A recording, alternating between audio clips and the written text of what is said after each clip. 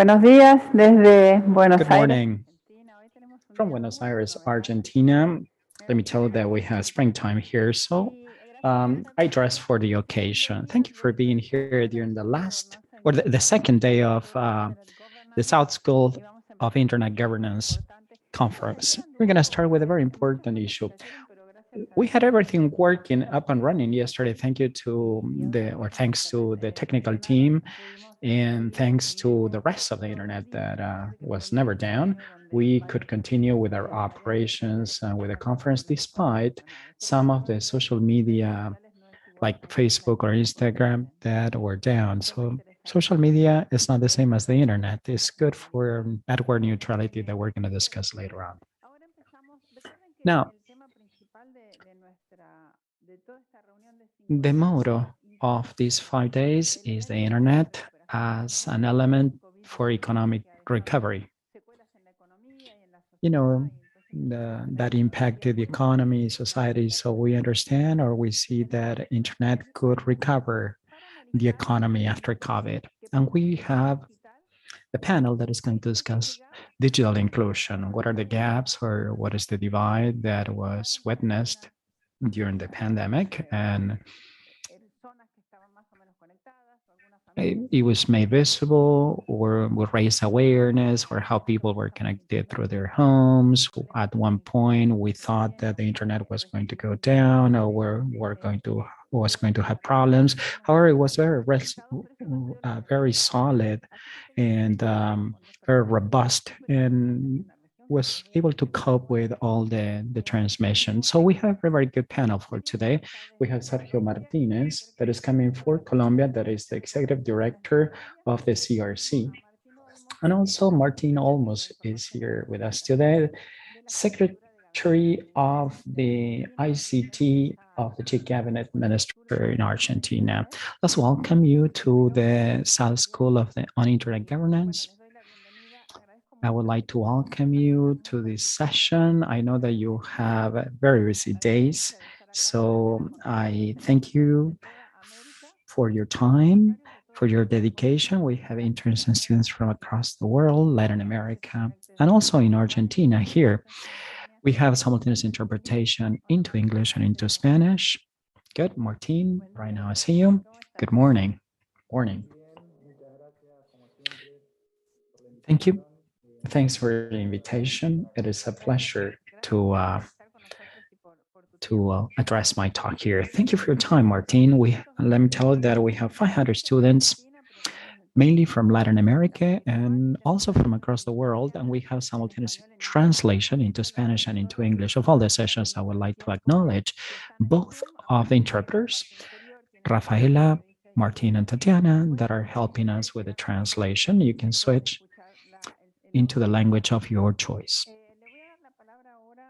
Now, I will give the floor to Sergio. Sergio, are you there?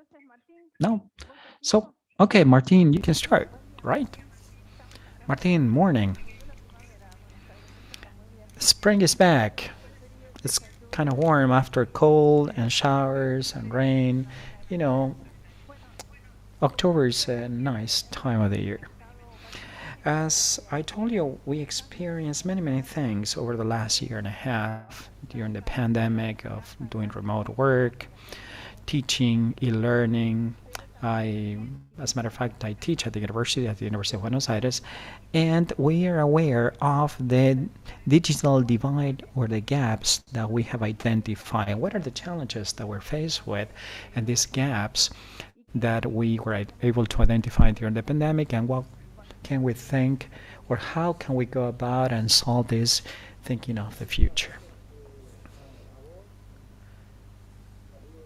Thanks. I would like to greet all the students from the South School of Internet Governance.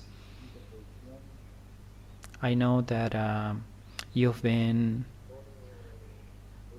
organizing this forum that is very good, discussing one of the most relevant topics on internet governance. For me, it is a great pleasure and honor to be here and to take part in the panels here. As Olga well said,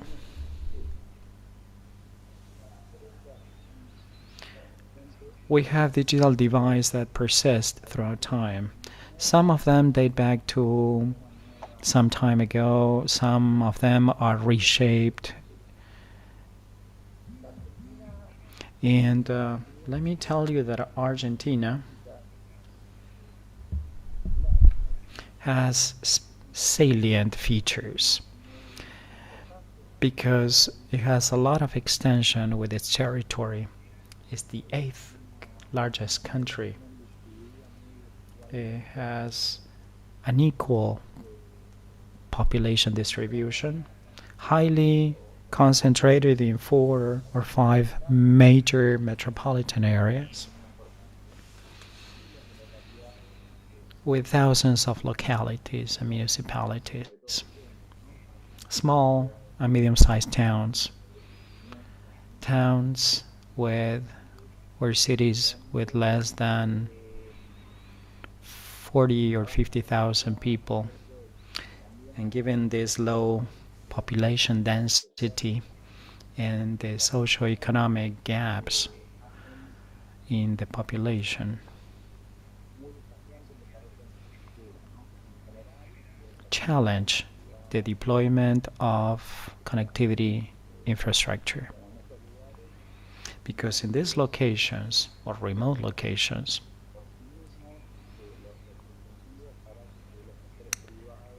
we don't have enough incentives to have the necessary investment to develop or deploy the necessary infrastructure to have effective connectivity. So all these locations throughout Argentina sometimes cannot leave the situation where they are in, and sometimes they cannot be fully developed in terms of connectivity. We believe that the role played by the public sector is key in this endeavor, in developing the infrastructure with public works to improve connectivity, and this is what I'm going to address. And considering also, I would like to speak on through different dimensions. It's not an issue of service coverage. Indeed, I don't know if you're aware of this, but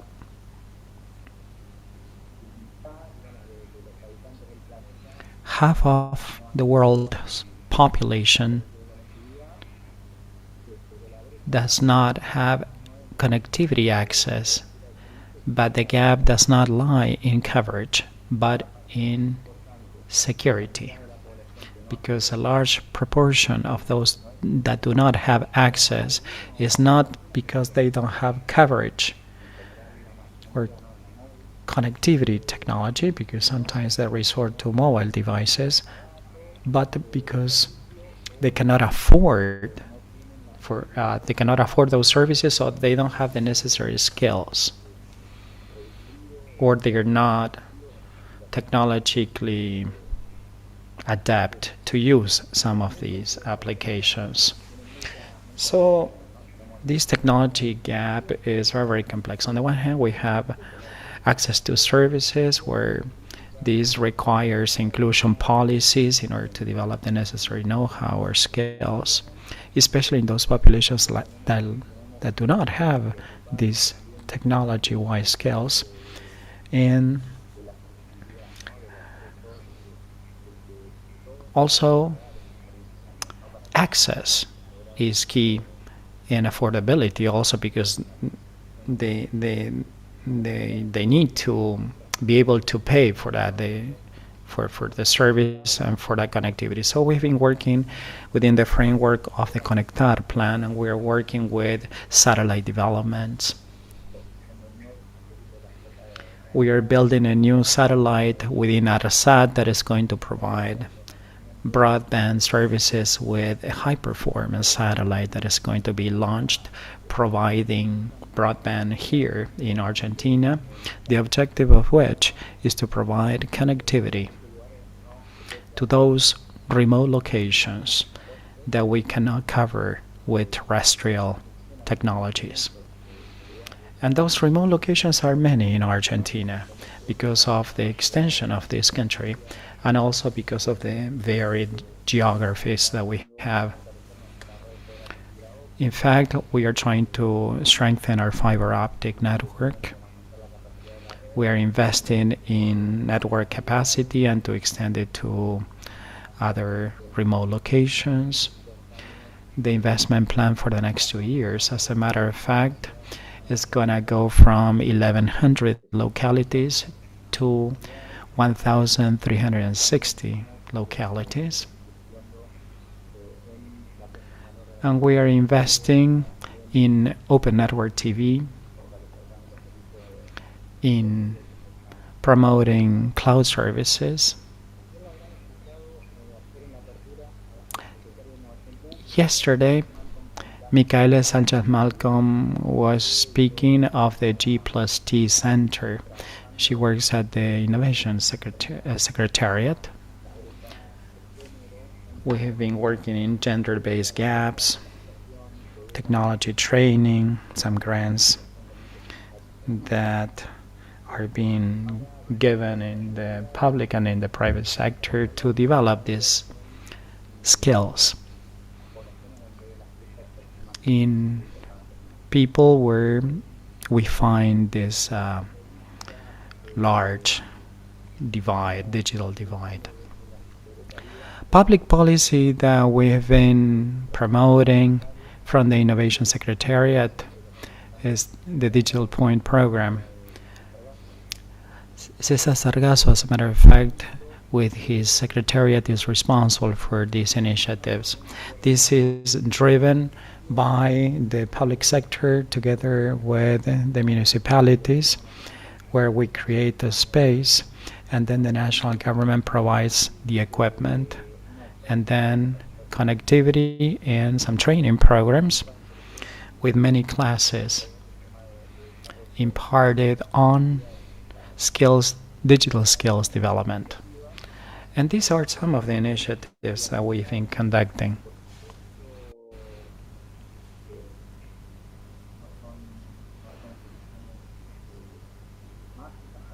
As a matter of fact, these are not one-size-fits-all solutions. It's not a magic solution, as we said before, but I believe that we're heading towards a common goal with the right decision.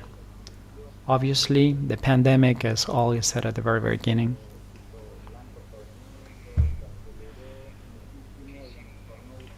explain the urgency and how and raise awareness of the digital divide that we've been in. However, the pandemic hit these sectors of society, and they were required to use the internet and remote working more intensively and consume digital services to have access to health, education, remote working, and things like that. So the challenge that lies ahead of us is very, very significant. I don't know if I'm on time, Olga, but at least these are some of the initiatives, and I believe that Sergio is already connected and is already on. Thank you. That was very interesting what you were saying about affordability. Last year, the Secretary of ICLAC talked to us about the impact of the payment of internet access services for people who were from the lower middle and top income bracket. And obviously, for those of a low income bracket, the impact was far greater. So it's interesting to hear about this issue of the affordability because it is extremely relevant. I understand that the Argentine government has plans to introduce a lower payment scheme for this segment of the population, which is otherwise unable to access these plans. So later, I'd like to ask you to tell us more about this. We have people connected from India, would you believe it? I'm getting questions. I have a question for you. What is the greatest challenge in setting up digital connectivity points, places where people can connect, hotspots? And here we are accompanied by Sergio. Welcome, Sergio. Sergio Martinez is the Executive Director of the Colombian Communications Regulatory Commission. He joined us yesterday, and today he's also talking to us from Bogota. As I was saying to Martin earlier, the general issue this year is how internet can help with the economic recovery post-COVID-19, particularly in Latin America. But we do have interns from all over the world and simultaneous translation. The idea about this panel is to talk about digital inclusion and look at these new gaps that appeared or became more evident during the year and a half of lockdown and restrictions, where people had to study and work from home and had to tackle a number of limitations which have become more evident in this situation. Sergio, welcome. Over to you. Hello, everybody. Thank you for your greetings, and indeed a big greeting to everybody here, the interns and other people who are so interested in these debates and our reflections about connectivity and the role played by telecommunications in the economic recovery, the social recovery as well, and even cultural things that we have to do to offset the effects of COVID-19. I think it's very important that we can all come together to work on a different kind of an agenda. The work of the national regulatory entities has to focus on what happened because it was really a very disruptive and unexpected change. It will be remembered as one of the great events in world history, and it means that we have to change the way that we approach solutions to different problems posed by internet, access to internet, particularly on our continent. The countries of Latin America still have many regions and areas which do not benefit from connectivity. We have one of the highest levels of social inequality in the world, and the only way to close the gap is through technology. We have to appropriate ourselves of the fourth industrial revolution, which is the internet revolution, and this is the only way of bringing on board the countries that have such high levels of inequality. I think it's a key opportunity for the region as a whole and also for the younger generations, the future generations, as well as we who are present today. So here's my presentation. This is where I'm going to be talking to you about the challenges. It is necessary to develop new digital inclusion motors, which is very important for development.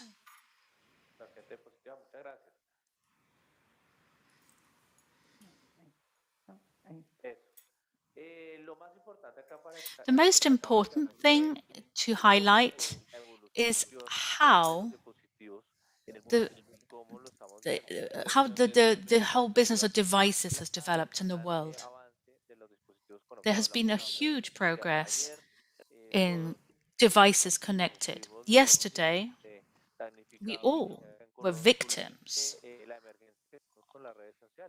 of the problem with the social networks. We are in a world ecosystem. We are interconnected. People are connected between each other. Europe, Argentina, Colombia had an impact everywhere. But yesterday, it wasn't a particularly complex issue, but it affected millions and billions of people who connect on social networks every day. It's very important for us to include that when we look towards the future.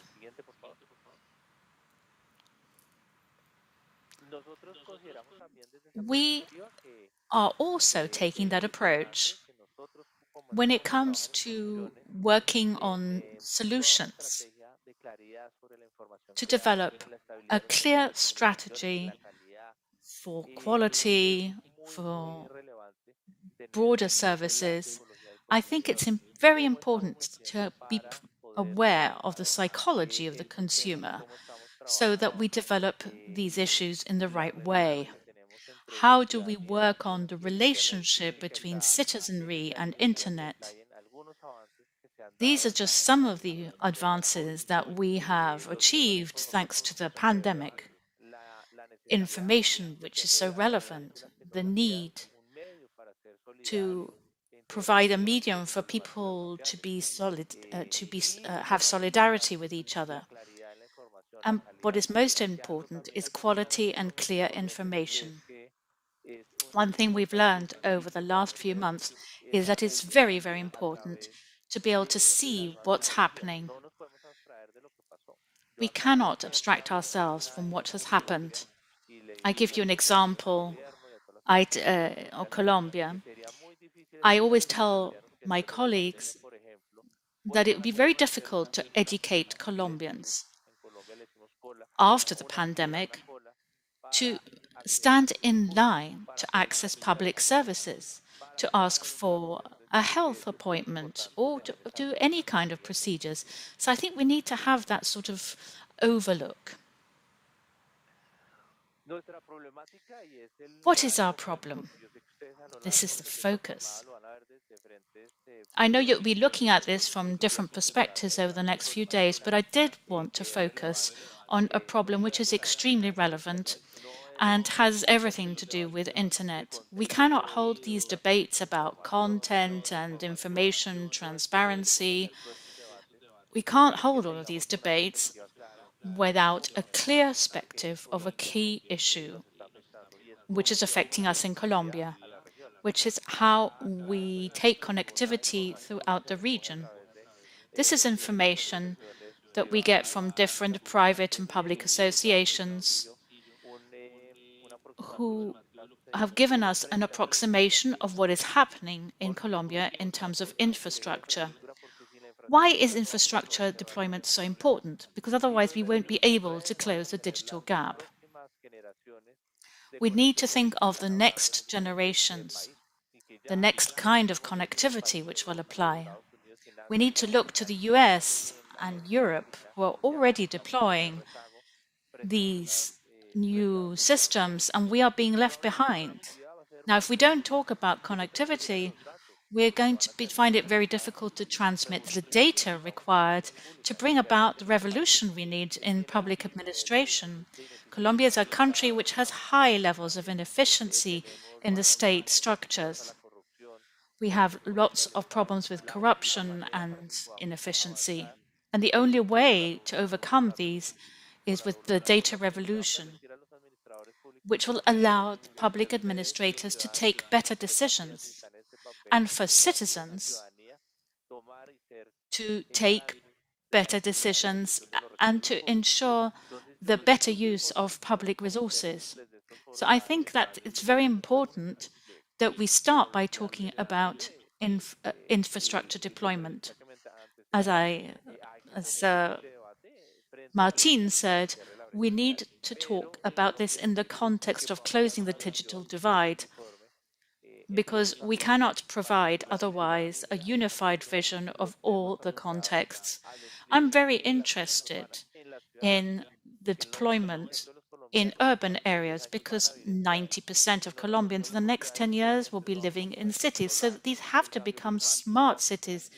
We have to be able to control climate change. We need secure, safe cities. We have to have cities that are about safe places for their citizens, where transport becomes easier and mobility is guaranteed. I was thinking about this business of standing in line, going back to in-person appointment to the doctor to get your prescriptions. Nowadays they send them by WhatsApp. And lots of other things are virtual too. You can have video consults with the doctors now. Often we just sit down, we tell them what's wrong, and they tell us what analyses we need to do. I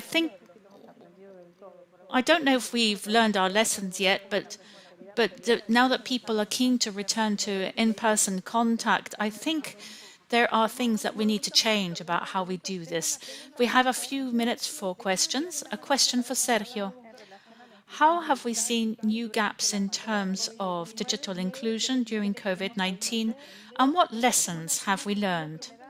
Then there is a general question from Uruguay who's very interested in the issue of digital inclusion and is asking about public policies for the digital inclusion of older people to allow economic development from a point of view of virtuality. Also asking about the challenges of setting up these new hotspots, tech hubs for digital inclusion.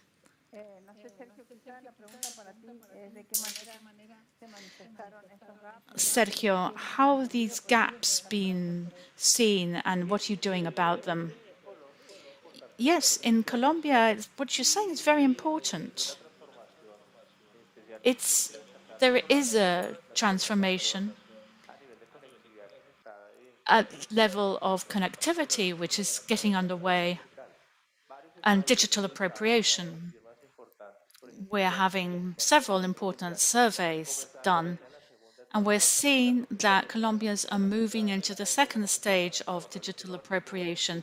The first was about emails or people seeing the news or the social networks. But the second stage is when people have training, when they have financial inclusion, when other processes are involved.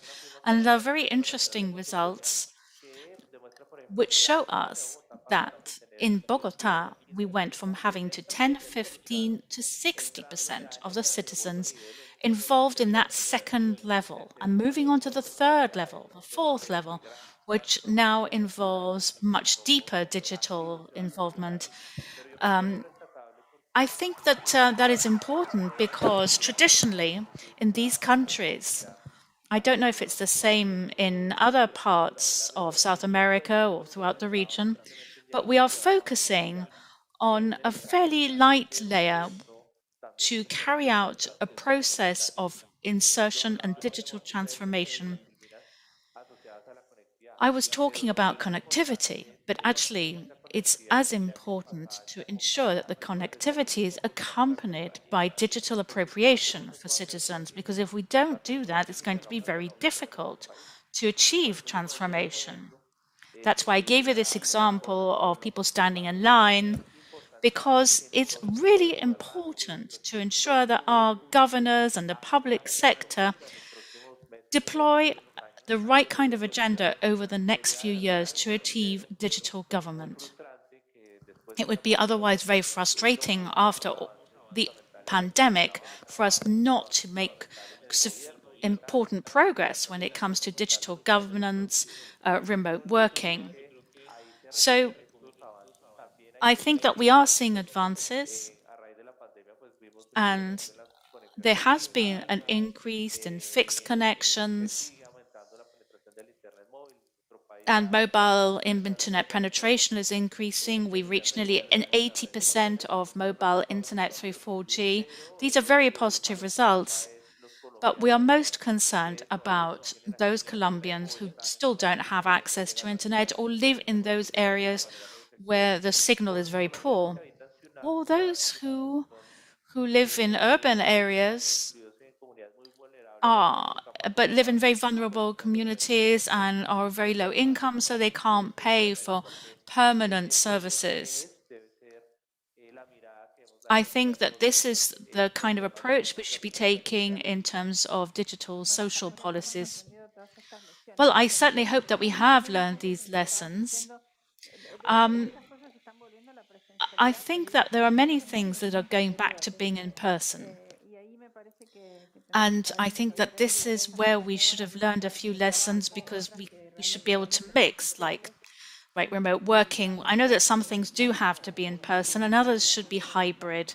Anyway, we'll see over the next few months. Martin, I wanted to ask you something about this question from Uruguay. I've seen ads for some programs for seniors, which the government is driving. I don't know if the Undersecretary of Michaela Malcolm is involved with this. I don't know specifically what plan you're talking about. There is an accessibility program, then we have a universal assistance program.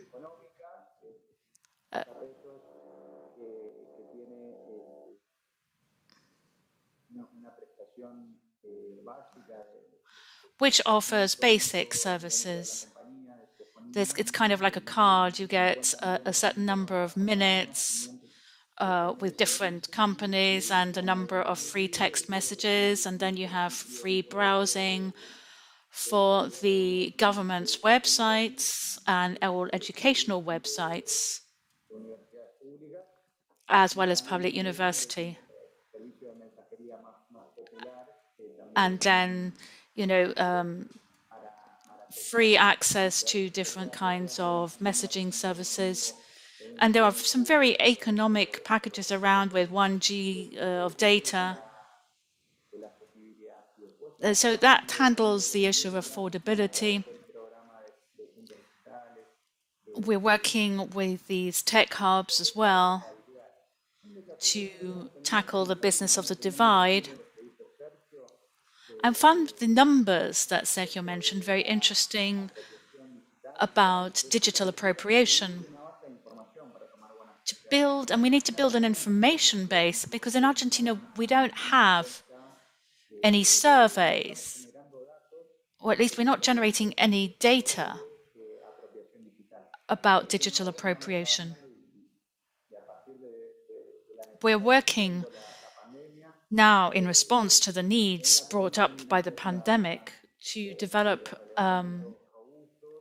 a series of surveys on digital appropriation, and we have some data and some surveys on access to internet, but very little information in terms of the number of homes. Obviously, we have the National Census Index, Statistics Index, but we do really need a better information base to cover issues such as digital appropriation, so that this can nourish our public policy making. Thank you, Martin. We don't have any more time, but we do have tons of questions. There's a question about a connectivity map. We did an earlier course when it was a 7-week course for our interns, and there was a map of the ITU, which showed this map of connectivity around the world. Is there inclusion for those who are auditively impaired? And not only for them, obviously, but there needs to be special connectivity with subtitles, and also those who are visually impaired. There are other panels which will be covering that during this week. Obviously, there are greetings from everywhere. Martin, are there any provincial initiatives underway? Or is this a federal approach? Do provinces have some initiatives? We have some people here yesterday from Córdoba who were talking about initiatives that apply solely to that province.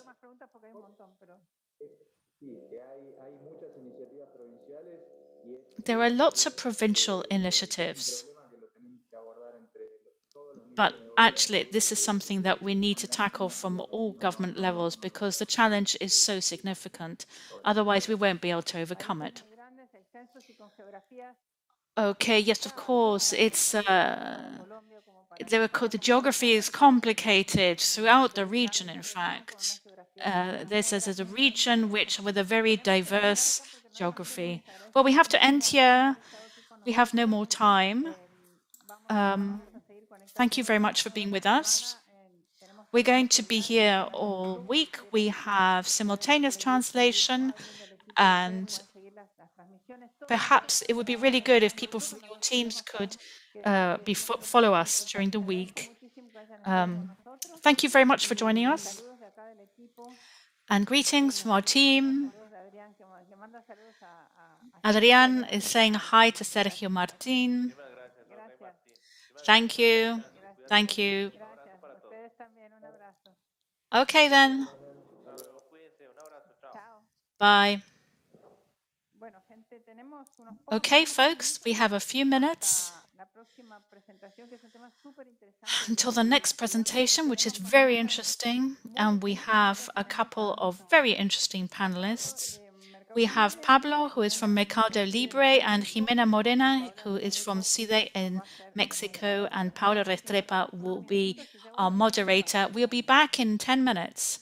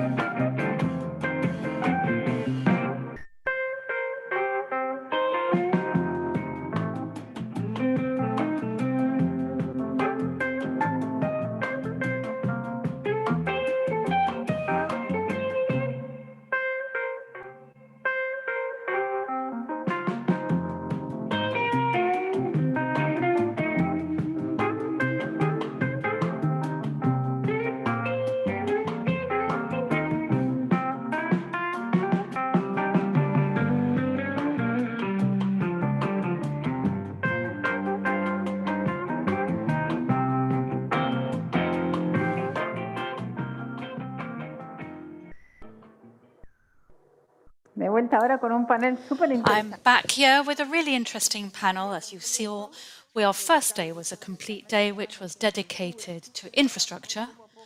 And now we'll be moving on to issues which have more to do with content and data, and then looking at issues which have a greater social impact. And now I'd like to present a very interesting issue, which is data governance privacy, new global and regional perspectives. A lot has happened about data use during the pandemic, as we saw a different variety of applications. Lots of data was requested from us. People wanted to know how our health status was, whether we were respecting quarantine. And there were lots of issues that came up. What was going to be done with those data? There were lots of websites were giving COVID information, but there might not have been the right information. And others were sites which were simply being used to gather personal data from people who hadn't necessarily given their okay. So without further ado, I'd like to present our panelists. Pablo Segura, who's a great friend of our school, the Data Privacy Director of Mercado Libre. Welcome, Pablo. And we have Jimena Moreno, who is a professor from the Center for Research and Teaching in Economics in Mexico, and Paula Restrepo from Colombia, the Executive President of ICT Women Colombia, will be moderating the panel. Welcome, everybody. Today, we have 500 participants from all over the world with greetings from India, and thanks to the fact that we have simultaneous translation and virtuality, our school can expand around the world. And obviously, the issue of simultaneous translation helps a great deal. So, the general motto of our school this year is how internet was used as a tool for economic recovery post-pandemic, with a focus on Latin America, but also perspectives from around the world. Thank you for being with us. And Paula, over to you. Thank you for agreeing to be with us. Olga, Pablo, Jimena, good morning. It's a pleasure to be here in this panel, especially addressing this important issue of privacy and internet governance. We're going to discuss this important issue that has become an asset for corporations and for all kinds of entities.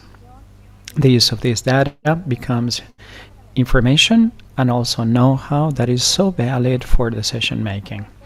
That's why we have worldwide experts In this panel, I'm going to introduce Jimena Moreno, professor of SSIG from Mexico, and Pablo Segura, data privacy director from Mercado Libre. And I'm going to kickstart with a question, so they can address their own presentations and discuss the internet governance models, rolling data of every single country to see if there were changes along these years and their opinions in terms of internet governance or data governance. Jimena, over to you. Can you share your presentation from there? Yes, thank you, Paola.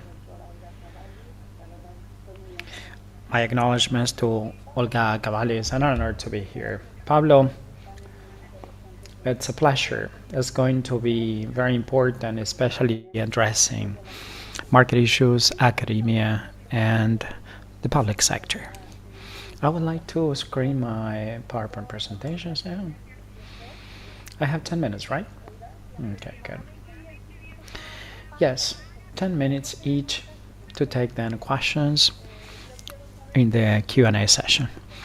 Can you see the screen from there? Yes. Good. Okay, I'm going to start by way of introduction, addressing the approach of privacy of what we're doing in Mexico and in other parts of the region. And first of all, I would like to present the state of the art, or where we stand, by addressing the approach of privacy from a different outlook. Okay, it's not that we're going to leave data protection aside, because these are fundamental rights, human rights, and they're protected as such by regulations or by countries. But there's been an increase in development in technology of the social and economic process that is related to the exchange of global goods and services. Data, personal data are goods. Some of them are considered public goods, and some of them are subject to discussion if they're whether they're public goods or not. But it's a good start discussing that privacy has been changing the way that we are gathering this data, how we use them, how we refer to them, and how they are exchanged. So privacy from the point of view of human right as protection right now changed more or less the outlook, and we know how in this way we are dealing with in the way we treat this private data. And this is the new trend. Okay, there's a balance to be stricken between the digitalization of what we do in our daily lives. And as a matter of fact, yesterday, some of the panelists explained some examples with losses of $161 million per hour across the world. Imagine digitalization is here to stay right now and is the major issue today, especially Telegram, Facebook, etc. Imagine that yesterday there was a drop in the stock exchange because of those stocks of Facebook, Instagram, and WhatsApp. So nobody is essential, nobody is indispensable in this new era. And at the end of the day, what we have to see is to strike a balance between the digitalization of private data, privacy, and the security of people. And here we include the commercial, the financial part, the mobility aspect, or how we store this data, because data by themselves do not mean anything, but they imply creating public policy, better decision making in corporations, etc. So treating private data right now acquires new dimensions. So what I would like to discuss right now is including personal data exchange and how this is seen nowadays.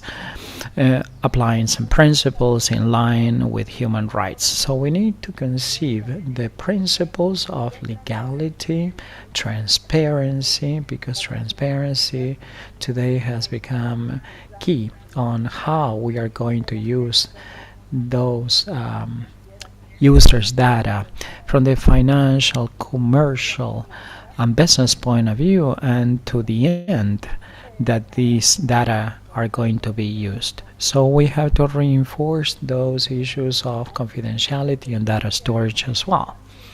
So there's a paradigm shift in all those information integration processes, and the stakeholders require this exchange of data in order to protect these, the way we store this privacy of personal data. There's not an international process on how we are going to develop a new governance model that would allow big data, metadata, especially personal data. So with the big data issue, we covered that, and ensuring also data protection and privacy. Europe, for example, has been discussing the internet governance or the data governance law, where they try to create a new idea of privacy and data governance. So I believe that is important to see how technologically wise we are trying to protect privacy, either like, for example, design privacy, not to lose sight of data protection and people's privacy, and to still protect this. So e-commerce, cloud computing, and other tools allow for data personal transfer that right now is unprecedented. The use of big data is unparalleled. We live in a global era that we're faced with this interoperability of data and data exchange, and the pandemic exacerbated this because the exchange between pharmaceuticals, countries, and corporations created data exchange that has been unparalleled. And we're going to build what is coming in order to protect data privacy or the use of data, and we have to create for that new protection or legislation in internet governance, because we're falling short of legislation and laws. As it always happens, technology goes faster than legislation can keep up with. So national regulations and international regulations on privacy, they become lax in connection with technology developments. So as far as I can see, the value of information has changed, has increased when we gather non-traditional data, creating indeed information. Non-traditional data are those data that do not come from the government or from registrars, but from corporations, from local convenience stores, e-commerce, and the like. That creates very valuable information indeed, and it's readily available information for decision making that is so significant. So the issue is that we are starting to see that this has changed. One way of protecting anonymity of information given this data exchange is that there are some loopholes or problems. So we need to think creatively to come up with a new solution. Companies and corporations need to take this into account in its administration, because we deal with the administrative or the private part, and we need to drive the necessary procedures that manage this sort of information and that guarantee confidentiality. we are starting to see how in the internal process of corporations the use of this data needs to follow a physical order for this internet governance to protect the human rights and the privacy rights of people, because this is mandated by law in line or according to international law. So confidentiality standards should be created to create trust between the user and the person, the recipient of those data. It's not only the users that use this information, but also sometimes we lose useful information, for example, strategic data from corporations on the government, because there are many, increasingly more players that have personal data, and confidentiality standards are required in order to protect that personal data.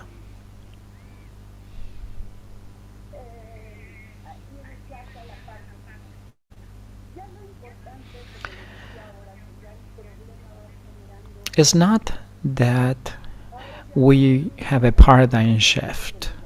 It's not only gathering data, but there are many regulations in how to gather these data, and the idea of personal data and all of that, and that is very, very important. But gathering should aim at the way we are going to protect data, its treatment, its use, and the new trends in the market is that now people are empowered to control the information they have. So we have seen empowerment in connection with their own personal data. And the legal framework that regulates this is lagging behind. So the consent systems or the NDAs cannot protect these data governance any longer. So the focus of responsibility should be changed, not only allowing access to data, but the recipient or the one that shares this data should be regulated. Also to strengthen the custody of this data, because this implies specific responsibilities, sanctions and penalties when misusing this information, and this is key. In order to conclude my remarks, let me tell you that we have seen how users in social media, Twitter, Facebook, Instagram, TikTok, sometimes consent in sharing this privacy, and these institutions, public and private institutions alike, use this data. That is why the issue of privacy is kind of overwhelmed, because we signed a consent form in opening our data. So the governments and companies should keep the confidentiality and protect the personal data that has been provided, subject to the objectives and mandate of human rights. So this is part and parcel of the exchange of data that we are providing the other party. Thank you very much. Jimena, thanks a lot. You have been very, very clear in connection with the way we share this with third parties, caring for privacy and transparency without losing sight of that private or personal information that we do need. I'll give the floor to Pablo. Pablo, can you share your presentation? Can you screen it?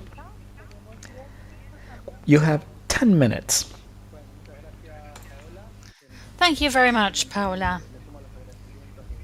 I would also like to thank Olga especially, and all the team who involved in organizing this, as well as my panel colleagues. It's an honor to be here sharing my experiences, and it is a subject I find truly fascinating, privacy and privacy programs specifically. So I'm going to share my screen now. You should be able to see it. And I'm just going to touch on the concepts that Jimena was talking about very clearly. She really did get to the point there. And I want to go into how private and public sector organizations can move ahead to comply with regulations and protect user privacy, the privacy of those who have been administrated. It depends very much on the kind of organization and the owner of the data. But this is not merely for the sake of regulatory compliance, but also as a way of fostering trust in the way information is going to be used and to protect one of the most important assets any organization has, which are personal data, belonging either to their users or the people who they are administrating. So I want to talk about the close relationship between technology, personal data protection, which Jimena has already touched upon in her presentation. Today, we can say that technology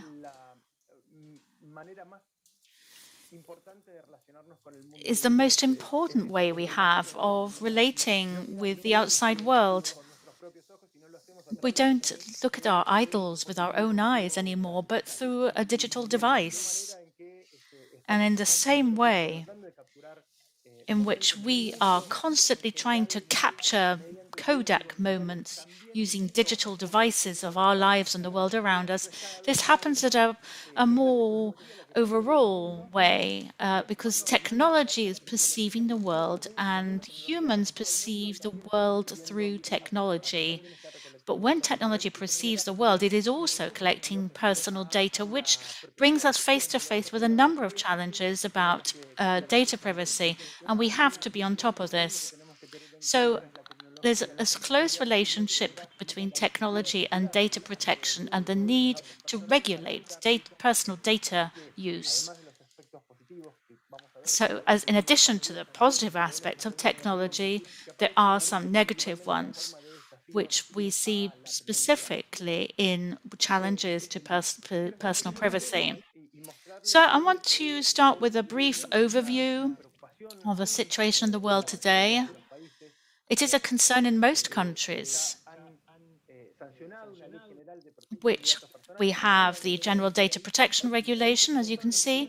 Countries in blue have a law enacted about this, and those in red have a bill which is underway as a data protection regulation. But most countries in the world do have some way of protecting data.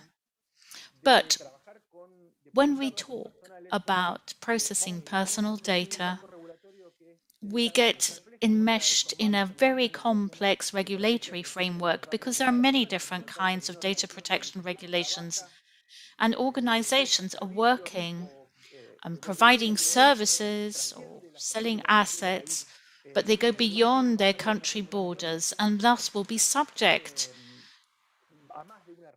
to more than one data protection regulation. So they have to incorporate all of these different regulations within their own privacy programs. And as Jimena said earlier,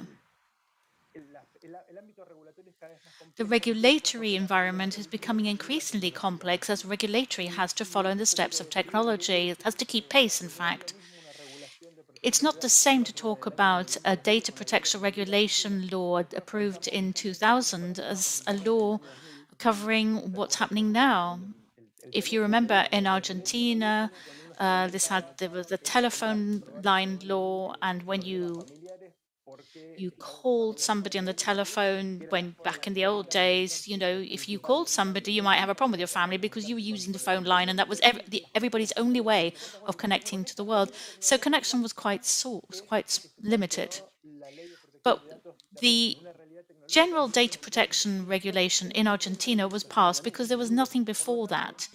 And there wasn't even any cloud computing at that point. So data protection regulation has to be updated. And when this doesn't happen, we are the people that need to be making sure this happens, those of us working in the regulatory organizations, because we need to make sure that the laws can be reinterpreted in the light of new technology reality. A law was adopted in one particular technological reality, but now the situation is very different. So it's a very complex framework, it's a very dynamic one. Regulations continue to evolve and reality involves, and if the regulations don't keep pace, we have to find ways of interpreting them in a dynamic way. Now, this complex framework tends to take its cue from Europe, which is kind of the mecca when it comes to data protection. And in that sense, that this, the sacred text of the GDPR, which is the EU's regulation, it raised the bar when it came to protecting the requirements to process personal data. And it has an extraterritorial environment for applying the rules to people who are within and without the European Union.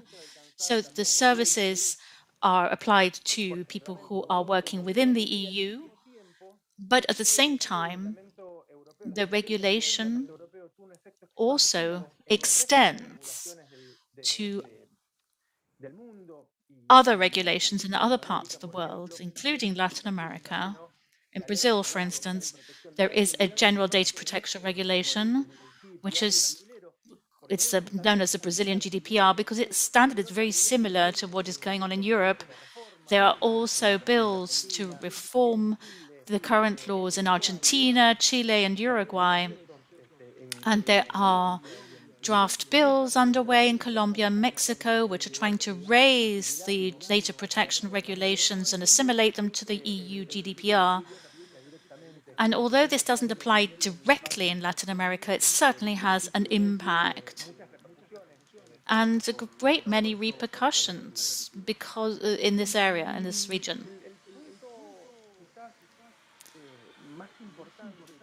One of the most important points it includes that the GDPR has introduced in terms of compliance is accountability. This word is really difficult to translate into Spanish because there isn't really a single term to do it justice. We could talk about responsibility, we could talk about rendering accounts, we could even talk about commitment, but we need lots of words to really interpret what accountability means. The regulatory reform projects in Argentina and Chile are applicable in a reactive sense. There is a decree in Argentina and Mexico as well, which talk about the principle of accountability. The GDPR, the Brazilian GDPR, uses the term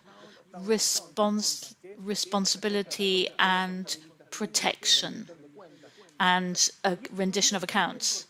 And this is a concept which has been incorporated into our rule of law in Argentina and in Latin America. And it is a change in paradigm because before people used to comply with the requisites by drawing up a checklist, you ticked off all the boxes, and that was pretty much it. And that was pretty much all the compliance required. You just ticked off the boxes and that was that. But when you are talking about accountability, I have to be able to show that I'm not only complying with the standards, but how I'm doing this. I have to show it's effective and that it impacts on all participants. It's not a question of just checking off the boxes. For instance, I have a privacy statement on my page, and so I don't have to do anything more about that. But I also have to be able to show how that privacy statement actually is useful to the users and how it adds value to people who own the data with compliance. And I have to be able to show I am protecting the rights of information owners. So this obliges organizations to have privacy programs and a strategic data protection activity, and to be able to show how they are protecting people's privacy. This implies that we have to show how we are complying with our obligations and document all the different treatments of the data and in the information assets, and comply with privacy from the concept of a new product and initiative, a new service, that I have delegated somebody who is dedicated to data privacy. There could be a data privacy officer who analyzes new initiatives before they go into production and looks at how they will impact on user privacy. And lastly, who reports on any security incidents when they happen to the authorities and to those affected. To finish, I should just say that at Mercado Libre, we have implemented a data protection program which aims to create value through the responsible use of personal data. This is not simply a regulatory compliance program, but a way of generating value for our users, because we're allowing them to use a safe, confidential platform, and also creating value for our own organization, because this gives us a competitive edge, because we are perceived as a socially responsible company, and because it turns us into a multiplier of data protection actions. We have a protection program, and we require our suppliers to also have data protection standards. So this is the message I want to convey to you. We are creating value for the organization. It's not just about complying with a regulatory requirement, but creating value for the organization and for society as a whole. Thank you very much. And I'll be happy to take any questions. Pablo, thank you so much. Let's start with the questions. Pablo, I wanted to ask you that because of the pandemic, data use has increased. We need new data governance measures.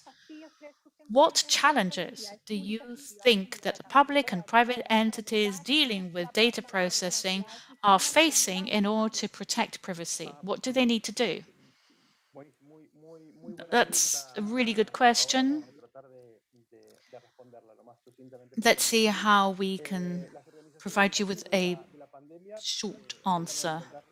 As from the pandemic, the entities started to face lots of different problems. They had to deal with business continuity. They had to deal with the continuity of drawing up public policy in the case of public entities. And they had to adapt to new demands and new behaviors adopted by people during the pandemic. People started working from home. People started consuming more through internet. This was a fairly important qualitative and quantitative leap in terms of online sales, e-commerce, e-banking.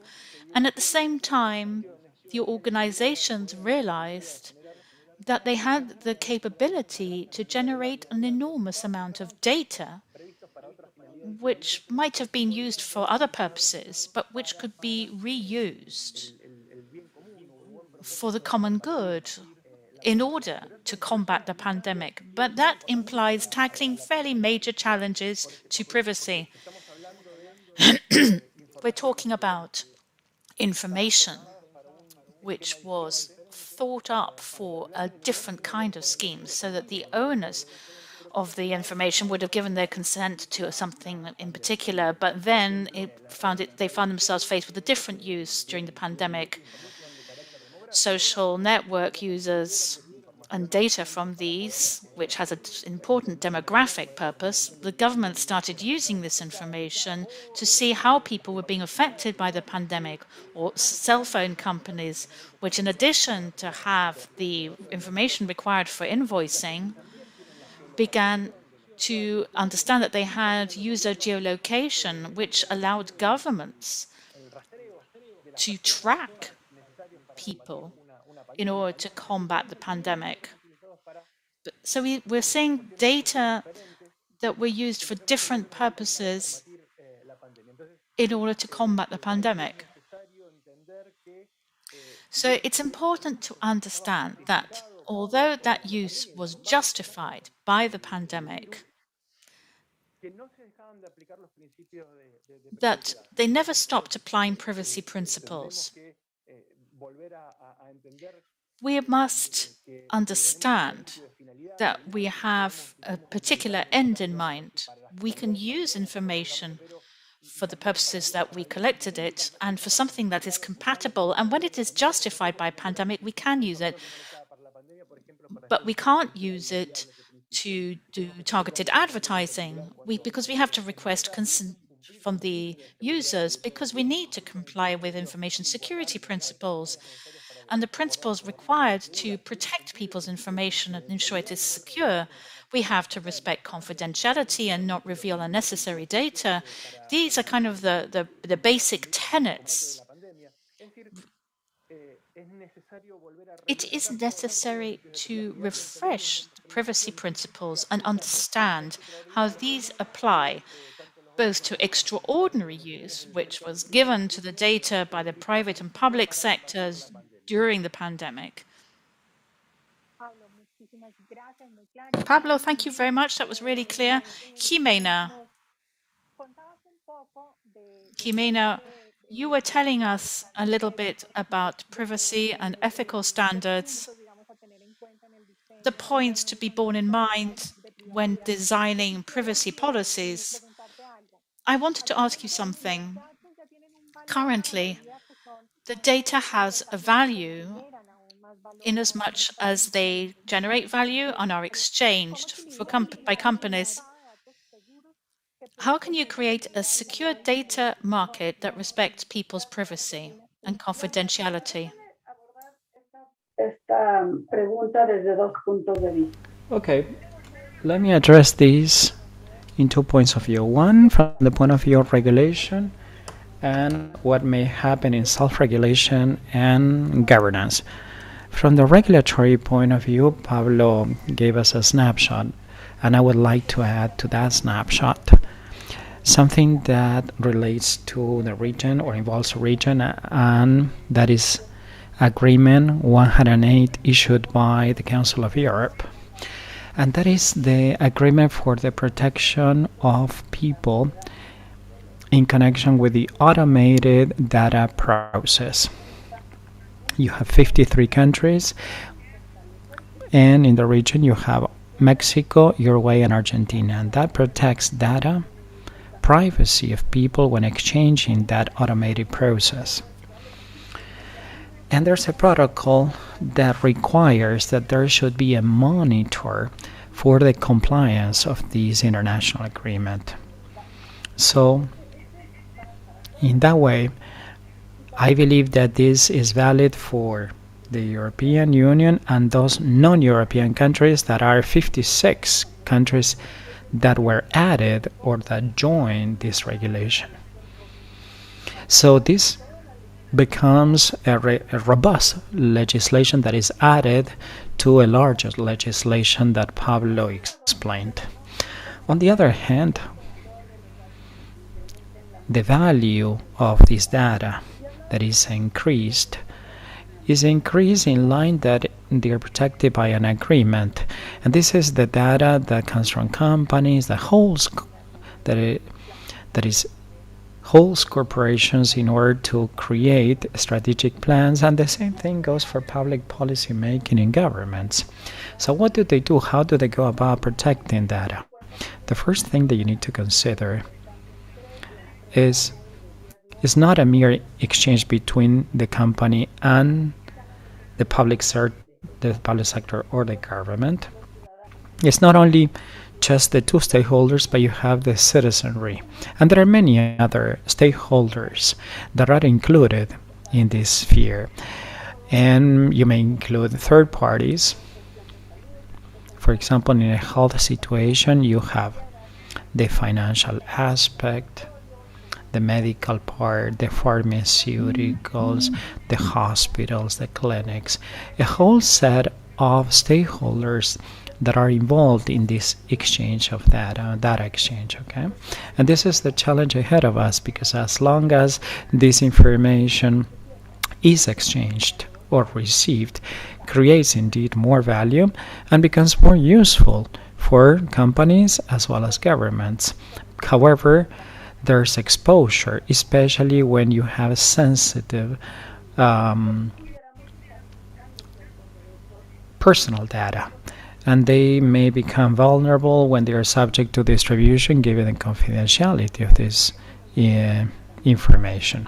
But this should be considered because it's a way of exchanging this data. And there are challenges given that as the regulation cannot keep up, and we totally agree with what Pablo said, probably in the companies that they manage a lot of information and there's constant exchange of that and it's unstoppable, and that requires again the consent to change the end or the objective for which this data has been used, and you need to be transparent with that use of information. Probably you can create different contractual clauses with specific clauses, code of ethics or code of conducts that are signed in many corporations, and especially at the level of governments in connection with the use of this data, and to be more aggressive or proactive in data protection, precisely to have enough freedom to use that information for the benefit of corporations, because I'm not against them. As a matter of fact, they provide a service to have the gains or the earnings that they need to make, but however, they need to sign some kind of commitment to protect their citizens. And on the other hand, the government shouldn't be only the monitor or big brother that we have to fear, and then the citizens are right in the middle. So these codes of high ethics standards are signed in Estonia, in the United Kingdom, where you have a lot of data exchange and technology, and you see how there are code of conducts, code of ethics that are signed, and there are increasingly higher standards, for example, like in the European Union. There are higher standards of commitment also on the part of the users in connection, or in the companies in connection with the users. And technology should provide this, because there is development in the protection of data, and there should be a certification mechanism to protect privacy. They should see how we are going to protect aggregate data. The availability of this data shouldn't be at the expense of people's privacy or the potential use of this data. So we should have certification mechanisms, and technology in corporations and in governments should be used smartly with the necessary software in order to create these certification anonymity procedures, because there are many loopholes in anonymity as well, to protect this personal data and to aggregate this data that may be useful, but with transparency and reliability, and in line with the confidentiality principles, that we could aggregate this data and that could be protected. So I believe that this is an important thing. So we shouldn't set aside cybersecurity, hacking, personal data, and all the databases are being stolen once and again, and that they are being hacked. This is concerning, and certification mechanisms should provide for that, and also the inherent risks and the challenges that are faced. Lastly, all these set of regulations require investment, because eventually companies and the state should invest in this protection. And we're speaking of international cooperation, collaboration. I mean, companies on their own cannot solve all these technological issues in favor of data exchange and privacy data protection for people. I think that this requires a macro campaign that should be more proactive in terms of international cooperation and also cooperation among companies and governments as well. Thank you. Pablo, you were speaking about regulations in governments, standards, and precisely how they were prepared in Argentina, how technology follows suit. Could you see or analyze how Latin American ranks compared to other advanced countries in line with these issues? I believe any country that has a law that was passed more than 10 years ago, like the Chilean law of 1991, I think the Colombian law is from 2012, the federal law of data protection in Mexico that dates back to 2010. All these laws or regulations are lagging behind in technology, for sure. And they are within the old data protection paradigm. It's not data governance as the trend we see nowadays with the modern regulation of data protection. For example, we have Uruguay. Uruguay has passed some partial reforms incorporating concepts such as the one of responsibility, the impact assessments affecting privacy, the requirement of security incidents that made them closely follow the standards or what was coming. ISPG with the most advanced regulations. In Ecuador, for example, they passed a law that dates back to 2 years ago. I think that they passed it this year and it's going to be effective 2023. That is very significant in its progress, that even though cannot keep up with the European Union, is very, very close. The rest of the countries, let me tell you that they need to keep up or they need to be in line with these new advancements. Mexico and Colombia, for example, based on the regulatory agencies and the enforcement agencies, has been improving and enhancing the standards in connection with data protection. Or, for example, like the proactive responsibility that has been demonstrated, and the same thing goes for Colombia, the impact assessment that they had in Colombia. Probably they didn't do it as much as modern regulations in the European Union, but I believe in Latin America, we believe that there should be more progress made in terms of data protection and try to keep up with modern standards that is going to result in benefits for individuals and also for the organizations that are going to have a more comprehensive data governance model that is going to result into a benefit for all eventually. Thank you, Pablo. Jimena, we were speaking of the lack of consensus, the lack of consensus at the international level. What is your point of view? What is your opinion of the lack of consensus on data protection? Okay, at the end of the day, data exchange, privacy, and data governance lies in a conflict of interest for many stakeholders because the government pursues public design, corporations' earnings, and the citizenry seeks protection and privacy and anonymity. Now,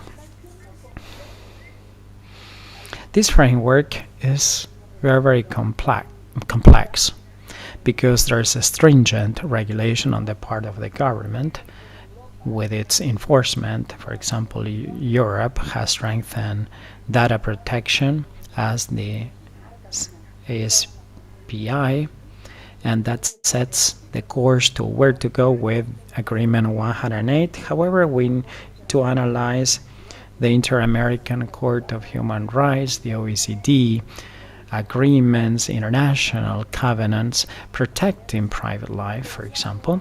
And on the one hand, there we have an idea of intervention on regulation and also this data governance that may strike a balance with the conflicts of interest.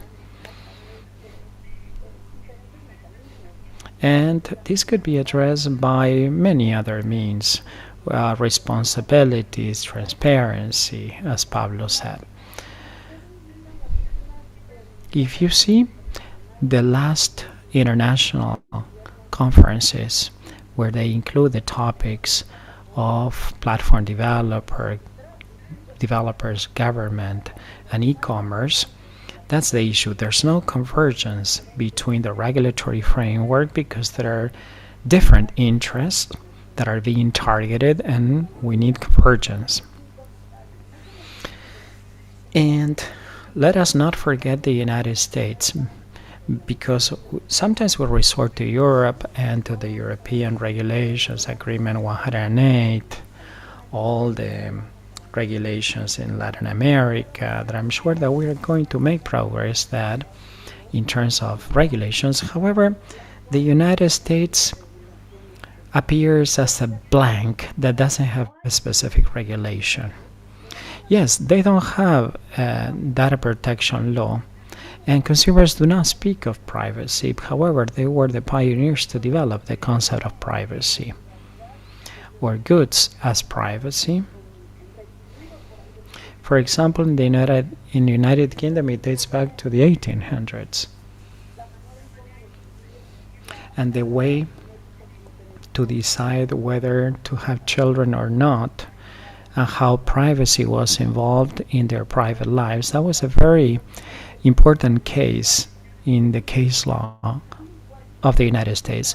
But the development of privacy is very important for them, and there's public interest with the intervention, for example, with the Twin Towers or the terrorist attacks, because that is very significant, and there may be not so much regulation in the legal system. And right now we're going towards paying attention to the United States, to its resolutions, what the International Court of Justice is saying in connection with privacy, because it's the main player. We're going to see how the court is supervising Facebook, for example, in America, or the Googles, or those internet companies that are very important. And there they manage the idea of privacy and interoperability with data and with corporations. So I believe that is one of the stakeholders that we should follow. Good.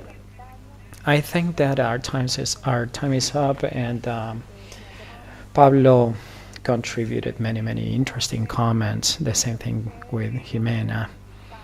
Important phrases were like empowerment of data, the ability of sharing this data and the value of it, and the lack of having this legal framework for data protection. Pablo was saying to have a data official responsible for monitoring these data processing companies. I really liked the panel today. What you said is very interesting for corporations and for technology developers and for all the stakeholders, because this goes hand in hand with privacy, with data protection, and with data management. Olga, are there any further questions in the Q&A there? The comments coming from the students are that, has been very, very clear, very interesting, very exciting. We should have more days. However, we have just a few minutes left for the Q&As that are for the questions posted. What is the responsibility of transnational companies when we are coming up with a data protection law here locally or domestically? Are there any countries at the subnational level, for example, municipalities? Are there any examples? What is the source of the map that you screened? Later, we would like to know the source because, for example, the United States had a blank in terms of regulations, and Jimena explained that. Also, another question for Pablo is, there's genuine interest on the part of users for data use. Are we at the disposal of private data service providers? GRPD is not the only consent because there are all sorts of consents and agreements. Then another comment. How do you guarantee citizenry empowerment in connection with the use of information when we speak of IoT, Internet of Things? And the United States was not included in the map. Another comment. Let me see.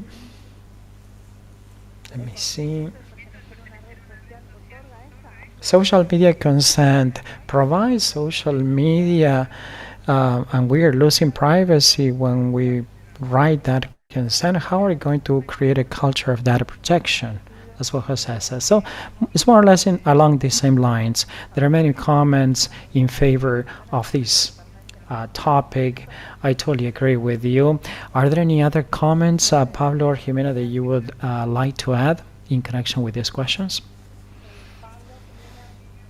Pablo, Jimena?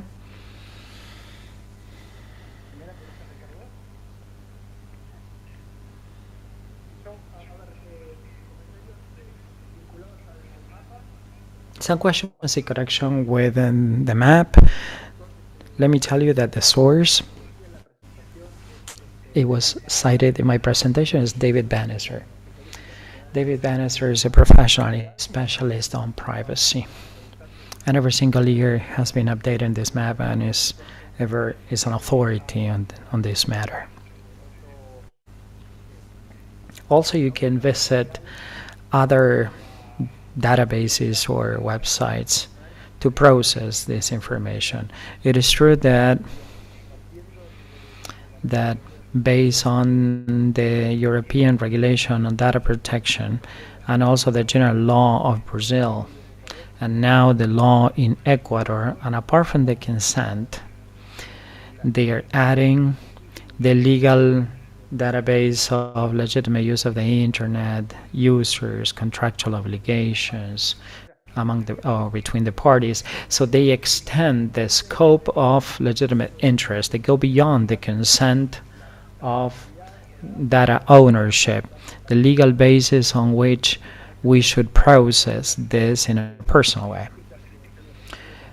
So it should be necessary to resort to the consent in the case of sensitive data, but also, for example, in the case of contractual obligations or employment, probably the consent is not that clear, and the responsible party that received the data should process this information as personal data more transparently or in line with some regulations. But in Latin America, the only thing that we have consent that we have is consent, and we should add some regulatory basis so that we can include other more appropriate legal basis beyond just having ownership of that information or the holder of the right of that information.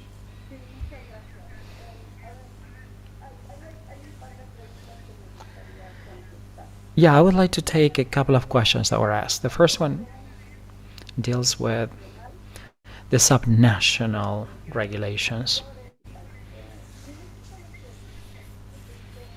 In Mexico, we had a general law for subjects of law. So you set the principles, the standards, and the regulation, and then you have different districts, okay, or where this law is enforced. And then you have local law. INAI, that is the organization that sets these rules, has state-owned regulations, that is a subnational regulation. So we have different competences in the legal aspect, and you have the data protection regulation for individuals in that case. So Mexican law basically opens the gap between private and public sector, and in the public sector it creates a cascade effect of subnational regulations, so they could have their own training institutes and personal data institutes at the subnational level. One of the questions that was asked was about citizen re-empowerment. A common trend has been the reuse or redistribution of data, and this data basically change hands constantly. So this data governance law right now precisely provides for regulating the reuse of the redistribution of data, so the owner basically can determine who should be using this data in line with the human rights, because there is exposure, so we are subject to reusing that information or crossing that information, and it may be subject to discrimination when probably you're requiring an employment form, or probably when you are filling out some form in the health sector. So we are looking for or pursuing some data exchange mechanism, and people that are providing their consent should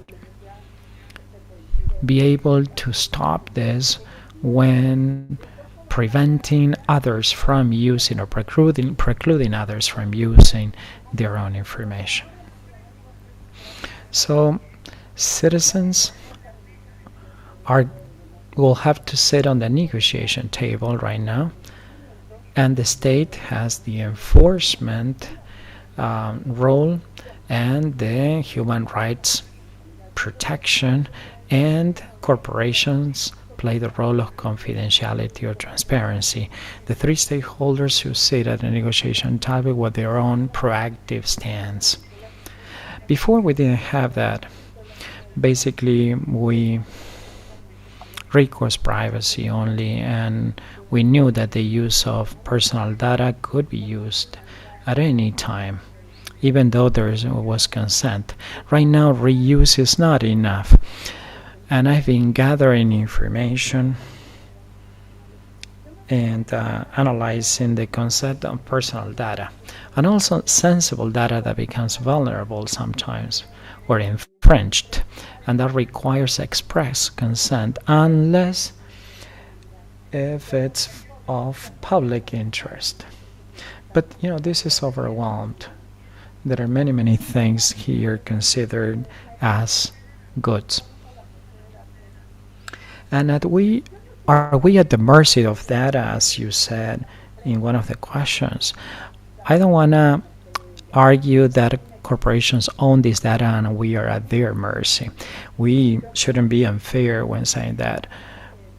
But there are issues of cybersecurity and violations, but we are requiring confidentiality and data protection. I believe that that is very important. We shouldn't be or fall victims of large corporations. It's not that it's good to argue that. However, we should demand that personal data or confidentiality of data. So this is an exchange. The relation between data and user has been transformed because of technology. We shouldn't get sidetracked. I think that we are losing sight of what is going on right now. I believe that we should focus on responsibility, transparency, and demanding confidentiality of personal data. And we should pursue these principles. I believe that I don't know if there are any questions. Is that okay? Thank you very much. No, you've been very, very clear. That's okay. Thank you for being so kind to take all these questions from the audience. There were many, many comments and many, many questions that were similar. This has been a very interesting panel, expressing their own views from the academic and business point of view and from the public sector as well.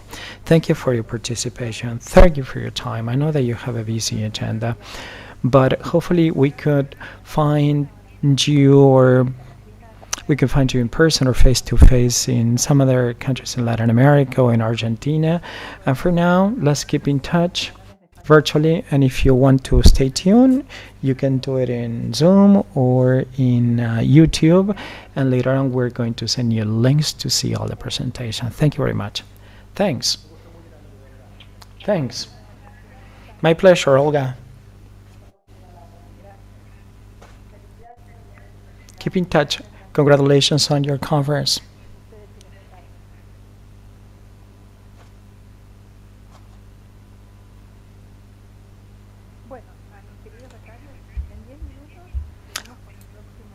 Well, we'll be reconvening in 10 minutes for the next panel, which is very interesting.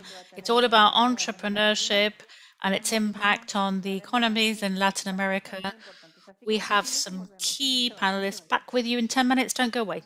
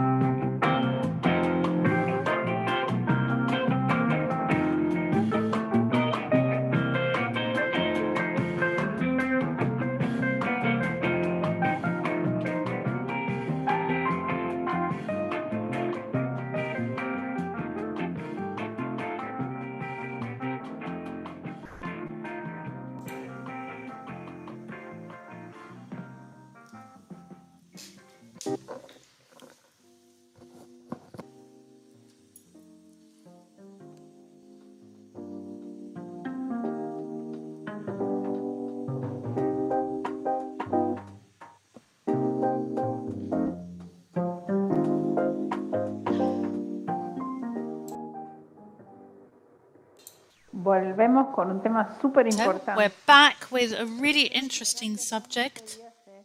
Remember that our main subject for these 5 years is internet as a tool for economic recovery post-pandemic. Now we'll have a panel on internet for entrepreneurship, innovation and economic recovery. What initiatives are underway? Our experts will be telling us what initiatives are underway to strengthen entrepreneurship and entrepreneurs. We know that the crises that have affected our region have created very interesting companies, unicorns that have been born of entrepreneurship. Some very recent examples of companies in Latin America and Argentina, for instance, we were talking to Mercado Libre, which again started from a crisis that we had over 20 years ago. Today, we have 3 friends with us today. I have Miguel Porrua, who is a principal specialist on e-government from the Inter-American Development Bank, Sarah Armstrong, the CEO of the Internet Society Foundation, 2 great friends, and Ramon Heredia, who's the director of the FinTech Innovation Ecosystem. I don't know him, so I'll be meeting him for the first time. And we're going to be talking about entrepreneurship, innovation, and economic recovery. Looking at sources of financing, what experience we have in the region. So I will also be asking our experts a few questions, and then we'll see if we have any questions. I can see all 3 of you. Hi. Long. We're going to have to remedy that soon. We have to meet somewhere in the Americas or somewhere in the world. Who knows? Yes, somewhere in the world, just in person for a change. Yes. Y tenemos a Miguel y a Ramón. We have English, Ramon and Miguel. I'd like to welcome Miguel and Ramon here with us today. I hope you're well. Although this is all online, I do know Miguel and Ramon. We're meeting for the first time virtually. So to kick off, I'm going to be asking Miguel a question. He works in the IDB. There are a number of different projects which have strengthened governments, digital governments, experiences in the public sector. How do you think that these initiatives to improve the digital structure of governments has helped entrepreneurs and SMEs to find these digital tools that they need? And what can you tell us from the experience of work on different projects in different countries, of projects that you've implemented regarding digital governments? I'd also like to mention to you that we have 500 interns from Latin America and indeed around the world. And we also have simultaneous translation, and we're live on our YouTube channel in both languages. Hi, Miguel. Thank you, Olga. And good day to everybody. Can you hear me okay? Yes, yes, that's terrific. To my Spanish-speaking compatriots, I have been giving speeches, and sometimes people don't hear me. Well, thank you, Olga. I'm very happy to be here. I'm delighted. It's an honor to be a part of the panel, a member of the panel with Miguel and with Sarah and Ramon. And Olga, thank you for inviting us here today to the SSIG. And I want to congratulate you for your energy and drive throughout the region and all the work that you do. So chapeau to you. We're always delighted from the IADB to support this initiative. Well, I think that all of us from this background are very excited about all these things that are bringing us together at the moment. It's so exciting to be part of this initiative, to to hear from other people. And I just wanted to share 3 observations which might be a conversation starter. My 3 messages, which have to do with what you were talking about. First, I want to ask your 500 interns. We have, among whom we have entrepreneurs, policymakers, advanced systems students. Now, what is an entrepreneur? Obviously, entrepreneurs are going to be able to answer this better. Entrepreneurs need open data, they need access to information, they need business opportunities. They don't really want to spend time on procedures. What an entrepreneur usually needs more than anything else is time. Ramon probably has some stats on this, but basically 90% of startups die in the first 2 years, more or less. But because they just don't have the time they need.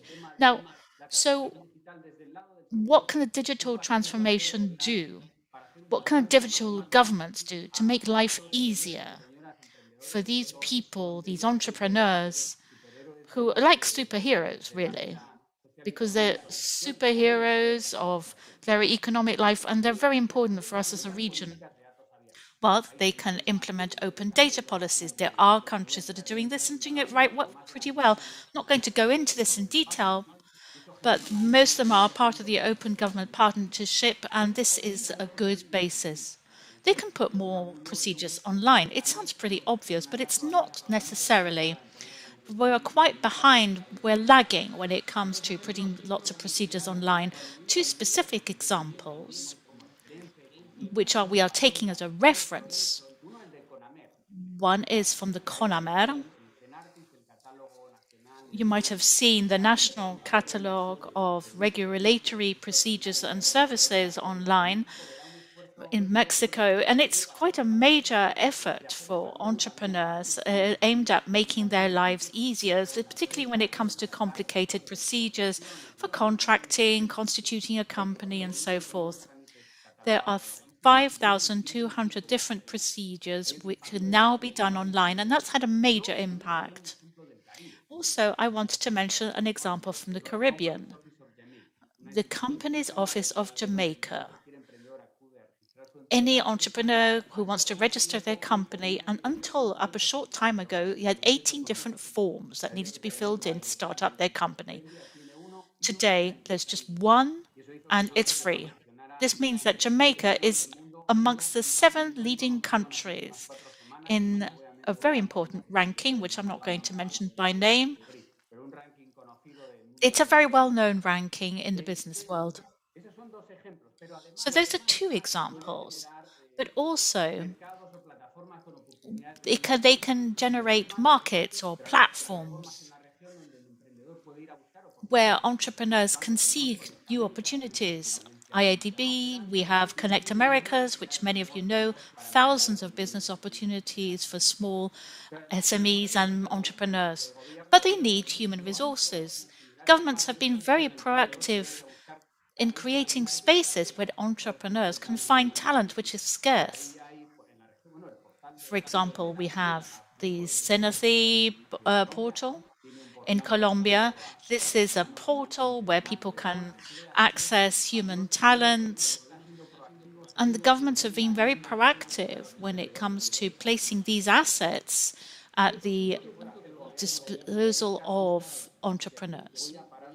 Now we need to talk about how we're going to locate the entrepreneurs.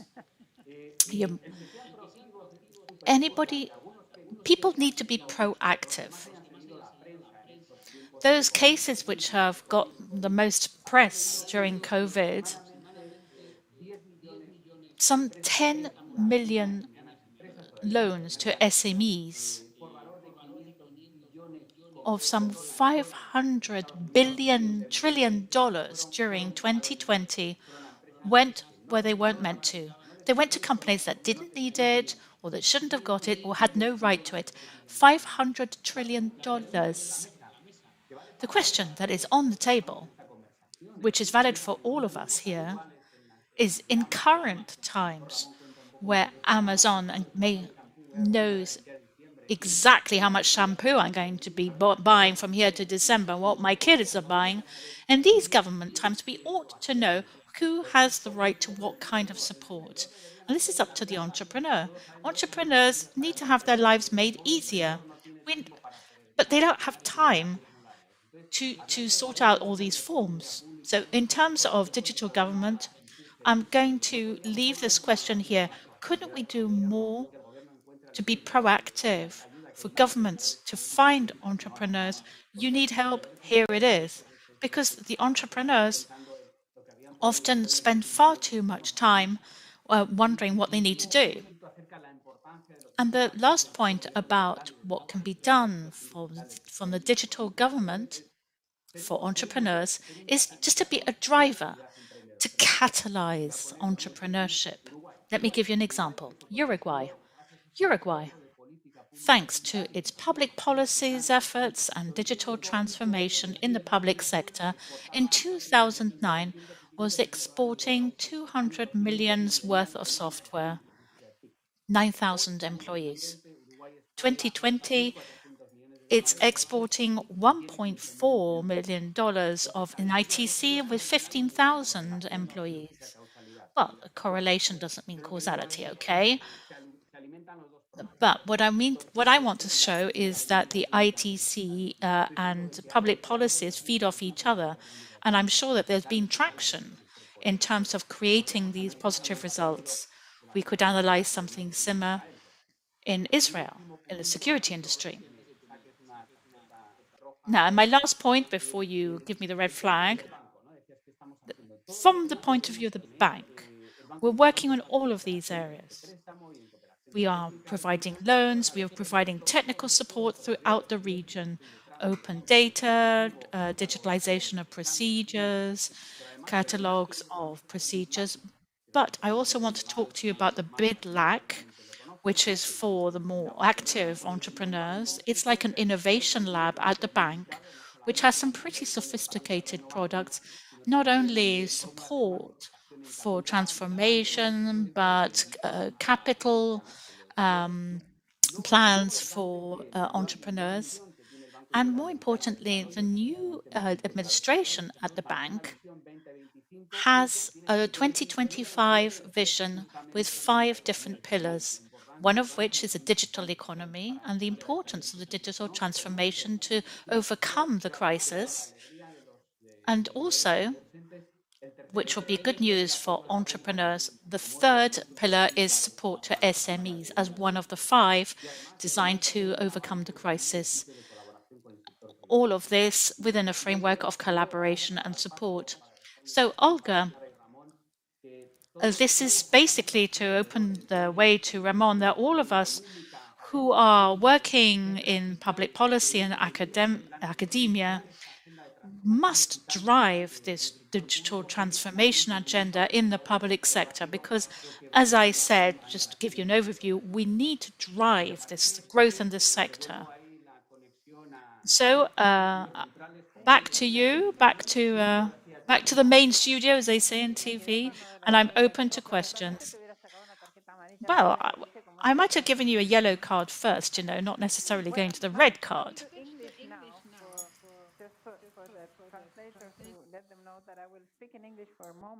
And welcome my dear friend Sarah Armstrong. My dear friend Sarah Armstrong, she's the CEO of the Internet Society Foundation, and we have shared a lot of work with her in my time of member of the board of trustee of the foundation and in ISOC. And Sarah, it's a pleasure for us to have you here. I miss meeting you somewhere in the world, so I hope this time comes again in the near future. Excuse me, Olga, I'm not able to hear you. Okay, dice que no me escucha, Sara, ¿puede ser? Can you hear me now? Sí, eso dijo. Miguel, ¿vos me escuchás?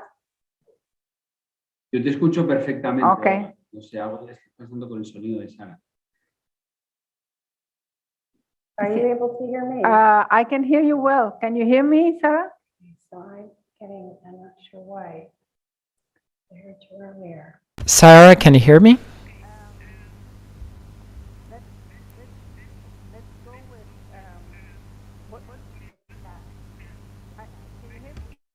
I can hear you now. Ah, okay.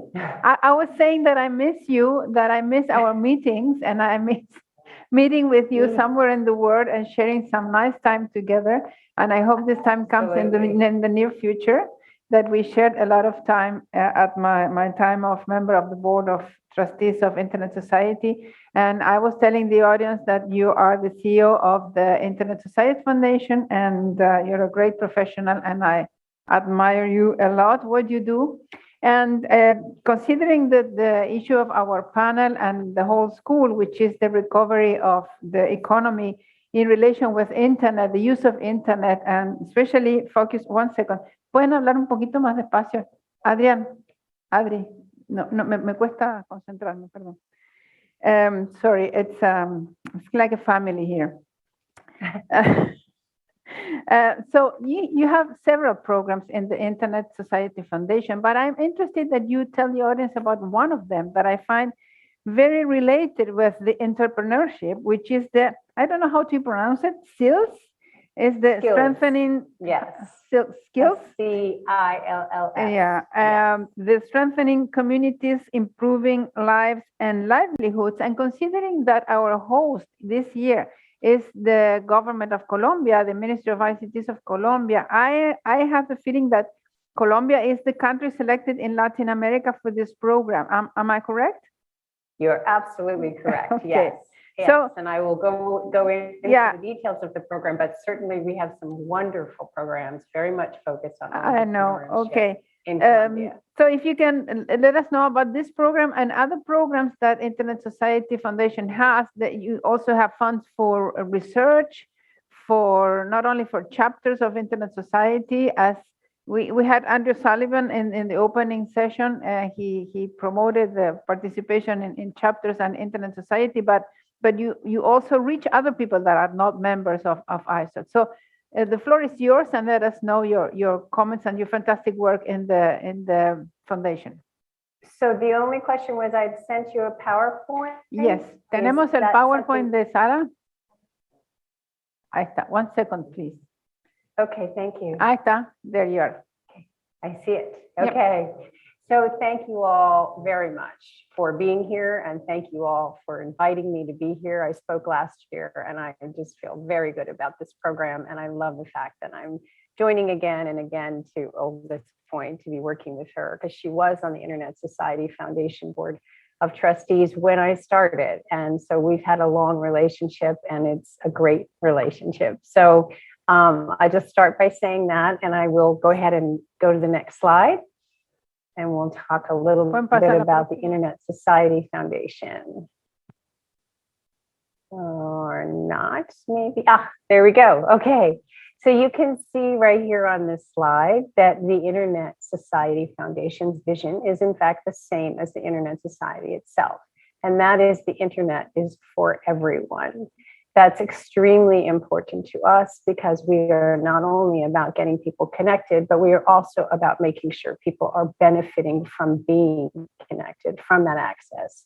So we want to make sure that we always reach out to people. And for when it comes to entrepreneurship, now there is nothing more important than being able to be connected and being able to use the internet to your advantage, so that you're able to go ahead and have these special opportunities that the internet provides. So that's our vision. And then you can see on the next slide what our mission is. So next slide, please. So you can see there we're very much, oops, not quite yet. The one right before, yes. You can see there the mission of the Internet Society Foundation. I won't read it, but you can see we're very much about emboldening people, making sure that they're maximizing the use of the internet, and that it's really helping to help them reach their full potential. We are very much about addressing the world's evolving challenges. I don't have to tell anyone in this room or listening to this presentation how much more challenging it's been since 2020. And we are thrilled that we are able to share programs, fund programs that can really make a difference. So I'll go ahead and go to the next slide and explain what the 5 program areas are. So next slide, please. So as you can see, there are 5 different programs. When we first started speaking, we were speaking about skills, and that is in fact strengthening communities, improving lives and livelihoods. I'll go into a little more detail about that because we are very active in Colombia. And I'm going to give you 2 examples of entrepreneurial programs that we're doing in Colombia.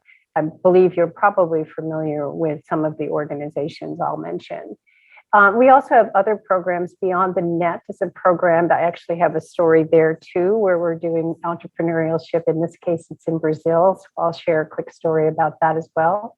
The Beyond the Net program is open to the Internet Society chapters. So those programs are either small or large grants, and they do a variety of things, all helping their communities in which they work. For those who are not familiar, I mean, perhaps Andrew mentioned this morning, that we are all over the world. There are global chapters, it's over 100 countries. So it really gives us amazing reach as a foundation. We are a global foundation, and we will continue to stay that way. We also have a program that we call BOLT. BOLT stands for Building Opportunities, Leveraging Technologies. And that one's very much focused on innovation. We just launched that last week, 27 September. And that program is to help identify some of the new out-of-the-box thinking that people may have out there. And of course, that will include helping entrepreneurs. So all of our programs have a bit of that element to it.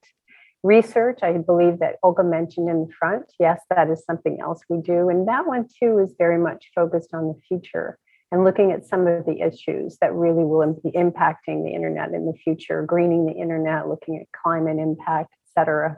So that program is there. Then we also have a program that we call RARE, and RARE actually has 2 components. And I'm going to speak a little bit about the one on resiliency, because again, we're working in the Latin American, Caribbean region for that program. So we were very active in this region. And the resiliency and responding to emergencies program is about making sure that communities that are prone to natural disasters are better prepared for not the if, but the when the disaster hits again. And as we know, there are areas of the Caribbean that just seem to get hit over and over again. And we know that there's a lot that we need to do in that area. And then we also have a program that's part of RARE, and that is about emergency response COVID-19. And in that case, again, we have elements in the COVID-19 program that are working on helping people build entrepreneurial skills. So that's an overview of the 5 programs of the Internet Society Foundation. And you can see we also fund IGS, Schools of Internet Governance, and we also fund the IETF LLC. So that's the full portfolio. All of those programs are launched. Most of them have some element of entrepreneurship in them. And I'll go ahead and give you some details. Next slide, please. Okay, so this is the skills program. Again, I won't read the slide itself, but you can see the overview here. Strengthening communities, improving lives and livelihoods. We have grants up to $150,000, and we're working, as I mentioned, in 3 different countries. But in this case, in the area of LAC, we have been working in Colombia. We had a cohort, as we call them, a group of grantees that received funding in 2020, and we're now watching those come to a close or come close to a close, and we're able to start to see some of the results of the funding in which we invested in Colombia. But we also have some programs, as I mentioned, in Bangladesh and Senegal. So again, these are very much on building skills, on digital literacy, on helping people become better in the world of entrepreneurship, and being able to do microfinance and do things that they would not be able to do were it not for training on the internet. Next slide, please. So as you can see, here's one example that I wanted to share with you. Fundación Capital is one of our grantees, and I think probably they're pretty well known in Colombia. They're using our grant support to promote the resilience of 500 female entrepreneurs. And they are really aiming at building the digital skills there, focusing on digital literacy, financial skills, and other things that will really help to make them competitive in this market and know what it is that they need to do to keep their businesses going or start their businesses even during this difficult time.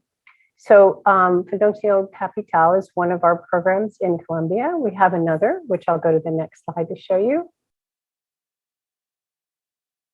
So the next one is HIAS, and this program is also based in Colombia. They work, as you can see in this slide, with refugees, Venezuelan refugees. And what they're doing there, again, is helping a school of entrepreneurship with a gender focus, again, in this case. So we're working a lot with women in Colombia right now. And they're working to help, again, give them some sustainable livelihood techniques and tools through digital literacy in Colombia through HIAS's program. So right there, you've heard two examples of what we're doing as the Internet Society Foundation in Colombia. And I'm just going to stay at the next slide. And this is great news and something I'm quite excited about. We are going to continue in Colombia in 2022, but we also intend to expand to at least one more country in LAC. So you will be hearing more about that. We're in the middle right now of doing research to determine what is the best country in which we should be working, internet penetration, certain things that we're looking at to help qualify. So we'll be back in touch with the world sometime in early part of 2022 to let you know which country, in addition to Colombia, we'll be working in the LAC region. Next slide, please. So in addition to all the things we're doing with skills, I mentioned earlier that we have a program called Resiliency. Well, again, as I mentioned, the Latin American, Caribbean area in particular has had some real issues with natural disasters. So we're working with community-based organizations, but also with the Internet Society chapters in that region to help build skills so that they can strengthen their infrastructure, strengthen ways to keep connectivity going, even in the face of a terrible disaster. So that will be another one where we imagine that there will be a lot of entrepreneurial ideas that merge. And this program actually is just launching and will be awarding grantees fairly soon. These are very large grants, and they'll be going, as I mentioned, to organizations who will be working with Internet Society chapters. Next slide, please. Then in addition to what we're doing, again,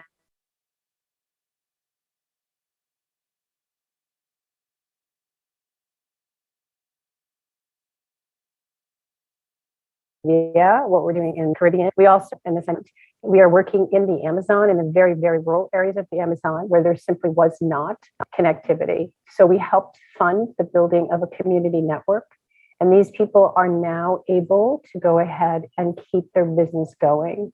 They were being displaced. They were unable to continue with the work that they wanted to do and needed to do for their livelihood. And now, because of the community network that has been established as a result of the funding from the Internet Society Foundation, we have this wonderful group of Indigenous people who are now able to keep on working.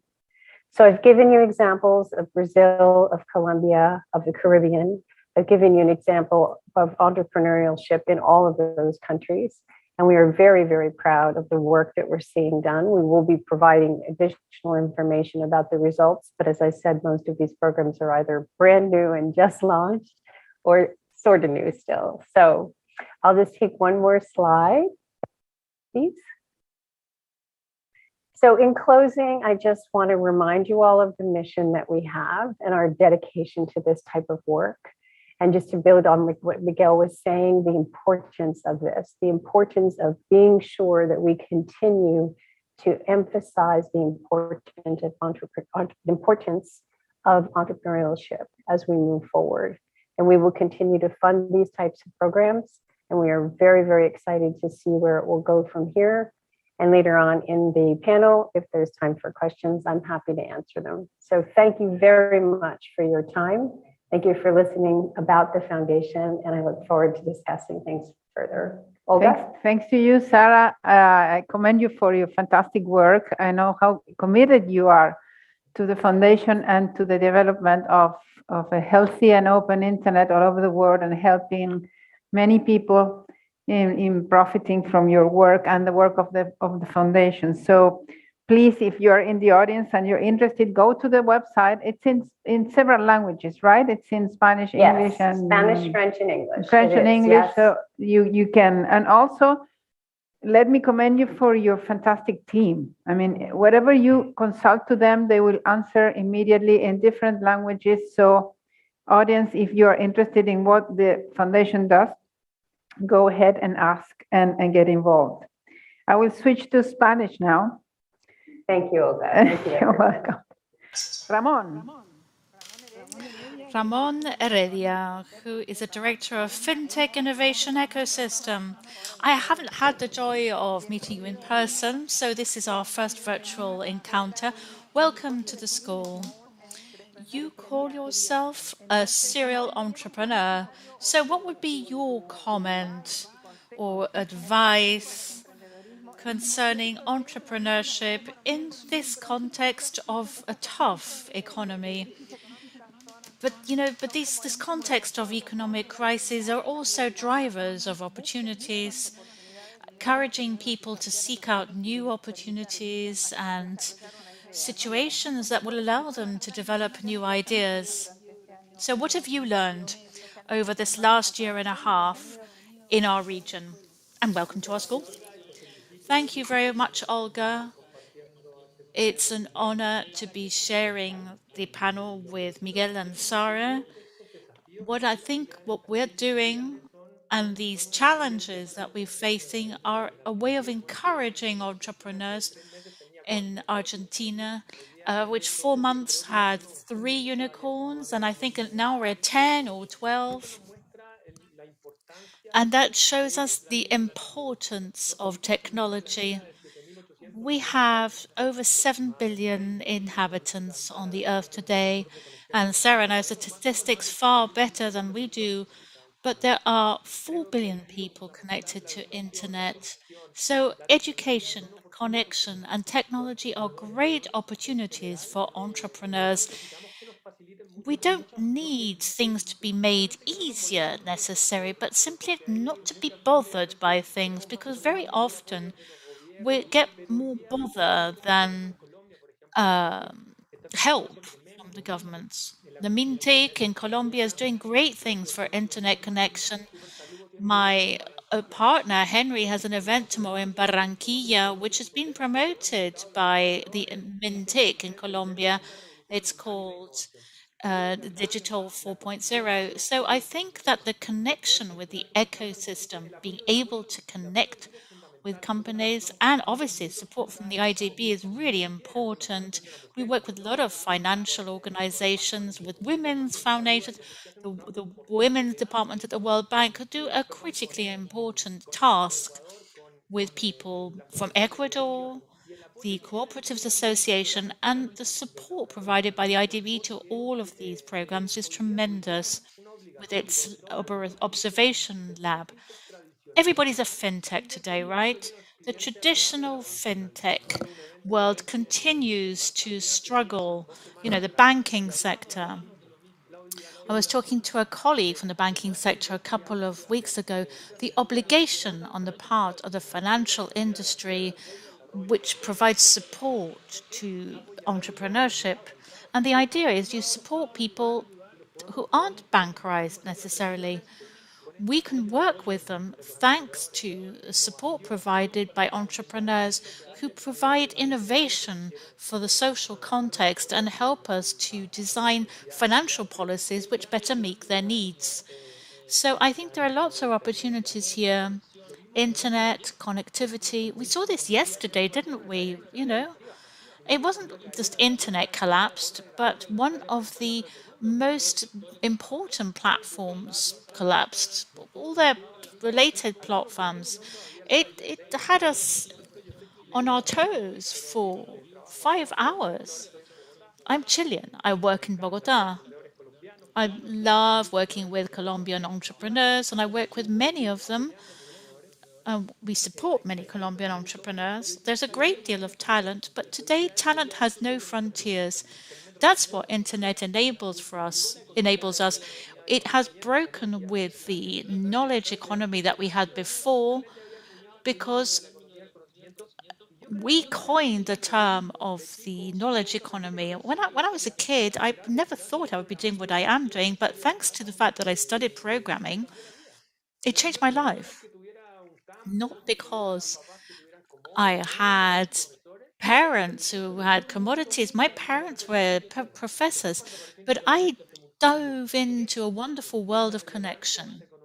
And that's how relevant this knowledge economy is these days. The importance of internet for everybody. What Sarah is doing with the Internet Foundation and what you are doing with internet governance, what the IDB is doing to drive this space, is it's like making the ground fertile so that entrepreneurs can sow their seeds and these can flourish. What's happening in Latin America is really great. When we created fintechs 8 years ago, our inspiration, I actually lived in Silicon Valley for an innovation project for Global Connection, which was a Chilean government project, and we had to live in an innovation ecosystem. And what impacted me the most was the connection they had with entrepreneurs. A Stanford first year student was already in a plug and play thinking about how to create an enterprise. That kind of magic wouldn't happen if there weren't internet. When I tried to connect those entrepreneurs to bring them to Latin America from the financial world, they said no, because it was too small a market, because Chile only had 10 markets, because there was instability in Colombia, and this pissed me off. But this made me understand that we needed to do something. What were we missing? Not talent, because we have great talent, not just celebrities and football players.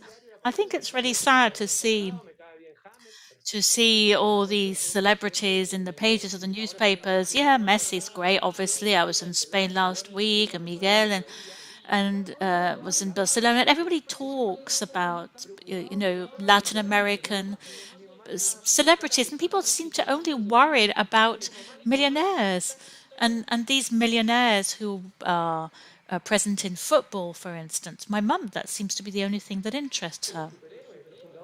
Or But we've also got other superheroes of the innovation who founded Rappi, who founded Voila, and they're important. And thanks to internet and thanks to behavioral economy, thanks to the creation of these ecosystems, they can achieve that. So I returned to Latin America and I said, we've got the talent, we've got the technology, we've got amazing talent, but what we don't have are connection spaces. This is why we created the FinTech Innovation System. We've been working in Colombia and Mexico to create these ecosystems. And I think that we need to work together. We're working on a project with the IDB as well to carry out a self-diagnostic of the financial companies in Latin America so that we can understand their transformation possibilities, so that they can use technology. Olga, I think that is our summons. I don't care if you give me a yellow card or a red card, but I have to congratulate you on everything that you are doing. And I want there to be many more of these things. We have to trust talent in Latin America. I wish that this event would be on the front page of the newspaper instead of all the disastrous things happening in Latin America. All the footballers, I love them very much, but quite frankly, here we're talking about wonderful entrepreneurs. They're the Steve Jobs, they're the Mark Zuckerbergs of Latin America. And why Steve and Mark always on the newspapers' front pages? We have companies like Mercado Libre, which is the most important market company on the stock exchange in Latin America. It's a superhero. They should be inspiring our youth, not just footballers. So I congratulate you. When I studied programming and software engineering, it was a 4.5 year long study. But today you can study with Platzi. It's 6 months. Programmers are learning $1,000 and $1,500. People don't want to understand this because they think it's not just a financial thing. But honestly, if you want money, just go and study programming. Programmers have got their jobs guaranteed. But it's not just about the money. Because thanks to that, we are obviously making problems for the planet.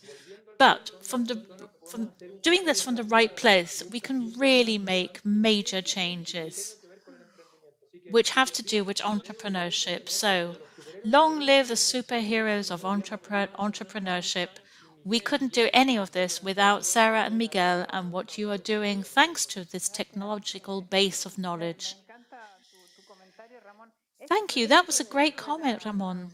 This project of the SSIG was born when some 15 years ago, we used to go to these international meetings about internet, and we would see the very poor representation from Latin America and how little information there was, and there was just a very low participation rate. So we believed that creating a multidisciplinary space for participation was terribly important to train young people, men and women, professionals and students, professionals who are already working in government and in the private sector to take the message to Latin America. We have a unique series of problems. We're not like other regions, but if we don't contribute our voice, nobody else is going to do that. It's time to take decisions. And those decisions are taken according to who's now sitting at the table. And if we're not there, we won't be taken into account.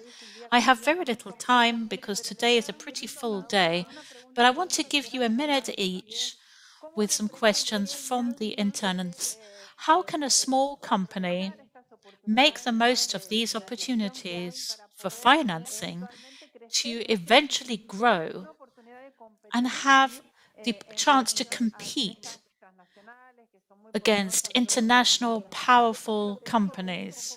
I think that what Ramon said, that there are many unicorns in Latin America today, I think that that is possible.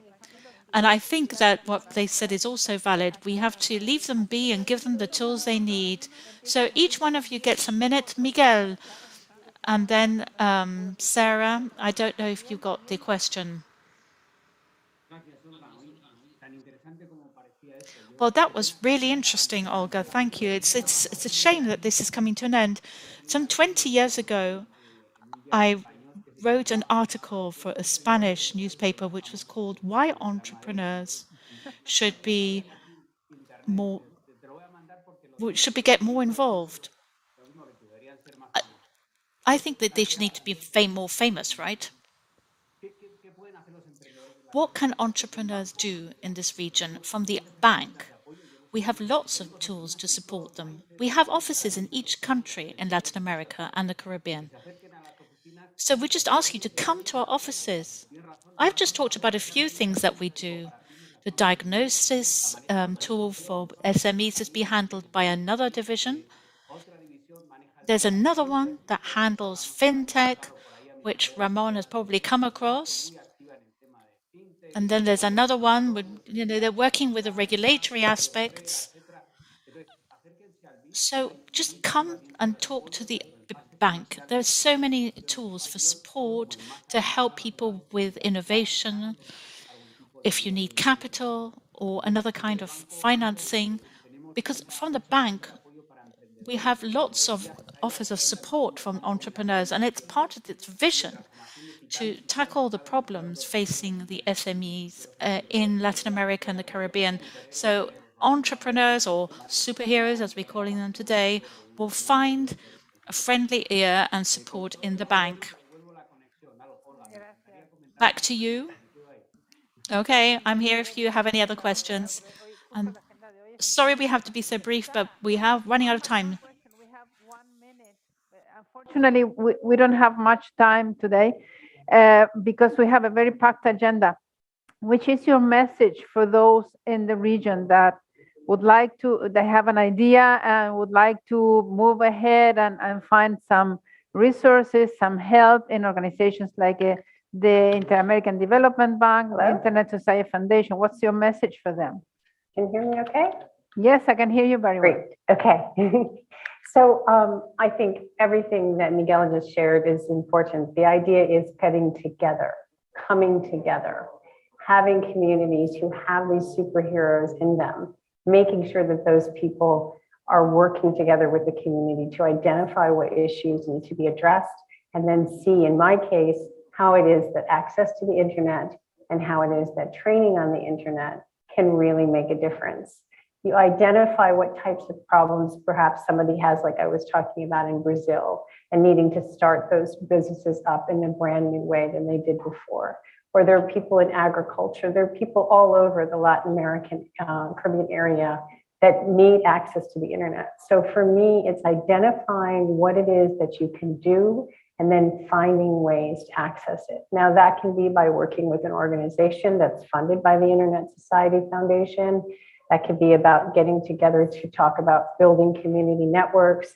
There are all kinds of ways that we can do this, but the idea is we need, again, and this is what Miguel said, we need to give them the tools, and we know that they're out there. I love the term superhero, and I think that they can inspire communities and work together with their communities to determine what needs need to be met and how the internet itself can go ahead and help with those solutions.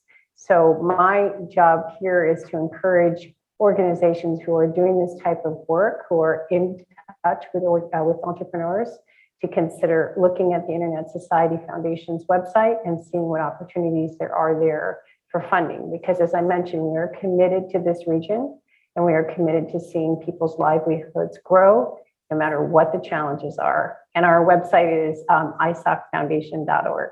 So those are my remarks, and thank you for your time. Thanks to you, Sarah. Visit the Internet Society Foundation website. It's in several languages. Thank you very much, Sarah. I hope to meet you somewhere in the near future. Ramón, tu último minuto. ¿Qué mensaje para todos los 500 becarios que tenemos aquí escuchándonos? Do you have a message for all our interns today? Well, I only have a minute, and I too like to talk.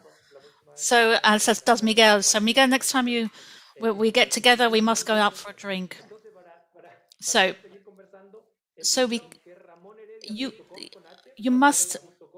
should sign up to my blog, ramonheredia with an H.com.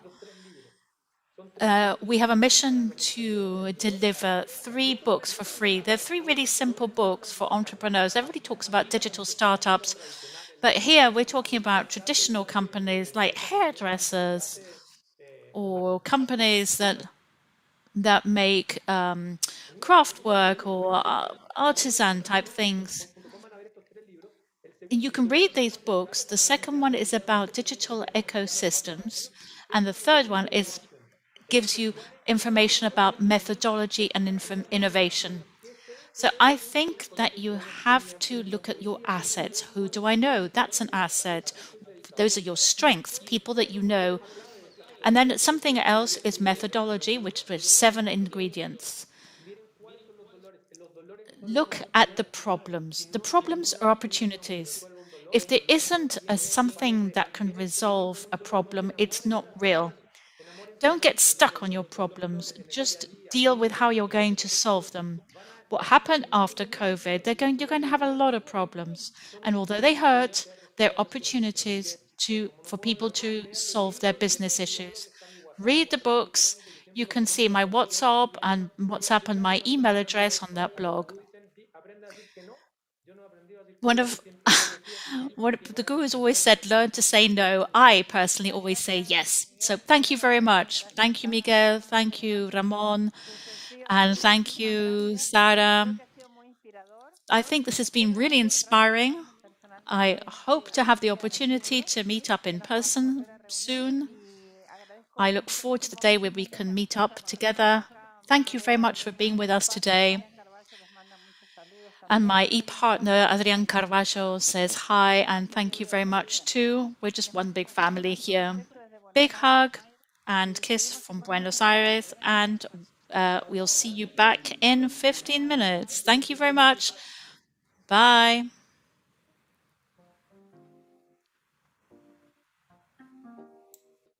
Awesome. Okay, we'll see you back in 10 minutes.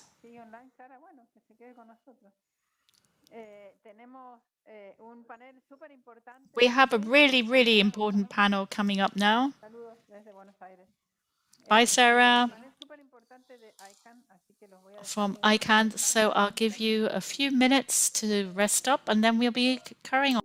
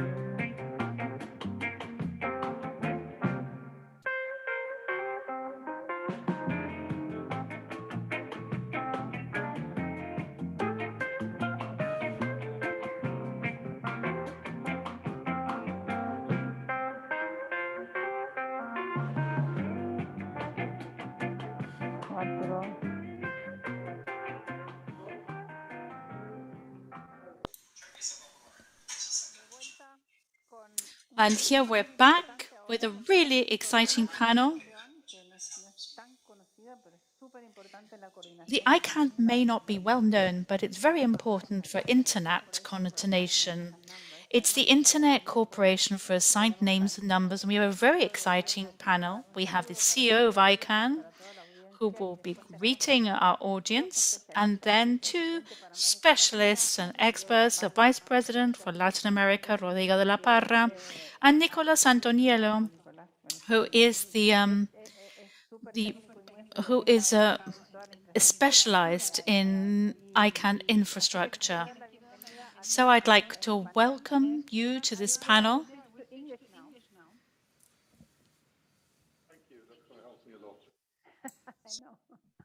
How are you? Where are you? I'm in Los Angeles. Thank you very much. I'm fine. Okay. How are you doing, my friend? Very good. We are okay. We survived the pandemic. We have vaccinated, and luckily my family no diseases, no problems, and going out slowly but surely out of this pandemic situation, and we're gathering together slowly with not many people, but we are here.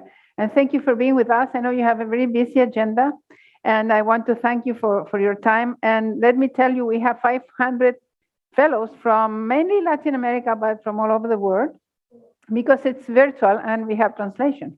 So that enables, no boundaries like the internet. And the motto and the main issue of the whole week is how internet will be a key element for the economic recovery of the economies in Latin America. So you being the CEO of ICANN, maybe you can share some comments and highlights about the role of the internet in the economy, and also congratulate ICANN for 23rd anniversary and 5 years of the IANA transition. It's 5 years? Yes, I think so. So thank you very much for being with us. And I know you're very busy, but a few moments with you will enhance very much this panel about ICANN. And welcome to the school again, like last year. Thank you. Thank you very much. First of all, you've given me a very hard task to talk about all those things in a short period of time, and I will try to cover them as much as I can. First of all, thank you very much for inviting me. It's an honor and a pleasure to be there. This is an important event, and I'm just happy to be a part of it. And I know my team thinks the same thing. And I'm sorry for my lack of Spanish. When my kids nowadays want to talk about me without me knowing about it, they actually speak Spanish. So I guess they're better educated than I am.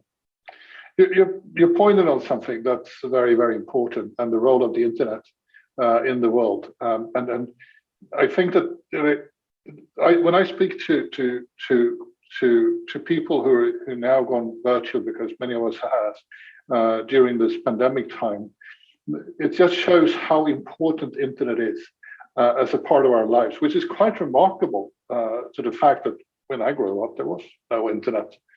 I'm quite old. And we were, we felt, sometimes I think about how would this pandemic be without the internet, the lack of any communication, the lack of interaction with people. And one thing I just read an article about was that how important the internet was in actually to fight the pandemic for vaccines, because of course scientists and researchers around the world use the internet to share information, to share data, and to be able to produce a vaccines or several vaccines in a very short period of time. So what the internet is, it's easy to say that internet has become a very important part of our life.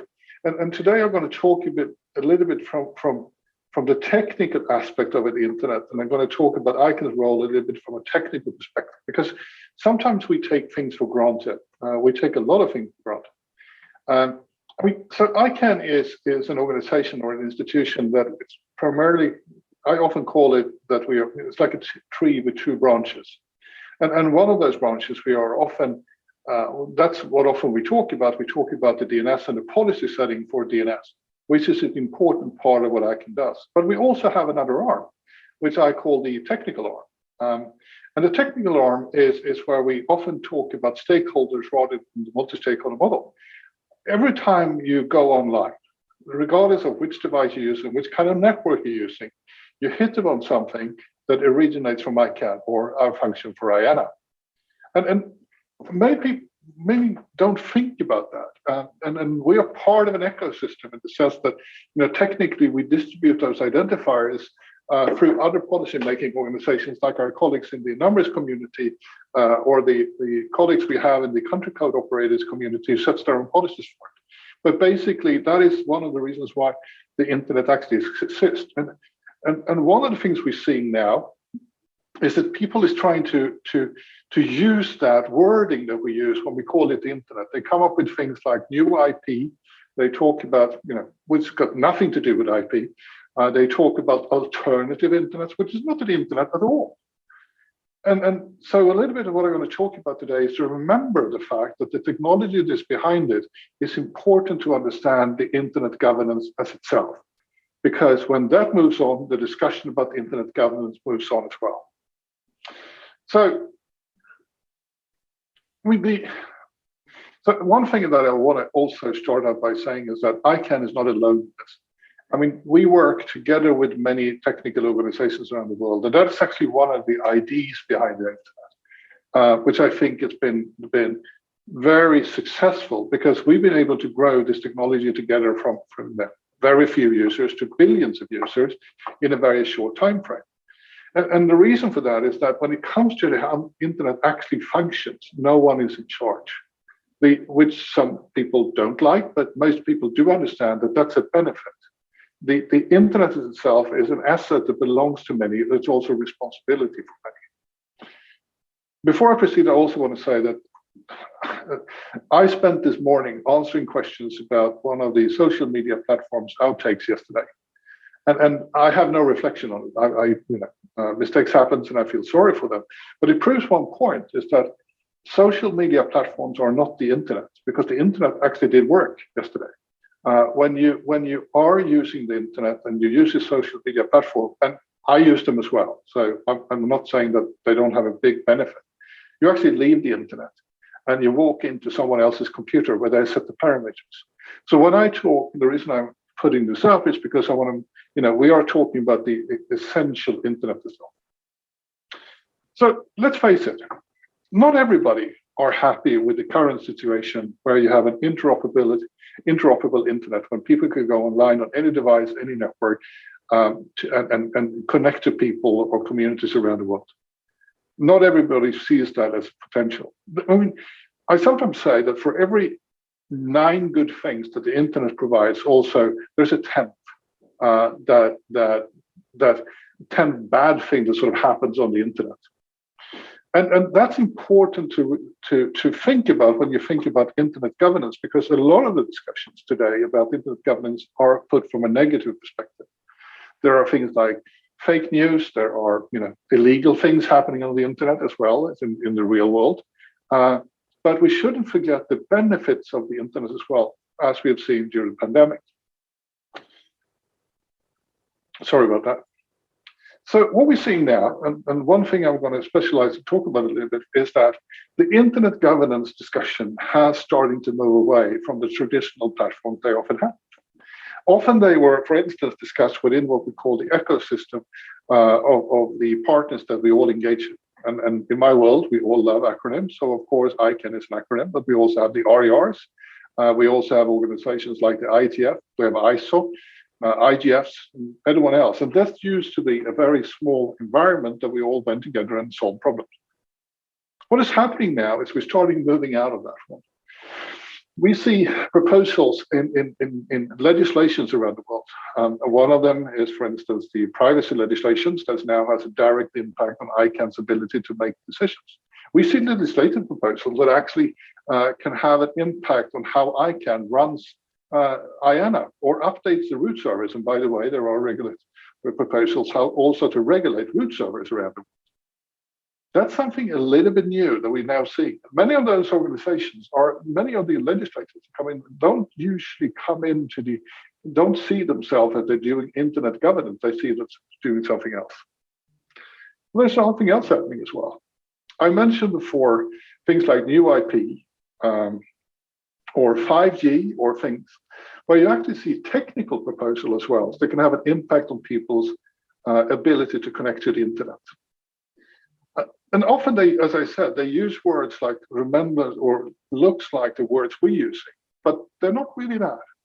So a while back ago, we started, and this comes from standardization houses outside this ecosystem, outside the ITF and other places, where we think, by the way, they belong, because ITF has been successful or producing the standards for the internet world for a very long time. We all benefit of their hard work. But what we're seeing now is that these discussions have moved into other contexts, like let's take the proposal for new IP, who comes from a manufacturer sponsored by governments and ends up in the UN discussion, not only in the ITU, but also the UN discussion. It's very clearly distinguished what it's also about. The 5G discussions is not happening within the ITF either. And there are proposals there which we believe are contradictory to the open internet as we see it.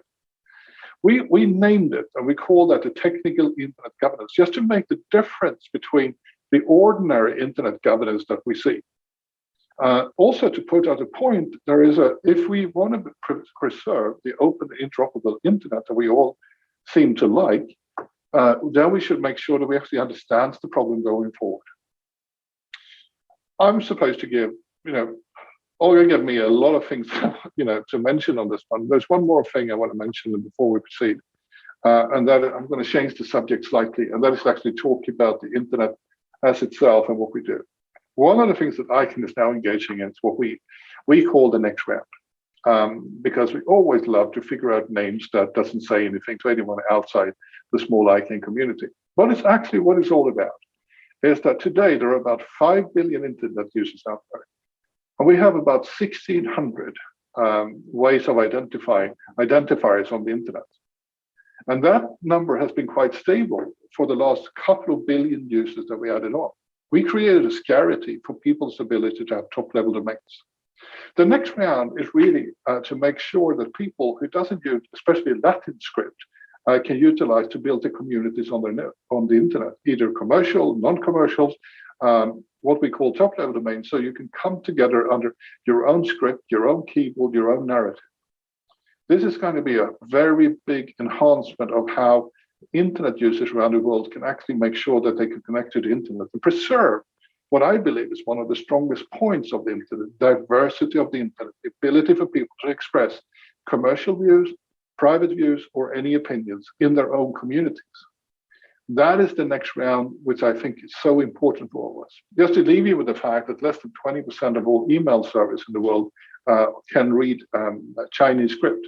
And if I remember correctly, about 15% of all the email servers in the world can actually read Arabic script. The fact that we have not been able to give so far the ability for people around the world using their own language as a script, the ability to have their own identifiers, is not a failure itself because it's an evolution in the progress, but it's time for us to correct that one. So I know you're going to have a lot of smarter people than me on this call. I see Rodrigo, Nicolas, and Daniel here, and they're going to be helpful to answer any questions, and hopefully they can give you some thoughts. I want to leave you with this. You might think that the internet, the fight about the internet is over. It's not. It's just taking a new shape. The new technologies, the new opportunities is something that we can all be a part of. For me, internet is an essential driving force in how society can work together all over the world without boundaries, without the problems of time delays, and because of the way we can actually interact with each other. But we have to fight for it. We can't take it for granted. And thank you for joining us on this call, because if you understand how the technology works, you will benefit from the discussion how internet governance works. Thank you for me. Thank you. Was that okay, Olga, or am I? No, that's fantastic. Thank you very much, Joran, and also thank you for pointing this idea of the multidisciplinary concept that you all have to understand technology and the rules that govern the internet, because internet It's an essential part of all the economic and social and personal activities and training activities. And yesterday, I like what you mentioned, that the social networks are not the internet. They are very important, but not the internet. Yesterday, we could move along with this event, even though the social networks were not working. We had internet, and all the event went very well, thanks to organizations like ICANN and others that make this a stable infrastructure for the internet, that it's so important for all of us. Thank you very much for your time. I hope I can meet you somewhere in the world in person. Will we have a face-to-face ICANN meeting sometime in 2022? Thank you for asking the question that everybody asks me. Yes, we will have, when we feel it's safe. Okay. I mean, I want to be honest with when you ask me a question like that, because it's important. And I mean, we are now seeing, maybe for the first time, because of vaccination rates around the world, we're starting to see the sort of the light in the end of the tunnel. And this time it's not a freight train coming towards us. But we also have to recognize there is a lot of places around the world that has not reached the level of vaccinations, for instance. And ICANN, being an inclusive and diverse environment, has to make sure that people have the ability to express their voices during an ICANN meeting. In the upcoming ICANN 72 meeting, there's going to be a session how to do what we call a hybrid meeting. How do you combine the best of the virtual world with the best of the physical world to have a face-to-face? But the first question always comes down to me. How do we make sure that staff, members of the community and stakeholders comes together in a safe environment so we don't risk people's lives? That's the fundamental question. Some people accuse me of being negative when I say that. No.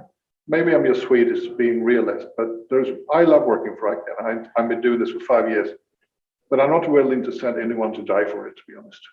Was that an answer to your question? I would love to see you as well, by the way. Of course. I think you're realistic. You're not pessimistic. I fully agree with you. And there are many countries, also Latin America is struggling to have all the population vaccinated for now. So I'm happy I'm have the 2 shots, but things are still going on. And we will see how it evolves. Thank you very much for your time. And hope we meet again. You too. Thank you very much. I will switch to Spanish now. Hola. Right. Nicolas, I didn't remember what your post was. I have it somewhere here. Here we go. Regional Technical Engagement Manager at ICANN. Well, congratulations. Nicolas Rodrigo is the Vice President for Latin America and the Caribbean from ICANN. And Daniel, who is the VP for Brazil. Daniel, hi. You're all friends, right? We didn't know that you were going to be joining us today. Who's going to start first? Rodrigo? We have a presentation of yours. Are you in Mexico? Yes, I am. Olga, I am in Mexico, indeed. How lovely. I really miss Mexico, Brazil, Uruguay. I miss traveling the world. Welcome, Rodrigo. We have a presentation by Rodrigo. I did send you some slides to tell you a little bit more about ICANN. Here we go. Thank you, Olga, for the invitation to speak on this panel. It's always a pleasure for us to work with the SSIG and today too. I'm going to give you a swift overview of ICANN, and at the end, I'd like to invite you to visit our online education platform for anybody who wants to learn more about ICANN. We're a complex organization to understand, and yet one that is very interesting and very useful when it comes to internet governance subjects. And then I'll leave Nico and Danielle to talk about our main issue on this panel, which is the change of the RDAP, who is to RDAP protocol. So moving on, the way of understanding ICANN is to understand its function. As Goran was saying, every day, everybody who goes onto internet from any platform or a network use something which is originating in ICANN. That has to do the DNS or domain name system, and those provides the IP addresses and domain names. So for you to imagine for internet to be a global network and for devices and people connecting it can find each other, there has to be identifiers, and these have to be uniform and also unique so that internet can be this one big global network. IP addresses are very long numbers which are hard to memorize by users, and that's why we have domain name systems which translates IP addresses into something which is easier to understand, which are domain names. Moving on, ICANN does this, not itself, as Goran was saying. We do this through different organizations, technical organizations, which enable this to happen. And through DNS, we work with other organizations in the region. One of them is LACNIC, which is the Latin America and Caribbean Network Information Center, and it distributes addresses throughout the region to users using its own procedures and gives these to the different ISPs and thus to the users. Beyond the technical function, it is a member of the ecosystem, contributing to new policies, rules, and standards which enable the discussions around internet governance.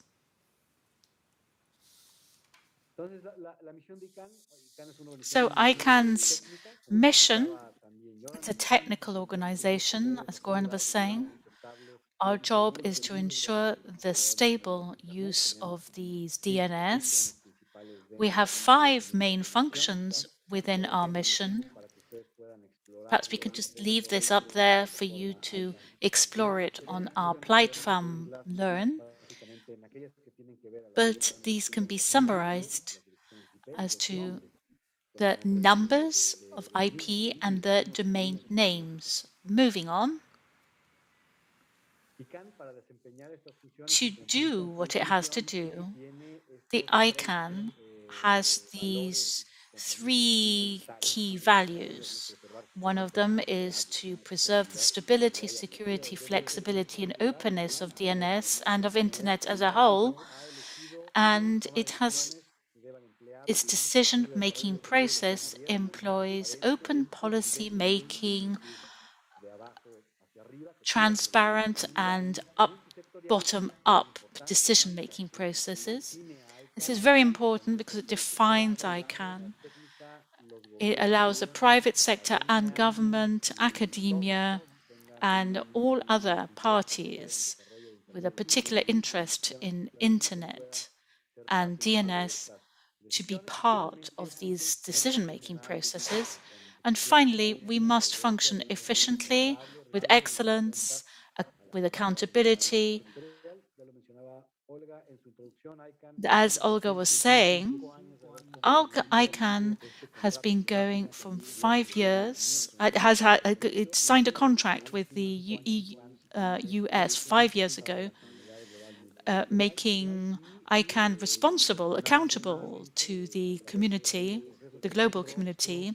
And through this process of working with stakeholders, it has continued to exercise the functions enshrined in this agreement in a responsible fashion. We have multiple stakeholder model. We have 3 support organizations which have to do with names and numbers, and our assessment committees have to do with users, end users, governments, and two technical instances, one of them which provides assessment about root servers, and the others that has to do with the stability of the system as a whole. Next slide. We have programs aimed at encouraging participation. We have our fellowship program. We have one for young students, which we call Next Gen. And we also have modules for new participants to make involvement in our ecosystem a simpler process. We have information here which will be available for you if you log on to our site. Next slide. I can learn. As I said, we have this program on our distance education platform where you can learn about different technical aspects and what ICANN does, as well as about its organization and how its multiple stakeholder model functions, how ICANN produces policies. This is one of the most relevant attributes of ICANN as an organization that produces results. It produces policies where all these stakeholders are involved and define the decisions that will mold the DNS system. So I invite you to become more involved in ICANN, and I'd like to ask Nicolas Antoniela to tell you about the RDAP protocol. I invite you to visit the ICANN page. I've been a fellow of ICANN for many years. I was a fellow of ICANN ages ago, actually. I was studying this when I was doing my doctorate before I was a fellow, and I always found what they did really interesting when it came to the global coordination of Internet. And I've been involved in several different activities. So please do visit the page. There are different kinds of fellowships and things that you can do. Lots of information. It's a really complete page. And there's lots of information in Spanish. And we have our meetings that have been translated into 7 different languages, the UN languages and Portuguese. And it's a major change, actually, because that wasn't around when I was there, and ICANN wasn't around, actually. It's evolved in an extraordinary way. It's fantastic because it enables us to use other languages, and they also have a simultaneous translation. And frankly, I think it's a great program for everybody to participate. Nicolas or Daniel, are you coming on? The issue today, which is the panel, is all the changes that have been in EU regulations, such as the General Data Protection Regulation, which came out, I remember it was the 25th of May because it's Argentine Independence Day, but I really can't remember exactly what year. And we were talking earlier about data privacy and data governance. It's as if, Europe has positioned itself as the regulatory space, which has an impact on the rest of the world. We saw this yesterday. Everybody is connected. Something doesn't work, and it impacts on connectivity, not necessarily internet itself, but many things which depend on it. And with the regulatory changes in privacy in Europe, which impact Europeans and European companies, ICANN has also had to review some of its protocols and the way in which it stores information. The who is, what is, which provided very important information about who was registering the domain name, to a new protocol, which Nicolas is going to tell us about. This is the main subject here. We think it's going to be very important and interesting for our interns. He was a student of ours, Nicolas, in Bogota. I remember when we had his birthday, Bogota 2012. And as the MINTIC of Colombia is our host today, so Nicolas, we have a presentation of yours, right? Yes. Thank you very much, Olga. We have no time zones with the internet in the virtual world. Good afternoon, good morning, good evening, then. We're going to give a presentation together with Danielle, the objective of which is to present you with some data and to address what Whois is, which is the most widely protocol to consult this sort of information. And later, we're going to see the RDAP protocol, RDAP, and the difference with Whois,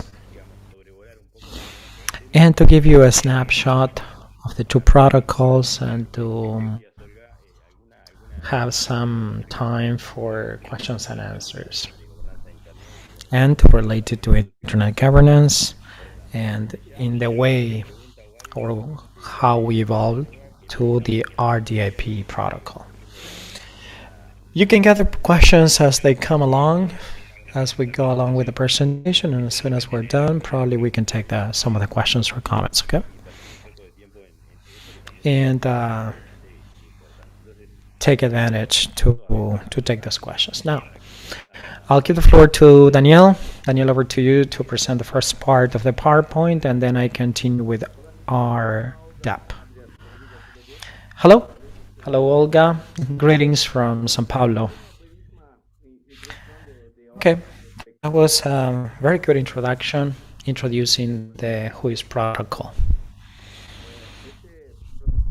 Now, this protocol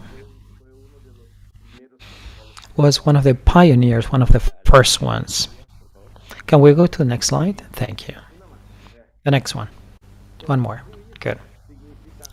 Then Whois, it's a great trademark. Basically, it means who is. So it's self-explanatory. Is who is responsible for a domain name or for an IP address. It's a database that many organizations can consult. As a matter of fact, you can consult if you want to know who's the owner of that website or who's responsible or the responsible party, the registration, personal data, okay, phone number, whatever. Next slide. This protocol dates back to 1982. At that time, it was the very beginning of the internet. It was the beginning of academic studies of the internet. Somebody could call a responsible party and said, okay, your website is not doing well. I think that you need to change or check your server. And basically that depended on a telephone list of IP addresses. This was the beginning. And the Whois service remained the same, and more or less was very important for law enforcement, for lawyers that were involved in trademarks and copyright and patents. Now, the environment, as Olga said, the regulatory framework at the international level changed. So an open database with so much information, with personal data, it's not the best solution. And Nicholas is going to discuss RDAP and how it evolved, or how Whois evolved into this new protocol. Thank you. Next slide. I call them slides. Slides in English. A ver, ¿qué es el protocolo RDAP entonces? El protocolo RDAP es un protocolo de acceso. The RDAP protocol is having access to the registration and allows users to have access to that registration data when you register a domain name, as Daniel said, So it's the same registration data that were housed in WHOIS. Right now, they are available through the RDAP protocol. It was developed by the Internet Working Group at the IETF, replacing or substituting the WHOIS protocol. Now, the idea is that RDAP is a protocol of data delivery, registration data delivery, just like WHOIS, but its implementation is a little bit different from the implementation of WHOIS because it is standardizes the access to data and the formats of queries and consultation. WHOIS doesn't have a clearly defined standard, not even in the query or in the answer, not even in the way of saving or hosting the data. These databases are well distributed. They're not in a single repository, but the data are saved in different servers across the world by different organizations. So, in a way, this was a wake-up call to have more standardization in the way we save data and in the way we perform queries and answers in the format of answers. Now, from that point, RDAP does perform or does resolve or aggregate those standards and functionalities unlike what we used to have with the WHOIS protocol. And it has many advantages in connection with WHOIS. We're going to mention quite a few. By way of background, it includes support for internationalization. WHOIS, for example, doesn't have this native support. It does include some mechanisms for having secure access to this data and the capacity or capability to provide anonymity to this data. And that was not provided by WHOIS, and that is the great difference. In this way, we see how friendly the protocol is in connection with WHOIS, in line with the prevailing standards and the regulations and the new trends of standardization like GDPR. Let's go to the next slide.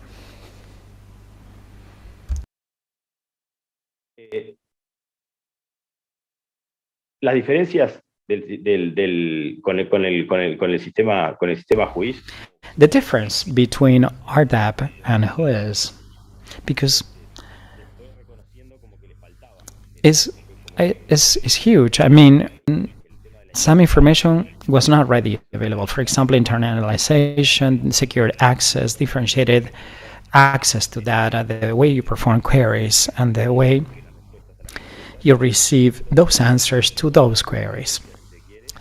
They were acknowledged as a lack of information or failures or deficiencies, something that was missing in the WHOIS protocol. Okay,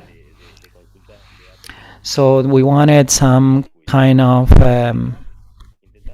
data query. So RDAP basically emerged as a way to solve or to bridge those deficiencies. And finally, in the year 2011, the steering committee or the consulting committee of ICANN advised that the ICANN community assess and adopt a substitution protocol called or referred to as RDAP or RDAP. There you have the hyperlink in the presentation. You can have access and refer to this information.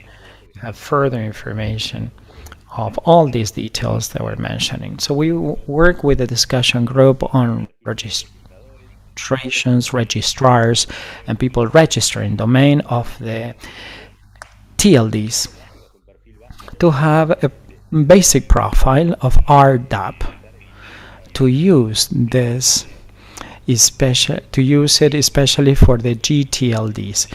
That profile was defined and it follows suit or is in line with the requirements of the temporal specification for data registration of GTLDs that repositories or registration entities shall comply with when hosting this GTLD. And basically the objective of this specification implies guidelines to the registration agencies on the way they should implement an RDAP service efficiently or effectively, complying with the standard. So these systems are not centralized. However, they are widely spread in different organizations like registrars. So the state basically, in a way, provides guidelines or requirements to keep consistency in the registrations and to administer or manage the queries and the information that is provided. This is a general scheme on the way we have this ecosystem for who is an RDAP or RDAP. So as you can see, it's a distributed system. So you have those that register, file a domain name. We have the registrar, the entity before which I register my domain name. Is the way I go shopping basically for that domain name. Then I have the registration entity, basically is the one that starts implementing the domain name, and that is the one that keeps the DNS registration for that domain name that I purchase, etc. So we have the registrar, the registration agency, and the RIR, that is the local regional organizations. These are 5 organizations. You have Latin America and the Caribbean, North America, Africa, and Asia Pacific and Europe. So these are 5 organizations responsible for delegating redirection of IPs, and IPv4, IPv6. Usuarios de esos recursos, ¿sí? Entonces, ¿quiénes contribuyen a la base de datos? ¿Quiénes cargan? Or to this database, who basically saves this, and this is we compile this with the local registrations and with the domain names. And users are the ones that we consume that information, okay? So in this scheme, we have a snapshot of who does that and who consumes this data, okay? Who is an RDAP? They are public access database that are readily available for any person. And we're going to add some information that comes out of obligations created by standards or regulations, okay? And RDAP adapts more effectively, better than who is. Next one.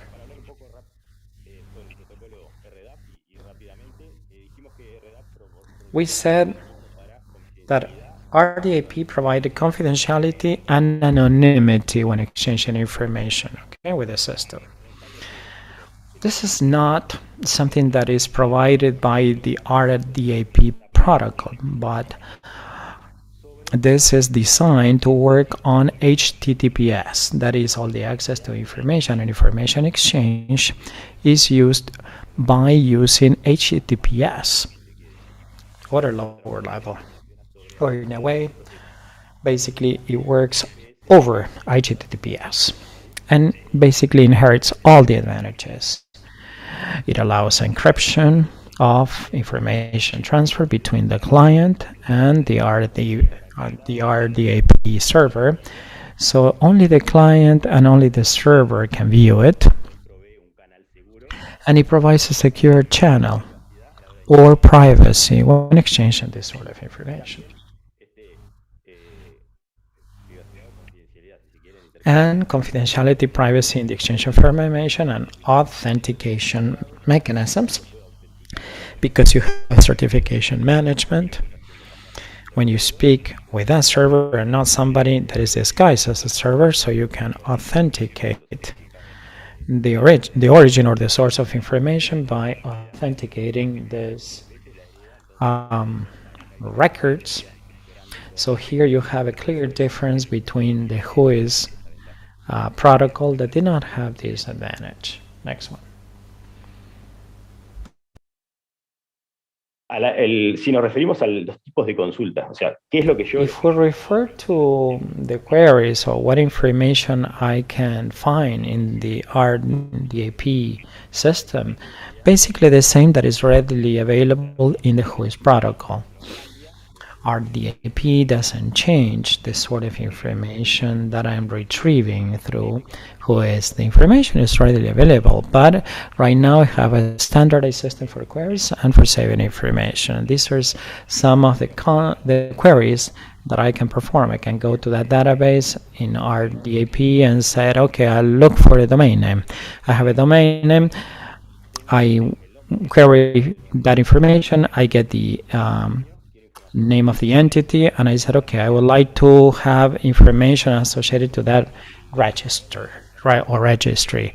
I would like to know the DNS servers, for example, for that organization or for that domain name.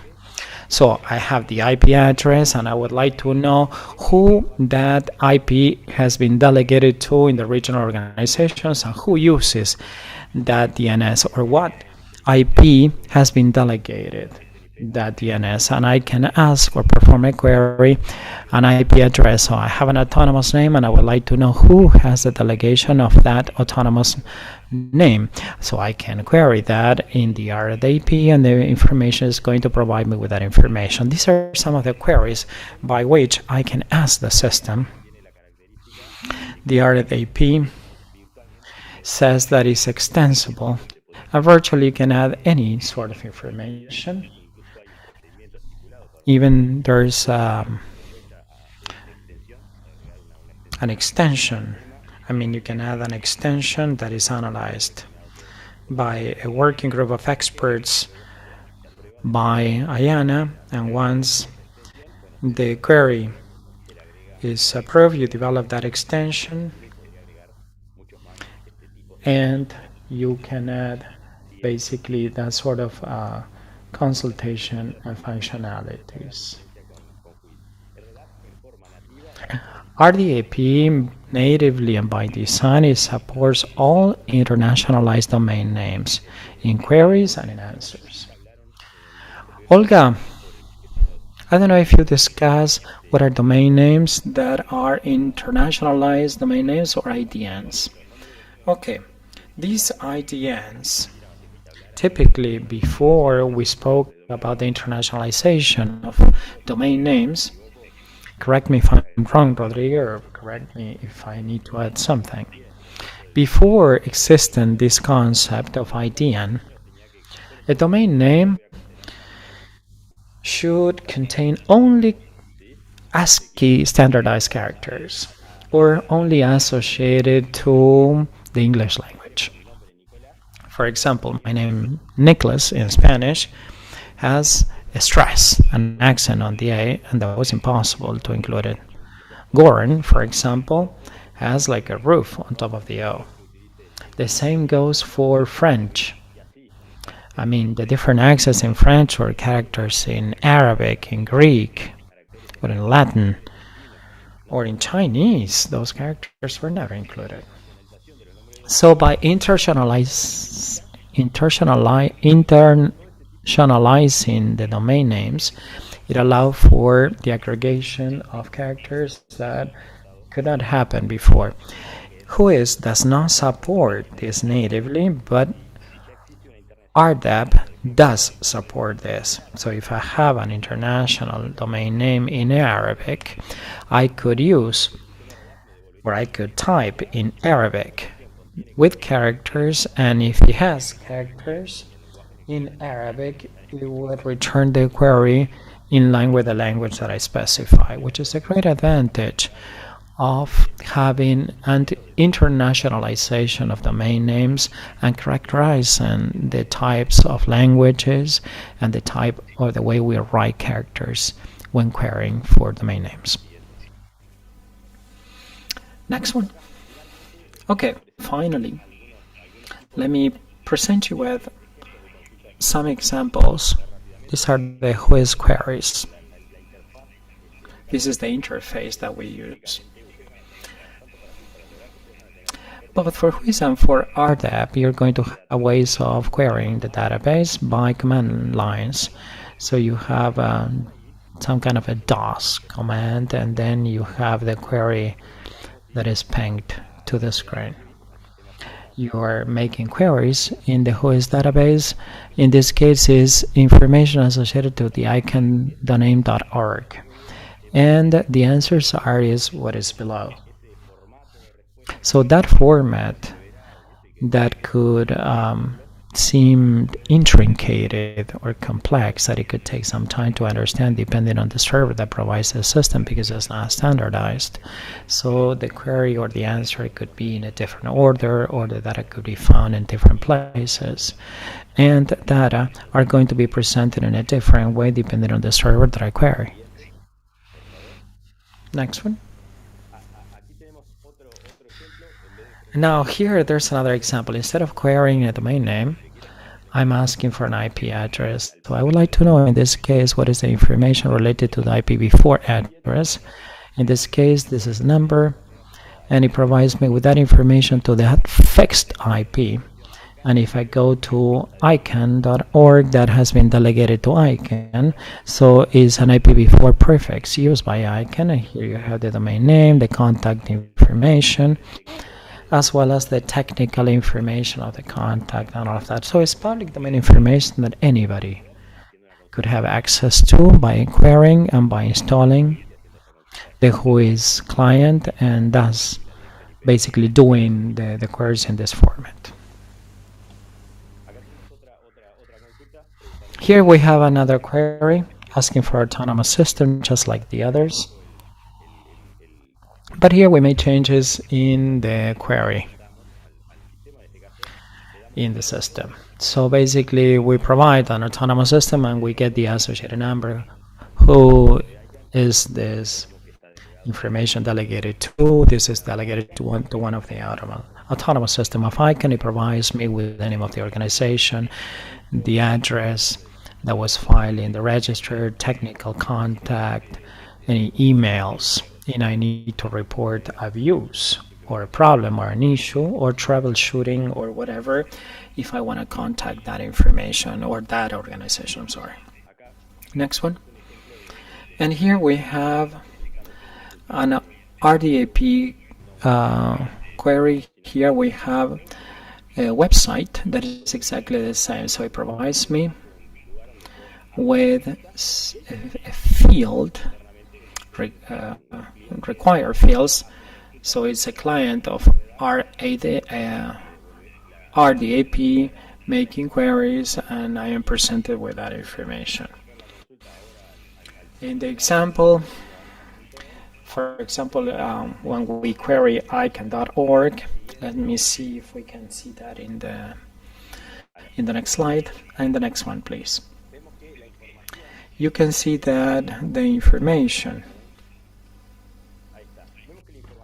You can see that the information, as I was telling you, RDAP has a standardized response. If you see that at first glance, it's not user-friendly, but it's a format that is called JSON format that specifies certain information that allows you to put that in order or to assign certain title. So the tool that presents me with that information, in this case a website, it can do, for example, a way of sorting that is sorting that in a user-friendly manner or fashion.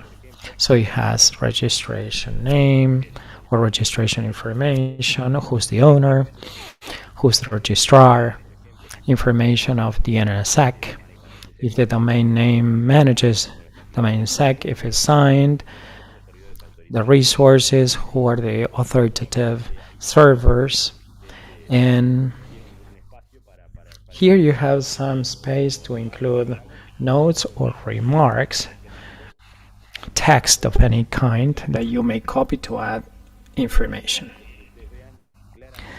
So in this way, you clearly see the difference in queries and the way we present information and the freedom to have to present in an orderly fashion this sort of information. Next one. And finally, here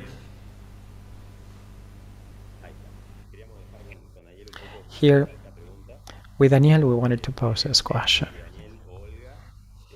And probably Daniel and Olga can throw the first stone or make a comment here. Says, after everything that we have seen so far, does this mean that RDAP is trying to resolve something that is not broken or reinventing the wheel?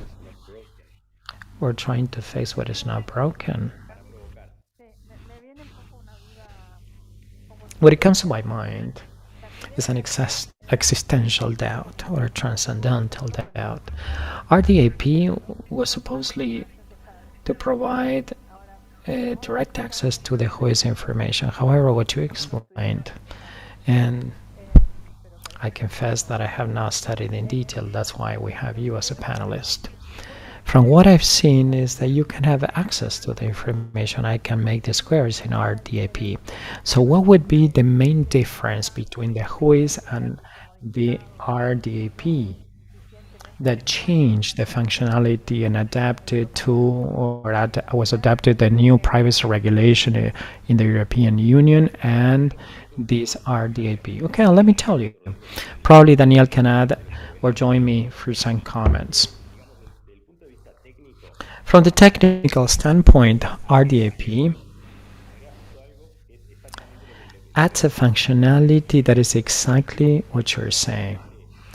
If it were just changing the way we present the information, it wouldn't be providing any benefits. It would be changing one protocol for another. Yeah, you could be with standardized information, adding security, those are benefits, these are things from the point of view of user friendliness with the prevailing regulations, with the new regulatory trends, there wouldn't be any problems or there wouldn't be any changes. Now, with the current regulation of GDPR that you were saying, I think dates back to May 25th, 2018, 3 years ago. Time flies with the pandemic. Okay, that regulation or that standard, part of it specified that some of the personal data or the data that were of public domain in WHOIS, right now they lie under anonymity and they are protected as personal data, so nobody could access that. So you can hide the ownership of that website. So what WHOIS permits is the differential access to data. Even though there's not a practical implementation of differentiated data that are accessible massively in a public domain or in the public domain sphere, what is preferential access to data? That means I can create users in RDAP, not in WHOIS. Of public domain, somebody doesn't have any credentials or regulatory credentials could have the common information or the common access of public domain, period.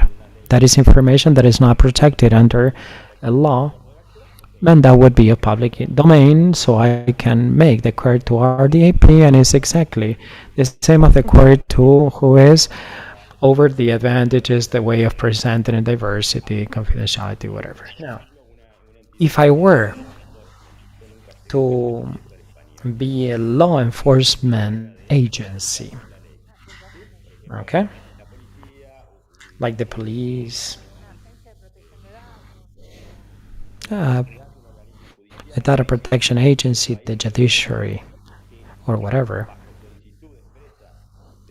that under the request of the judiciary organ in its jurisdiction may request data that are covered by a data protection law.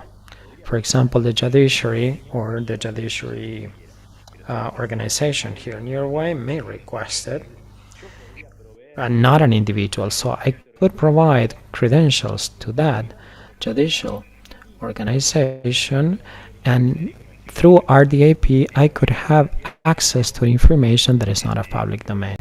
And that is the main difference with WHOIS. So it makes it more user-friendly and more compatible and in line with the regulations that we have in place or in effect with a new regulatory framework. So there's registration for data agencies or for judges or for district attorneys, prosecutors. What is the procedure? Imagine that I'm the prosecutor, the federal prosecutor of Argentina responsible for investigating cyber crime, and I would like to have access to a certain domain. Daniel, could you comment on this?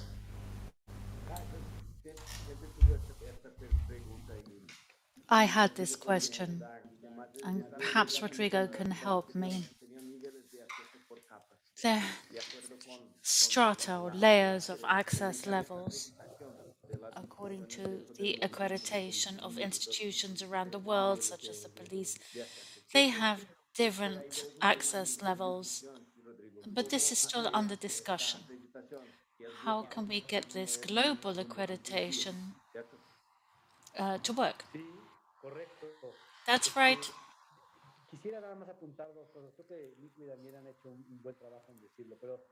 I think that the first issue is that we need to talk about the technical improvements of the protocol of data access, the RDAP, which have been something working on for some time, which isn't immediately linked to the GDPR.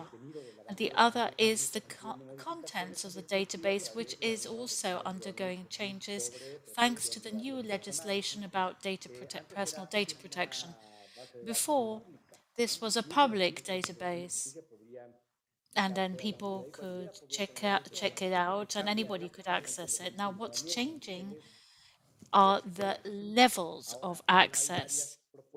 There are different proposals being discussed, and each of the records holders and the registration agencies need to make sure what kind of information is accessible to the public, what can be accessed when an authority makes a request, which could be an administrative or a legal authority, and then finally, what role ICANN should play to facilitate these accreditations and enable access. Both of these things have to be put in the balance. Access to information for security purposes, issues that have to do with the functioning of the system itself, and the other is how we care for people's personal information. But I think people have explained it very well. Well, I would like to add something, Olga. Is it fair, as Rodrigo and Danielle were saying, is this is exactly what we're doing at the moment. We are working to see the best way of implementing this. Now, technically, RDAP can take this, but WHOIS didn't. RDAP allows us to make differentiated access, and the implementation of this access is what we are developing. That's why I was saying that currently we don't have versions that are up and running of these functions. We're trying to define this today. If you are working with a legal or judicial organization which tend to request information from about a domain or an IP address, what you get is one-to-one agreements. You have to have an agreement, and the judicial organization, for example, has to contact the registry and agree and validate their credentials, and it has to authenticate itself as a valid judicial organization. And then they have these one-on-one agreements. Now, RDAP wants to standardize that mechanism and achieve a way of solving this at global level rather than at a one-on-one level. And that's what we're working on. The key thing from a technical point of view about this protocol is that it's absolutely functional and supported by the protocol. What we need to do now is how to solve this issue of implementation. technical issues being resolved, and so we're looking at implementation with policies and regulations. Okay, for anybody who's interested, the discussions continue in ICANN. It is quite hard to keep up with it sometimes, but everybody can participate. And I believe that you are going to be having a meeting about this shortly, right? What's the date? The 25th to the 28th of October. That's the longest meeting this year, right? Is that Seattle time, right? California. It's West Coast, right? For Latin America, it'll be UTC -5. It's okay. It's okay as far as timing go. The most difficult thing for me was the meeting in Kuala Lumpur because I had to get up in the middle of the night. So this one will be about after lunch. You can see the agenda on the ICANN. Just sign up. It's free. All the meetings are open. And there are some very interesting presentations coming up, which are not only about the working groups from ICANN, but they will be dealing with also more general issues such as the multi-stakeholder participation, and probably dealing with RDAP. Probably, I can't remember the agenda exactly, but I will dedicate myself to learning the agenda off by heart. So if you're interested, please just sign up. You just listen to how the meetings are developed. There is translation. There's lots of information on the ICANN page. The questions I have now are very similar to the ones that I had actually thought of. Let me see. Olga. Yes. There's a case that RDAP has already used to solve a personal issue, and I think it's interesting to share. We found a site which was showcasing some really, really cheap products. So we started checking it out. This is a fraudulent website which has different domain names. So what did I do? I copied the domain name and I put it in bluecop.icann.org, which is our follow-up system, and it gave me information not about the wrongdoer and their address, but I have information about who registered the site, which company registered the website, and the name of this wrongdoer, this criminal. And thereby comes the question about ICANN coordination. All of these companies that register domain names have to have abuse channels open. These would be whistleblower channels actually to receive complaints. I entered a hosting site, and this is a typical case of abuse. You have to call it out. Probably the site is already offline. But you can do that too. Everybody can do this. And you should activate these whistleblower channels to ensure that internet is a safer place, a more secure place, and for these fraudulent websites to be pushed out. So that's my 2 cents worth. I wanted to comment on that for those who don't know so much about it. My question was why would somebody register somebody else who was a criminal? And the answer is, of course, we don't know they're a criminal, right? Because the registers are automated. If somebody wants to register my nicolas.com.uy, they can just register it. But the register has no relationship at all, has no idea what I'm going to do with that domain name. It doesn't have any idea what the website was going to do. I could do anything with that domain name. I could put an illegal business up there or whatever. So there are these mechanisms whereby if one discovers, detects, or suspects that a particular website is undertaking fraudulent activity, you can report it to these whistleblower channels on the RDAP. And if the registrar gets it, they have a number which directly associates them to the domain name. So the registrar will carry out the necessary investigation and pass the information to the authorities to carry out the right investigation. And if they determines ICANN obviously is not involved at all, the client who carries out the investigation, who reported it, doesn't get involved either. No data is released because it's totally anonymous, this claim.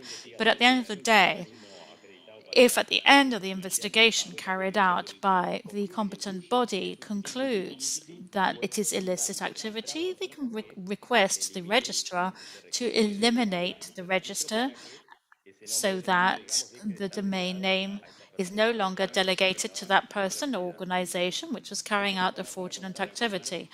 Just to give you an idea of what's behind all of this and what each person's role is. So the community does have an important role to play.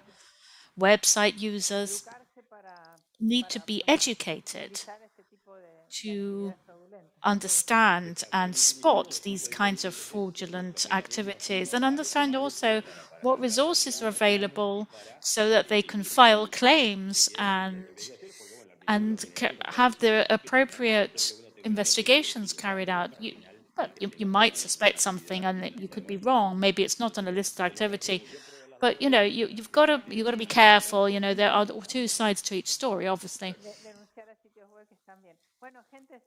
Well, people, okay, our time is up. I love this panel. I'm a technician, so I loved it.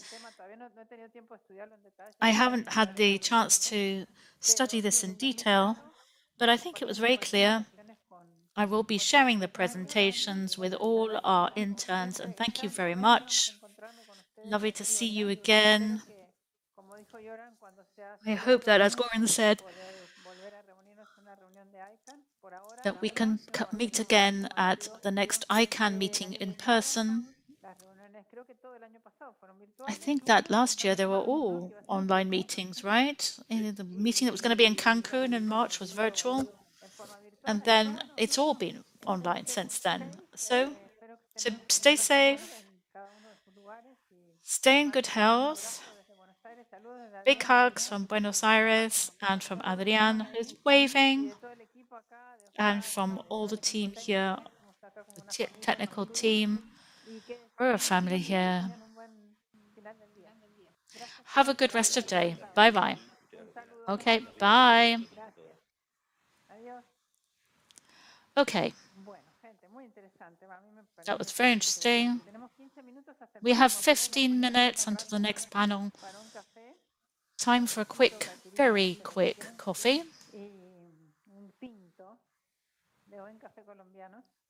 A Colombian coffee, otherwise known as a tinto. See you very soon.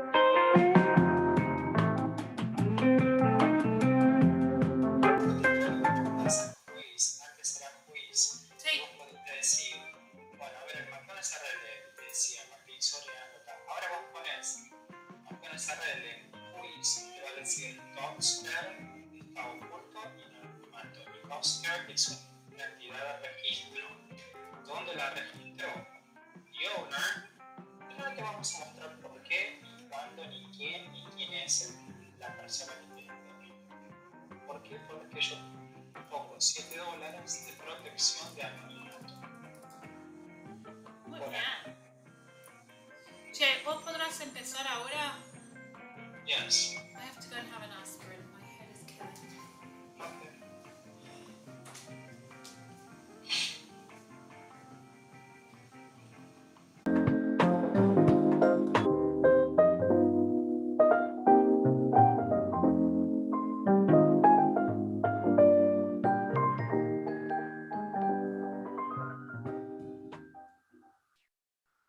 De vuelta, gracias por estar ahí con un panel súper interesante y con súper expertos y mi gran amiga María Juliana moderando el panel. Okay, we're back with this new panel. The panel is National and Regional Connectivity and the impact on its impact in or on the Internet services affordability.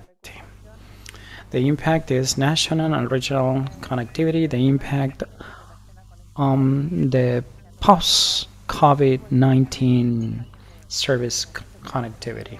After the 2 years of the pandemic and the isolation and the quarantine, we are going to give the floor to Maria Juliana, that is located in Bogota. Good morning.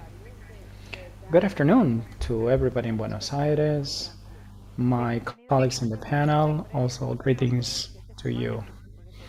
I know that you've been involved in the 7-week course, so I'm sure that you had a very enriching experience. It was a new experience for us. I will allow you to introduce the new panels. Some of the panelists are new to me, or some of them, I've known them for years. Maria Juliana, let's welcome the panelists then. And at the end, I'm going to read the Q&A with the questions where we have the questions in English or in Spanish, okay? Great. Great, Olga. As Olga was saying, we're starting with the National and Regional Connectivity Panel and its impact on Internet service affordability. Over the last days, we spoke of digital services, connectivity, and the risk, or the risks. As we're connected, we haven't had the chance at the national level or at the subnational level, and to see that the origin or the result of this is to have access to the internet. It's not a matter of access or having access and access to connectivity, but accessibility.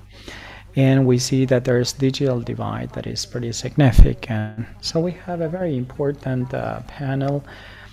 For today, we have Nicolas Silva, the Commissioner of CRC from Colombia. It's a great pleasure to see you once again, Nicolas. We'll hear from Gustavo Lopez, Vice President of ENACOM Argentina. Also, Ivan Sanchez, Director General of UNITEF Colombia. Lester Benito Garcia, Director of Connectivity and Access Policy in Facebook. And as you can see, we have the chance to speak of connectivity and to see it from different points of view, from the point of view of the regulator, the operator, and from a service provider, an ISP, okay? So hopefully we can take all questions that the audience may have on the way we find connectivity and social digital device after the pandemic, and how we are approaching this with the regulatory agencies, what are the plans. And let me remind you that we are going to have a Q&A session after the speeches. And right now, over to Nicolas Silva. Nicolas, how are you? Great, Juliano. Regards to you. Special thanks to Olga. I'm grateful for having been invited to this important panel. Also, thanks to my colleagues Lester, Gustavo, and Ivan. And I'll be at your disposal to share my experience. Okay, great. What are your plans in the CRC, and what is the vision of CRC in connection with connectivity, and if there has been an impact on the regulatory agency of the CRC in Colombia? Thank you. Indeed, from the point of view of the regulator, now this process and everything that we have gone through during the last months in the pandemic has taken us to face many challenges that have not been minor, but to guarantee connectivity so all stakeholders and users, Colombian users especially, could perform their business activities in a timely manner. It's not a minor thing, as we have seen. We were able to measure traffic constantly. There's been an exponential growth of traffic during the pandemic. As regulators, we were forced to see to suspend some of the events or the activities that we have in our regulatory agency, and to make the necessary changes to serve these needs that were brought about by the pandemic. The important thing is to have a legal framework that would allow to adopt some of the necessary measures in Colombia that, in essence, let us to have services, postal service, telecommunication, and internet services to be declared as essential services. In a way, in this way, we ensure that we could provide these services, and so that carriers and operators could continue or could provide business continuity and connectivity. We adopted many measures. I would highlight some of them, but for example, starting the contacts with the health services and the social organizations. So we facilitated the asterisk 192 number. It was a toll-free number to conduct a very important experiment for these health services. And also, we massify the use of digital channels for customer service of these services that I just mentioned. It's not that it's a new thing, but we found that it was new for us, and it provided users to adapt platforms so they could interact in a new way with the first responders, for example. And these new measures, basically with the new digital channels, have been very positive and evolved the services provided by carriers, companies, and utility companies. Just to mention a few, in line with the regulations or with the laws that we have, we suspended the compliance of quality indicators so that carriers could focus primarily on providing the service or the internet service with an incremental demand that was very significant and not necessarily on the quality of service or improving the quality of service. It's not detrimental to the quality of service, but given the need, we focus primarily on guaranteeing these services, okay? In general terms, this gave us the chance to provide it or responded to the services that came from the health service, education, and it was not a minor thing because what we have seen or what we have experienced in Latin America that there was an exponential growth because of the COVID-19. We had an increase of 30%, even 50%. In the Colombia, we ranged from in March probably 38% of traffic increase. And even if it's been incremental, the demand has posed quite a challenge for Colombia. And I would like to acknowledge the carriers and also the stakeholders in the supply chain that were able to provide continuity in the services and guaranteeing the same services and utilities for our citizens and for companies. That's why I would like to acknowledge this. And, we perform a follow-up along 1.5 years. And we have seen that there's been an important development in sites where we concentrate most of the content, the most consulted content, most of the traffic, like 55% of the traffic lies in ISPs or local hosting companies. That is, the CLs in Colombia concentrate more than half of the traffic of the country, and it's a clear demonstration of the significance and the relevance, and I'm sure that we're going to have more in the future with this sort of infrastructure that is going to be essential not only for hosting content but also for the provision of telecommunication services. Now, in line with this,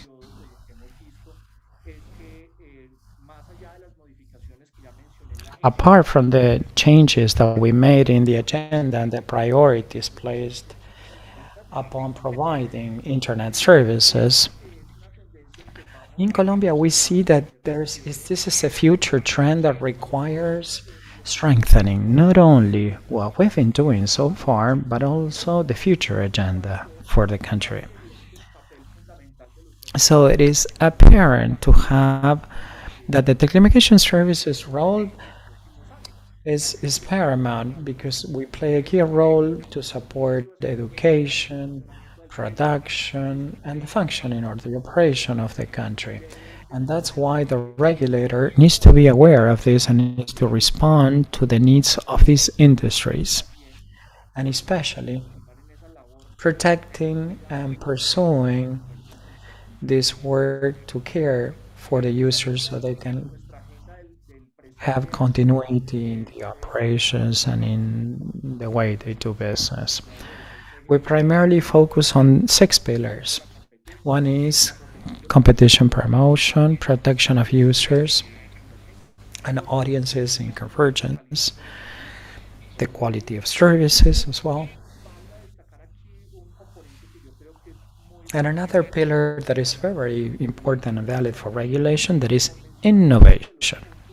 Just to mention a few, apart from the 46 pillars that we have developed, one of the exercises that we consider key to make progress in this process and to become a 5G regulator, well, is where we focus to have innovation in our processes. For example, to digitalize the protection system and to have sandboxes or testing environments that we are deploying right now, so that new developments of new services have the necessary space,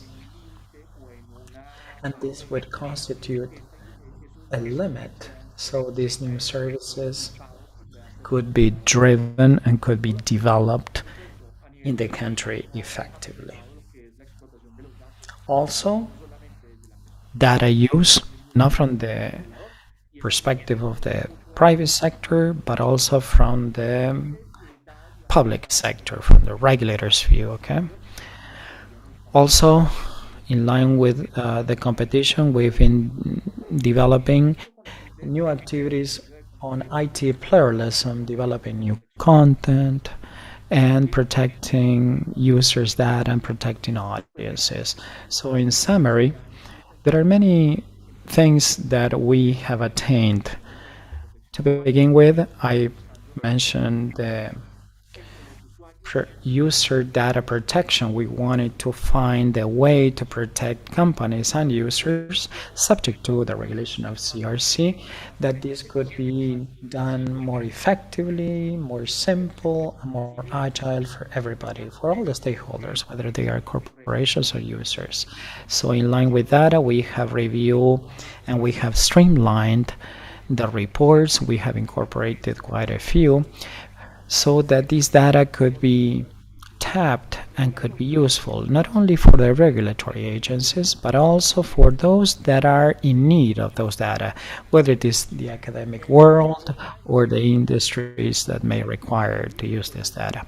In line with what we have foreseen so far, complying with the goals that we have set forth in September 30, we have complied with 78% of these goals, and we are still pursuing a regulatory framework seeking the facilitation of everything that is in line with economic recovery, which includes procedures related to infrastructure, equipment, and connectivity, and other additional elements such as human capital, applications, among others. So in line with creating a favorable innovation market, this is the sort of efforts that we pursue in our regulatory agency. Now, in line with the most salient features, we should mention the passing of Law 2821. And there's a key aspect in this law, that public utility services and the internet access is characterized as essential. So these measures or this characterization that dates back to many years ago and before the pandemic is not timely, but is permanent. So it creates many challenges in public policy making, in regulations, and that is why we're analyzing what would be the differential measures that we should pass in legislation so that ISPs, or internet service providers, could have favorable conditions in the market when it comes to access to remote rural areas. And that is a challenge that we have analyzed and we've been working on. It's going to take some time, but next year we're going to pass some of these laws and we're going to continue making progress in this endeavor. So to summarize, we're going to pursue the development of our agenda, we see that many of the stakeholders in the supply chain have taken on these challenges that is brought by the COVID-19 pandemic and anything that is related to economic recovery in our sector. And that's why we're working along these lines. Thank you very much, Nicolas. As a Colombian, I'm very excited to listen to you talk about these subjects, and particularly how the way that we're developing to meet citizens' needs. And it's great to hear that you all will be safeguarding the services provided to citizens. Thank you. I will now ask Gustavo Lopez, the Vice President of the Argentine National Communications Entity, to tell us about their experience in Argentina, how regulators can help to reduce the digital divide and see what policies can be driven to reactivate the economy post-pandemic. Hi, Gustavo. Good afternoon. Greetings to Adrian and to all of my colleagues on this panel. Nicolas, thank you for inviting me to take part. So basically, something similar to what Nicolas explained happened in Argentina. The sensation is that the pandemic has accelerated certain needs and basically it speeded up the times. And what we did was declare internet to be a essential public service. The Congress passed a law saying that telecommunications were an essential public service. This allows us to offer basic universal service to benefit the most vulnerable sectors and those hardest hit by the pandemic, so no one be left out. What we are seeking when we say these telecoms are essential public services, including internet, is to universalize the service for the state to have the legal tools allowing it to guarantee universal access independently of people's economic situation. So it's been shown that internet makes our lives much easier on a daily basis. As you know, yesterday, billions of people suffered from the difficulty, the impossibility of being able to communicate as we have been doing because the big servers collapsed and prevented us from being able to communicate on 4 major social network platforms, basically hitting half the planet. So internet is definitely here to stay in everybody's daily lives. With the pandemic, from doctors issuing prescriptions online, getting appointments to be vaccinated against COVID, everything happened through telecommunications. 2.5 million Argentines were left working from home. The education at all levels was online last year. This year, university education continues to be online. So internet as a tool was declared of a first necessity because you can't change legislation and make people work and study from home and then not provide them with the right services because they have economic issues. So we took a series of measures, and the first one was to declare these a public essential service. But I'd like to show you a few maps which show the degree to which we have achieved connectivity and penetration in our country. So if we could start with access to internet, and I'm going to, no, it's, well, if we start with this one, what I'd like to tell you is about what measures we've taken. In Argentina, we have a fiduciary fund, which is supported by companies and can only be used to extend networks. And as from the pandemic, we created 10 programs. And what we are doing is to develop a policy to extend networks to those areas where they weren't getting there.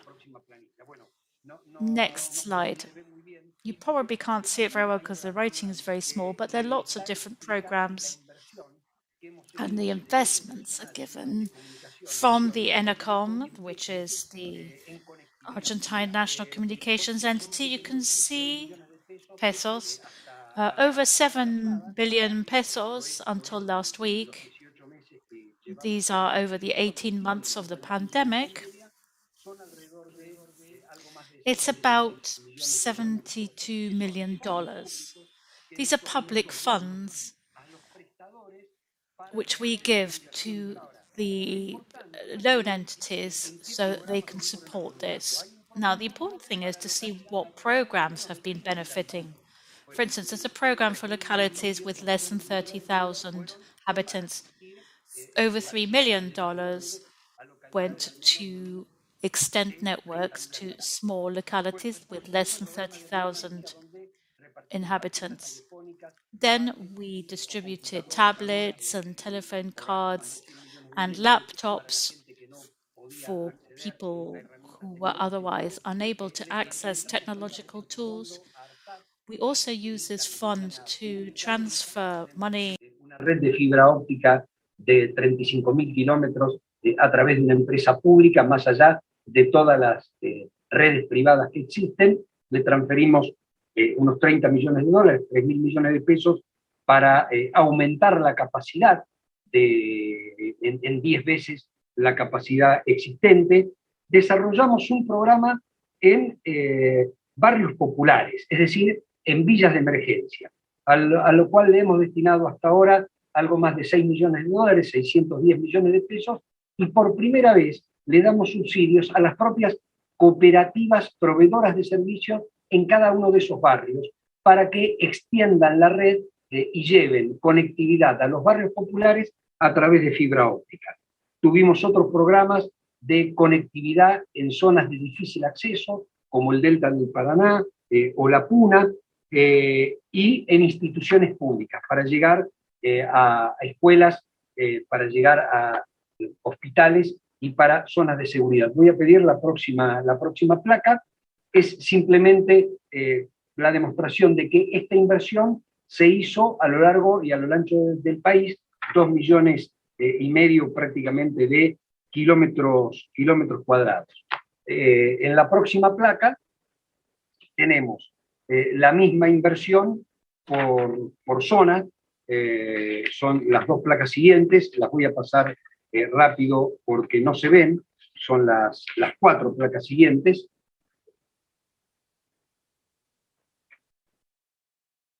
Y vamos a ir a esta especie de resumen. Esto es lo que se le pasó al sector privado, público y social, 4.136 millones para millones a la empresa pública estatal para el mejoramiento de la red federal de fibra óptica. Y la última placa que voy a mostrar es la cantidad de localidades beneficiadas con esta política, que terminan siendo en los distintos programas, si pasamos a la próxima placa, por favor, terminan siendo 507 localidades. These are 507 locations. So you can see this from quite a long way, but there's some 500 locations which received new connectivity options. We also saw an increase in traffic during the pandemic. Traffic increased by 40%. And in fact, the first studies we did, the first work we did between the ENACOM and the service providers, the first thing we had to do was make sure that the system didn't collapse and could take this 40% increase in traffic. Now, the next PowerPoint presentation shows us access to fixed wireless internet, which is what I want to talk about. Since the pandemic was declared, in 2019, we had over 8 million homes with fixed connection to internet. That was 61%. Next slide, please. I think we've skipped one. But can we look at the previous one, please? We had over 8 million homes connected to internet. We went up to over 9.5 million in 2020, and we're pushing 10 million this year. These are all homes which joined the system, and it represents nearly 68% of the total. So now this slide shows us the kind of connection that people have. What we are seeing in a darker blue is cable, modem by cable. The yellow is fiber optics, 56% of cable modem, 22% of ADSL connections, and 15%. It's a little bit higher now. It's gone up to 17 of fiber optics. With the work that we are developing, we are hoping that the increase in activity is something that we can achieve through fiber optics. Now, if we go back to the previous slide, we can't see this, but what is in the darker blue, which is where there is a greater penetration, and the lighter blue is where there is less penetration. So although Argentina has almost 68% internet penetration in homes, in the city of Buenos Aires, it's much higher than 70%. We have more connection, in fact, than homes. But in certain regions of our country, as you can see in the north, it's barely 32%. The grey provinces, it's not even 40%. And those that are light blue, between 30 and 40%. So most of these plans, which I described, to foster greater activity, have to do with investment in those places where the private sector doesn't reach. We've developed a two-pronged policy. One has got to do with strengthening public services, and the other is a strong public-private investment to reach those areas where we weren't reaching before. Thank you very much. Thank you.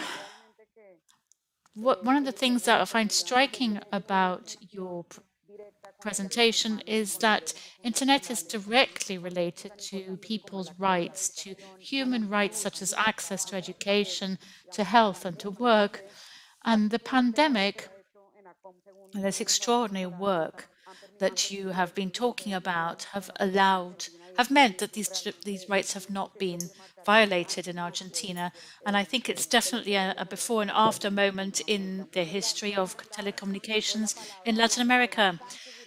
Ivan Sanchez, the Director General of Ufinet in Colombia, who's going to give us the carriers' perspective, the service providers. And he's going to talk to us about the challenges and the difficulties you tackled during the pandemic and the exponential increase in traffic and how they managed to overcome this and how they are contributing to development in the region. Welcome, and over to you. Thank you very much, Maria Juliana. I'd like to greet my friends on the panel, Adriana and Olga. Thank you very much for the invitation. I was reflecting that it's been 10 years that I've been speaking at the SSIG, so thank you very much. Well, from the point of view of our presence in the market as a carrier, it's clear that the pandemic and the post-pandemic period are throwing up an awful lot of challenges that we have to tackle. However, luckily for us, these have also given us fresh perspectives on growth and internet penetration, particularly in the more remote areas. We are a carrier who works in the telecoms wholesale area, which means that our clients are telecoms carriers. And we provide access to internet channels or national transport networks. Now, at the beginning of the pandemic, during this time, we have identified changes in traffic behavior in terms of the quantity of traffic and in the terms of content and in the hubs to which our clients are getting. Now, in terms of quantity, the first impact when the pandemic started was that there was a generalized fear and there was a sudden drop in internet connectivity, mainly among small and medium-sized companies, and also from the educational sector, because when the lockdown happened, obviously, offices were abandoned, schools were closed, so were banks. Everything produced a sharp drop in traffic, which only recovered slowly as new demands for residential connectivity emerged. As everybody was at home, there was a sharp increase in the demand for connectivity, and this meant that we were able to identify huge growth in traffic. I can say that in 2020, our internet sales goal objectives doubled because of the growth demanded by the carriers. This doesn't only cover the traffic managed by the carriers, but also lots of small carriers emerged. In terms of national statistics, they were offering services where bigger operators and carriers weren't getting. They're very small carriers. They're like kind of community TV carriers that decided to offer internet access so that more users could access services. Based on these smaller carriers, we have seen a massive growth in traffic. In fact, during 2020 and what goes of this year, every month we make adjustments to the network to increase transport capacity and maintain the quality of the service that we provide. This is quite a significant challenge because we're really talking about the post-pandemic, when we've seen a major impact on the supply of materials, of devices, and we see going transport is lagging behind. So it's quite difficult to keep everything up to date because we simply don't have the devices, the equipment, the tools, the replacement parts. They just don't arrive when you need them. But we are making an effort to keep traffic in the best possible conditions. Then, as well as an increase in traffic, Nicholas mentioned something, which is the change in browsing behavior, like the content which people are accessing. Nicholas was saying that 55%, I think that's what he said, of the traffic was local. This is for two reasons. The first is because they're locally hosted content on which we were working all of last year and most of this year when it comes to updating the pinging with the service providers. And what's happened is that they've increased local storage capabilities to be able to distribute content over larger sections of the country, improving latency and giving access to international channels. The support has been provided by the content providers. And the other point is that there's been a greater access to pure local traffic and content. Before the pandemic, there was lots of traffic which simply wasn't happening, like visits to the doctor, doctor's appointments, all of the government red tape and procedures, all of this started being done online. Entrepreneur programs, entrepreneurs who were launching new products or new businesses on internet. So this meant that the access to local content increased hugely. And this is why we are seeing a change in traffic behavior as access to information is mostly local. And I also think that this made it easier for us so that the international partners, so our international standards could respect quality standards. I think it would have been far harder if those channels had been filled up so quickly. I think in 2021, we are still seeing fairly major growth in terms of sales and traffic, internet traffic. And this has meant making a big change in the technology that we manage so we can support the growth envisaged.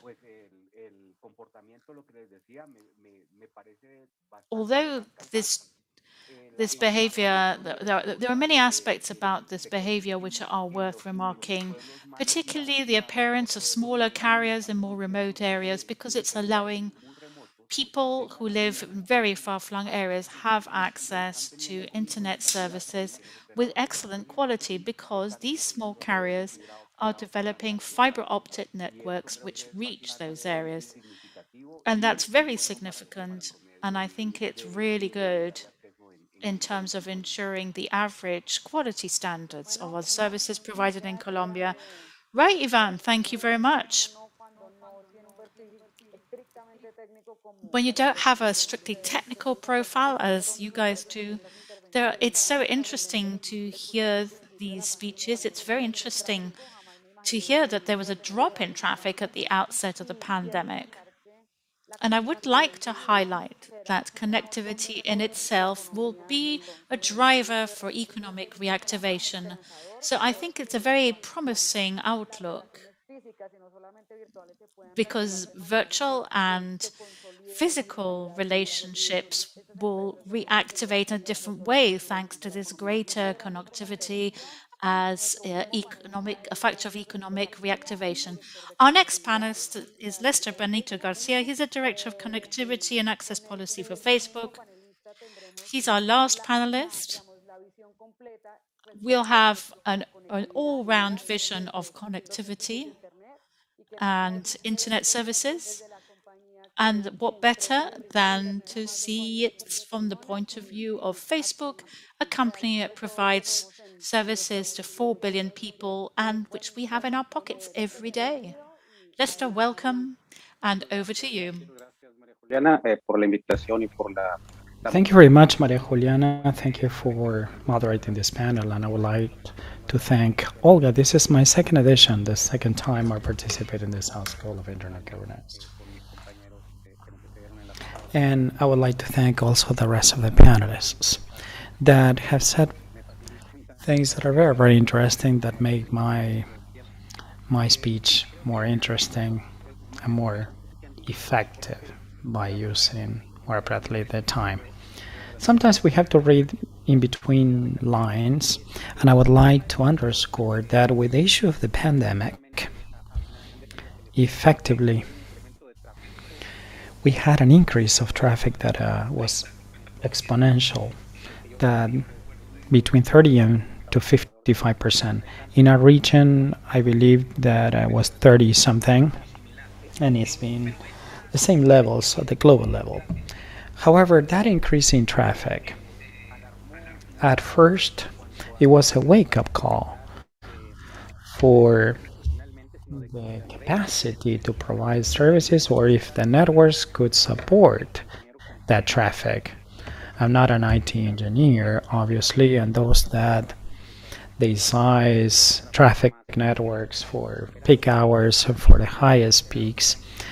It's difficult, and this was unexpected because people were studying and working at the same from the same location and also requesting products and services over the internet and our social media or home delivery. So networks, the important thing is that networks were resilient. They supported the 33 or 30 something percent increase with the support of the authorities or some of the entities I take part in many committees in Colombia, in Argentina and Mexico follow suit and discuss the same thing in order to optimize traffic. Facebook and other companies in the industry made the necessary adjustments in the video transfer bits so we could place priority upon more relevant traffic like emergencies, communication, healthcare assistance, and all of that. And right now, we are in a post-COVID-19 recovery situation, and probably we can resume in-person events pretty soon. There are many things that are here to stay because they evolve very, very fast, and they're not going to change. And some of them emerged, and I don't think that they're going to change. And we all agree that there's going to be increase in traffic demanding more services and infrastructure.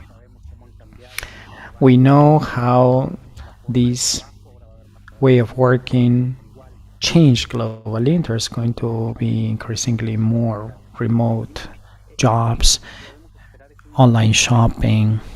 The only thing that we can expect is a traffic increase in the future. And what we've been doing with companies and with regulatory agencies is exactly the same, promoting connectivity infrastructure, driving things that could promote foreign direct investment or decision making that could indeed increase that connectivity.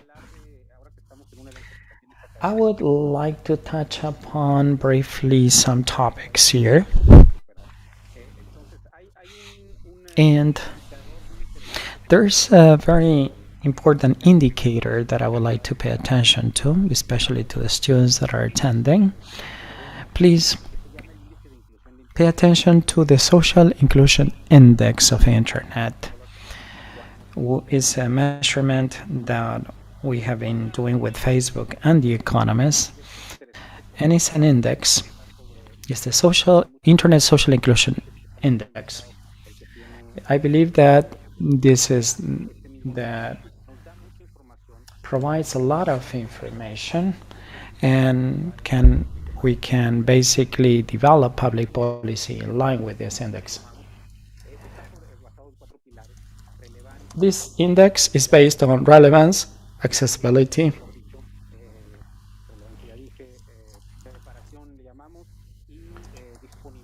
preparation, and availability. These are the 4 pillars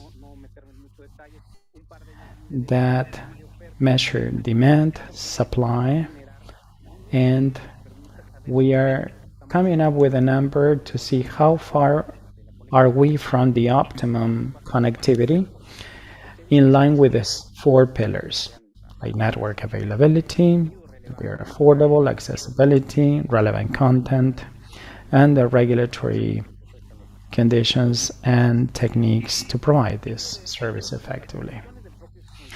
Now, the conclusion of this Internet Index. lead us to the paradox of connectivity. And I'll urge you to read further these publications and this tool because there are many, many things that are still pending.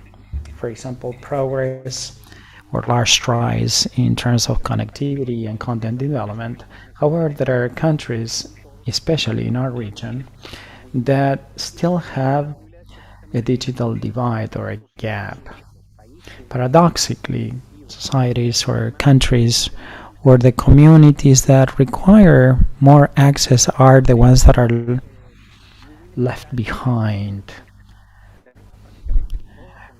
Not only the use of the internet that was required during the pandemic, but those societies are excluded because of education, utility services, health. So what is it that we need so that this availability improves so these sectors that are left behind can be finally or eventually included? So some of the topics widely discussed by the panelists are important for the regulator. For example, Ivan was telling me what happened with what they've done with regulators. And in the case of Facebook, they are playing a key role and is a fundamental part. For example, transportation or transport networks or backbone networks. So we could take that service to the end users' devices, for example. Facebook takes part in infrastructure in the region. Lastly, for example, this was commented and widely discussed there about to invest in a submarine cable from Brazil to Europe is going to double the amount of traffic for the southern cone of our region, okay? And at the same time, these infrastructure initiatives,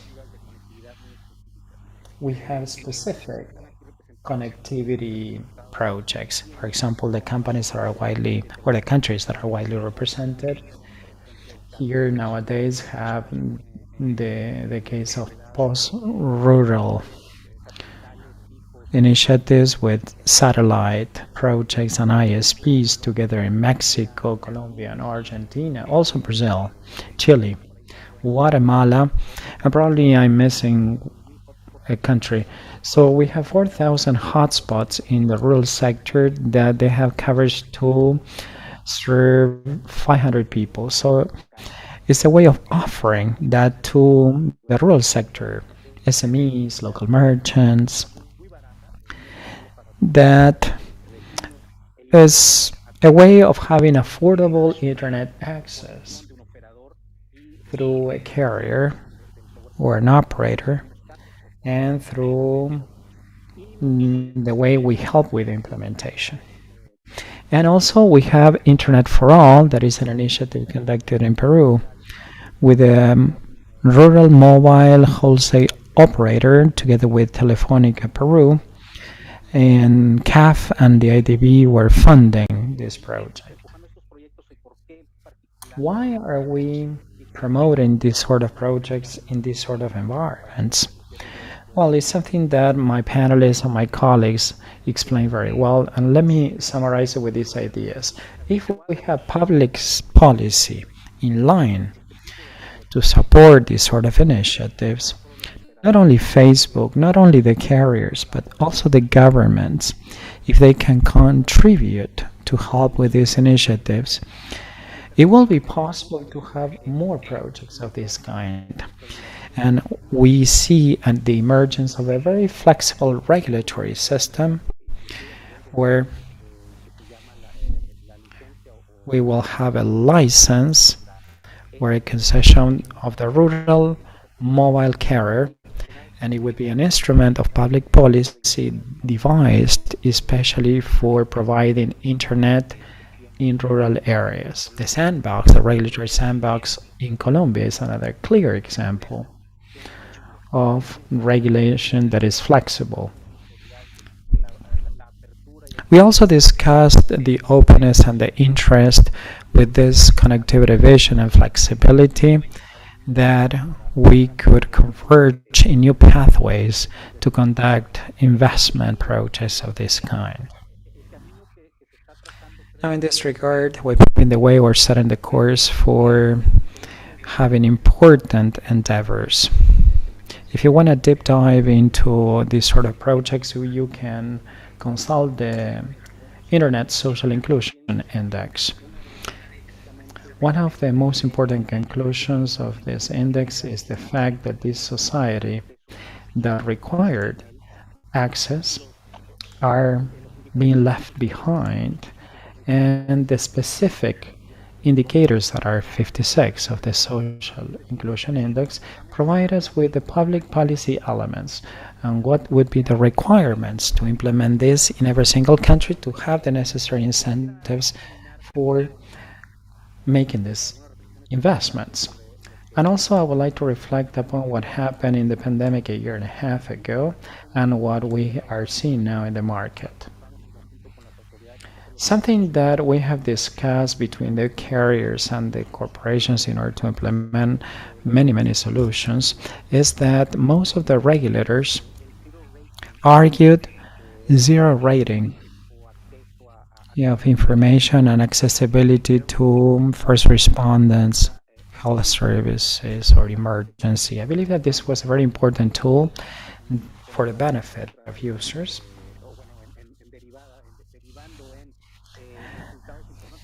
That led to very positive, good results. Mexico this year published the guidelines of network neutrality, providing zero rating because of the way that users use this. And most of the people started using internet at home as Wi-Fi was saturated, Wi-Fi networks were overwhelmed, so we needed better connectivity, more broadband, and through Facebook and any other company and some other companies, we tried to drive a new identification of the 6 gigahertz for unlicensed use, and this would mean 1200 megahertz more for the Wi-Fi networks. This will not only allow the quality of service and better access, but also access to new technology, such as Wi-Fi 6, that will facilitate augmented reality, VR, virtual reality, and video applications that could keep up with this necessary speed. Argentina and Colombia are working jointly towards these endeavors.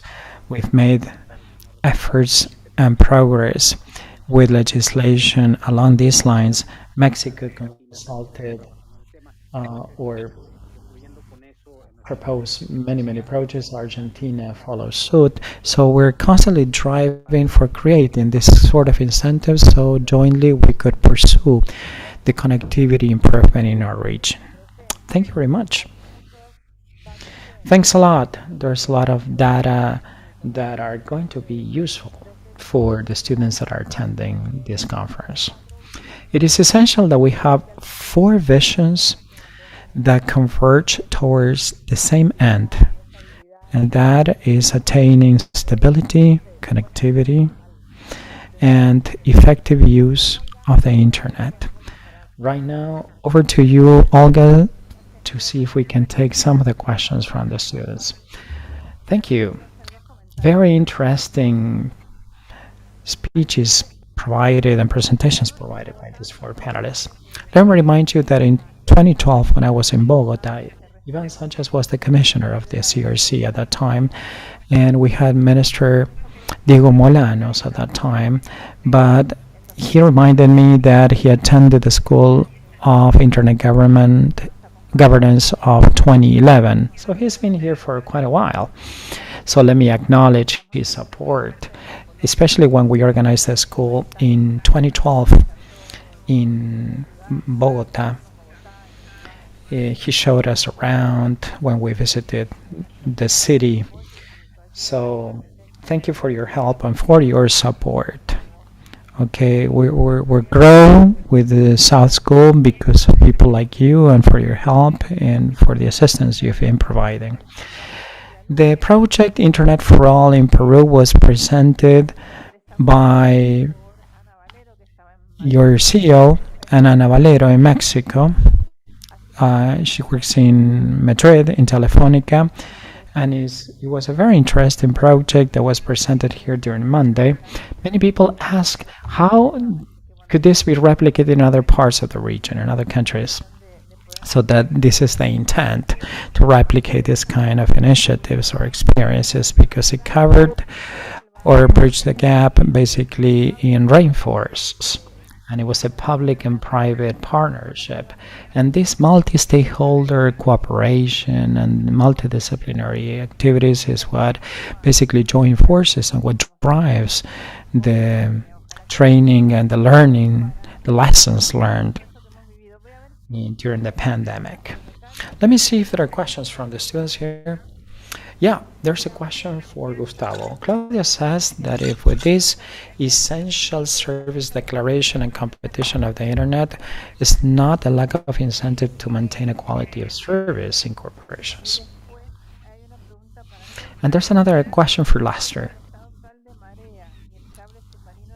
Because of the tides and the cable, the submarine cable designed by Microsoft and Facebook, that I believe that it was finally concluded in 2017. And those are the questions that we have from the students. I can continue, don't worry. Let me take the question that I was asked. No, these are two different things.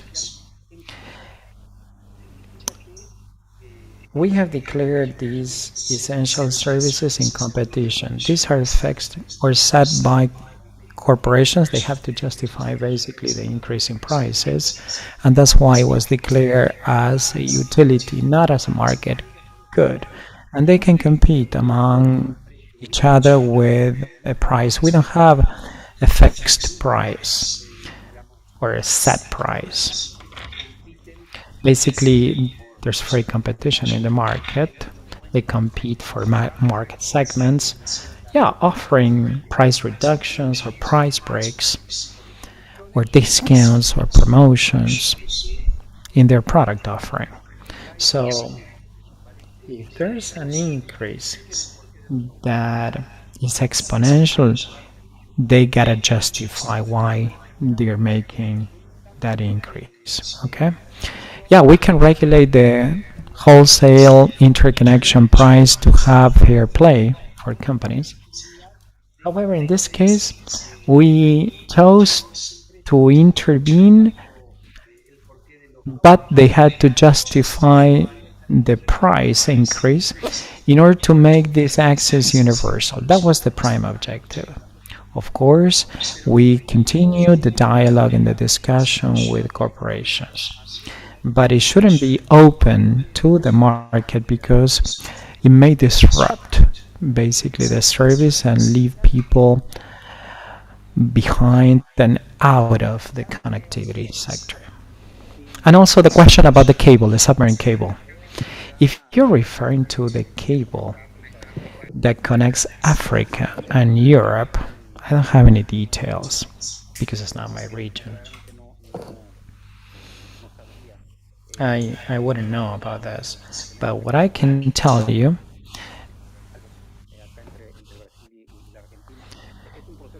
we have a long-term process between Argentina and Brazil. We didn't have any problems with the tides with the submarine cable, but I don't know about the other countries. In the case of Malbec, we're about to finalize the last details, but it's fully installed, fully deployed, and is ready to be operational. Malbec is a good name. It's like the wine from Argentina. So it's named after a wine. Thank you. Thank you for being here. It's been a great panel. Thank you very, very much Maria Juliana, thank you very, very much for moderating the panel. Ivan, Gustavo, the same to you. Lester. I thank you so much for being here. And right now we are going to continue and resume later on. Greetings from Buenos Aires, and hopefully I look forward to seeing you in person. Greetings from Adrian. He's here in the backstage with the audio visual team. Thank you very much. My greetings to all of you. Thank you very much. Okay.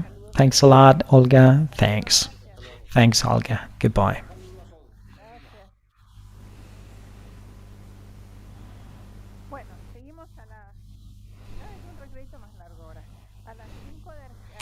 Okay, we're going to resume at 5 o'clock Argentine time, 3 o'clock from Colombia. These are going to be keynote speeches. One is going to be addressing content moderation, and the other one are myths and truth of cloud information and security in domain names. Those are technical topics, not so much on infrastructure. So we're going to resume at 5. Thank you very much.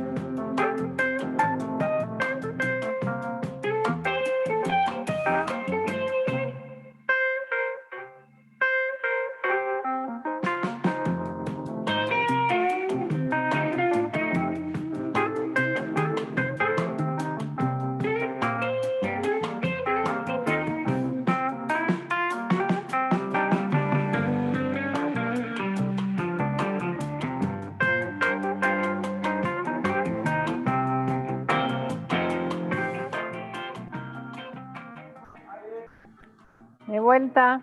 Gracias por Hi, and welcome back. And now I'm going to present you one of our great friends, Pedro Lesandrade. He is the VP of Public Policy for Facebook Latam. Hi, Pedro. He's been joining us right from the word go. Hi from Adrian, who's backstage, who sent us his greetings. Pedro, welcome to our 13th edition of the school. We have 500 interns, and now we're online. We have interns joining us from all over the world with simultaneous translation. We can reach around the world. And this is a very interesting subject, the challenge of content moderation. There's lots of information out there on internet these days, not necessarily always the right information, nor is it always correct. Some special websites have been set up to attract people's attention, and then they send them to places where there's fake information, which it's just the wrong stuff. So we need to talk about content moderation and how we're working with these new challenges. Perhaps earlier, the challenges about internet governance were more about technical infrastructure, but now they seem to be more about fake news, disinformation, the impact of artificial intelligence, algorithms. It's changed over the last few years. We're very grateful to you for being with us today. Hope you're well. I saw you online in Casa Rosada recently when we were talking about something like this. I look forward to meeting up with you in person, hopefully in the near future, and welcome to our school. Thank you very much, Olga. It's a great pleasure to be with you today and a great honor to be working with the school. I remember when it first started, and after these 13 editions, it's a joy to see how much it's grown and to see how it's developed and how it's become a training and dialogue platform on key subjects, the subjects that are so important for our region, really. So I want to thank you and greet Adrian and all of our participants for being here with today so that we can reflect about this subject, which is content moderation. There are different aspects to this. Some of them are very complex, but I do think it's going to be good to start talking about the context of this discussion. And I think that we need to get a bit of a perspective on this. Some of those of us who've been working on these issues for a long time find it interesting to look back when we start these discussions and also reflect on where we are today. I think that one of the key points involved in understanding the complexity of content moderation is by looking at the volume involved. First, I'd like to talk about the numbers of people connected. Over the last 3 decades, lots of things have changed, and of course, internet has changed dramatically. To have an idea, just in the last 5 years, there are 1.5 billion extra users. Now we are 5.2 billion people online. Most of these people are connected to social media platforms, social networks, messaging platforms, whose content is created by users themselves. This is an unprecedented access to information and to the possibility of sharing ideas and opinions to incredibly broad audiences. This is going to happen, obviously, at the beginning of the internet, but the planetary scope achieved by internet, the dimension it has, was inconceivable 30 years ago. This gives us an idea of how many people are using these platforms today. There are many people who are access to internet today and use these platforms. American Dialogue, which is working in these areas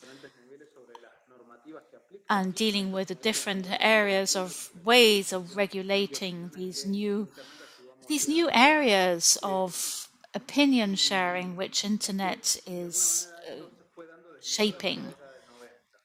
This has been happening since the mid-1990s, really. With the planetary impact that I mentioned earlier, it's affecting social development, economic and cultural development too. And from the point of view of human rights, it has become a catalyzer for people to enjoy universal human rights. And this encompasses freedom of expression to the right to health, and that we've seen this very much over the last year and a half, how platforms are being used to tackle the pandemic that we're all trying to live through. Global connectivity, as well as the economic aspect, is empowering companies of all shapes and sizes, SMEs, self-employed, professionals, families. It's given everybody access to knowledge and revolutionized education. And it certainly put us to the test over the last 18 months. It has created greater efficiency for the state, it's greater scope, it's reaching places where it wasn't earlier, it's increasing people's ability to help. We see these charities, blood donations, all kinds of initiatives. And I think that one of the key points is how this has helped to create a more plural voices in the political dialogue so that everybody feels represented and that they have a role to play. If you analyze the impact of internet on society today, if we look back 20 years, I continue to support the validity of this concept. Internet is a mirror and a magnifying glass on society. It shows everything, the good, the bad, and the ugly. We live in a world where there are luckily far more good people than bad people, and that is reflected on the overall positive impact on internet, on society, which helps us to progress. Those of us who deal with governance and regulatory issues are focused on the problems, but we should not ignore the positive impact of internet over these last 30 years on society as a whole, which means that we are now in a much better place than where we were. Remember how hard it was, even 15, 20 years ago, to communicate with people abroad, with loved ones abroad. And now, and yesterday we had a refresher course on what it was like to be without these platforms. And the magnifying aspect of internet has created visibility and tools for a number of different sectors. As I said, it's a magnifying glass and it's a mirror for society and different sectors and actors. Many of these actors work behind the scenes for society, and they use different platforms, abuse the rules of use, and use different tools to spread fake news, inciting fraud or violence. And as such, to build a secure environment for users, the companies who run the platforms have to take lots of decisions about thousands of pieces of content created every day by their users to decide which ones they should be controlling. There are more and more questions about moderation, its scope, transparency, and accountability. In this sense, the Inter-American Dialogue report says that there are controversial positions. Some say it should lie, that moderation decisions should lie in the hands of the platforms. others that say that it should lie with the government authorities. This is an example of a problem, which is actually really quite complex. Unlike a simple problem, such as total automation, we are take spam. Spam is a really big problem, and some email platforms have been able to deal with this. It was initially very complex, but thanks to technology, it is now easier to do. A complex problem is one such as you incorporate more and more resources, but content moderation is not growing exponentially, matched by all kinds of different information in all kinds of formats and languages, but also requires a contextual analysis of this content, often shot through with different points of view, which are independently valid. But you have to see how they work in this context. And there are many rights which collide, added to generational differences and different circumstances to justify these points of view. This is what makes content moderation so complex. We need to be asking ourselves some questions at this point. What is the right solution? And who should be in charge of it? What would be the best practices that should be applied in a framework of a world that has changed so much since the 1990s and in which Latin America has an important role to play?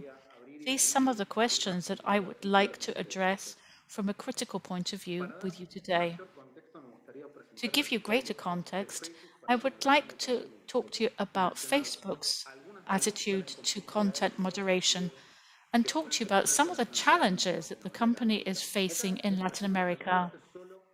This is just one of many different perspectives of companies that are having to deal with these challenges. Facebook, as I said, like internet, is operating on an unprecedented scale, as is the company. 2 billion people access Facebook platforms every day, and millions of pieces of content are shared every day on Facebook, Instagram, between many different countries and cultures. To understand the global nature of Facebook and its family of apps, over 87% of people who use Facebook live outside the US and Canada.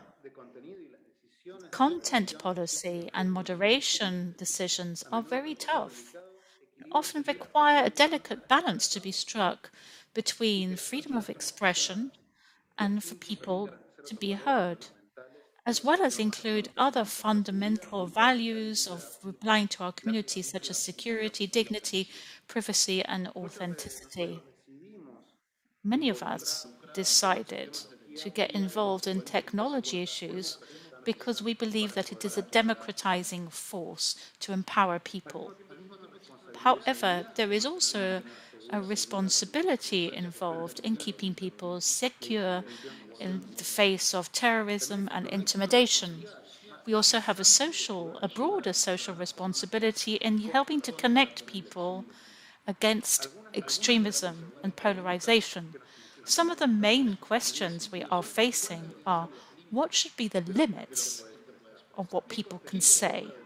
What content should be allowed and recommended, and what should be eliminated? And who should be taking these decisions? Who should be guaranteeing to those people and making them accountable? There is no general consensus on any of these questions at all. We don't have an acceptable definition of hate crime or hate information, which makes it really difficult to set global standards which are compatible with human rights laws. And to make this even more complex, cultural standards differ from one country to the next and are changing all the time. This is visible even more in a plural and diverse and asymmetric region like ours. I would like to summarize the approach we are taking in Facebook as follows. I already mentioned community regulations, which are like, living together standards, cohabitation, what we allow and what we don't at Facebook. We want to prevent damage offline. We want to ensure that the people in our community feel safe. And we've published our internal regulations that our teams use to ensure that these standards, these community regulations are met. They are designed to reduce subjectivity and ensure that the decisions taken by the reviewers are as coherent as possible. Let me give you an example. According to our violent and graphic content policy, we eliminate content which glorifies violence, suffering, or the humiliation of others. However, this is part of the complexity involved in this question. There are other contexts and reasons where this kind of content could be shared. For instance, to draw attention to abuses of human rights, or to call on the media organizations to cover such abuses. We have different aspects of sensitivity within our community, allowing us to draw lines between where we put a warning sign up or what we allow to be distributed freely. We have developed tools to proactively identify and eliminate hate publications, posts, and eliminate polemic content. As a result, the prevalence of hate speech on our platform has been reduced down to 0.05%. This means that over the last quarter, 5 of each 10,000 views of content had hate speech. We continue working to reduce these numbers. But it's important to say that we're not working alone to develop these community standards. This is part of the process of delegating power. And what we're doing is seeking help. Every time we need to change an existing policy or add a new one, we involve experts and communities from all around the world, including Latin America, to bring their experience to the table. We have hundreds of people working to bring different points of view and evaluate the potential impact of our policies on different communities around the world. But obviously, there is still a great deal to be done, and we need to expand our work further. Sometimes it's easy to say what is black and white, but in fact, it's much more difficult to handle gray areas or problematic content. For instance, the awareness service is already protected by human rights division, dignity, privacy. We always bear in mind the principles of people's individual human rights to ensure that these are respected. We want to strike a balance between companies and people. We want to ensure that there is an authentic environment. When our independent data verifiers check information, we can diminish distribution and label content which has been identified as fake. Over this last year, we have seen a growing reaction from certain public sectors to the application of moderation content to expressions of hate or inciting violence or misinformation. Many of them come from these self-same actors who are trying to limit the ability of platforms to moderate content. Many oftentimes under the supposed right to protect freedom of expression. Now I want to refer to what happened at the beginning after the Capitol events. I think you should all read this. It's a declaration of the Inter-American Convention on Human Rights, which expressed its concern with the Special Rapporteur on Human Rights. They expressed their concern about the general deterioration on the way that people are taking public violence from online to physical spaces. And they also criticized the attempts to distort public debate thanks to misinformation. The Commission was very clear. not only did it open a space for debate about content moderation, but also it called upon people in positions of importance and representativeness to contribute to ensuring that such expressions of hate, violence, and discrimination be reduced. As I said, internet is at once a mirror for and a magnifying glass of society and what happens within it. Bearing in mind the huge amounts of information handled every day, it is necessary to rely on AI, which can proactively identify potentially dangerous and damaging content so we can take measures more quickly, and that our reviewers are able to handle the more problematic cases which require a human touch.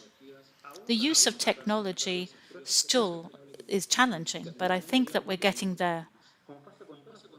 As happens with all machine learning processes, a key question is, which we are asking ourselves, is how can we ensure that our systems detect where people are treated unjustly? There is a new approach to the issues of ethics and artificial intelligence, and we are working with specialized teams to develop an approach. We are also focused on increasing transparency and accountability when it comes to content moderation. We put our community standards at the disposal of everybody and are producing a compliance report so that we can check the progress and Facebook security in general. We have also opened our content moderation systems to external auditors. And as we said in May, there is an independent external audit underway. We also commit to presenting an annual report on human rights, which very few companies do, as part of our recent corporate policy on human rights, which seeks not only to respect the International Convention of Human Rights, but also the Inter-American Convention on Human Rights, with a special recognition of the leadership exercised by the region in the area of human rights. This helps us to tackle very complex questions when it comes to content moderation. People also have the opportunity to make a complaint about content if we haven't spotted, so that it can be considered if it should be eliminated or not, including the eliminating somebody's profile. And something that we've been working on for the last year or so is for users to have the option to appeal against our decisions with the board. This is a new independent supervisory board. It's made up of global experts, and they look at the hardest decisions taken about content, and they take binding decisions for the company about this kind of content and emits policy recommendations. The appeals process gives people the opportunity to challenge content decisions taken by Facebook. For instance, as a response to recommendations by the board, we are trying to be as specific as possible when we reply to people about why we eliminate content, and we are reviewing the procedures about how we respond to people to explain to them whether automation was involved in the decision or not. This came as a result of a case that came up in Brazil. What we also consider to be a step forward in transparency and content moderation is that we have published a Center of Transparency with guidelines for content moderation. Although community standards make it very clear what kind of content is eliminated, the guidelines explain what kind of content receives limited distribution because it's either problematic or of bad quality. The future of content moderation is one of a great amount of work. We're always going to come up against problems.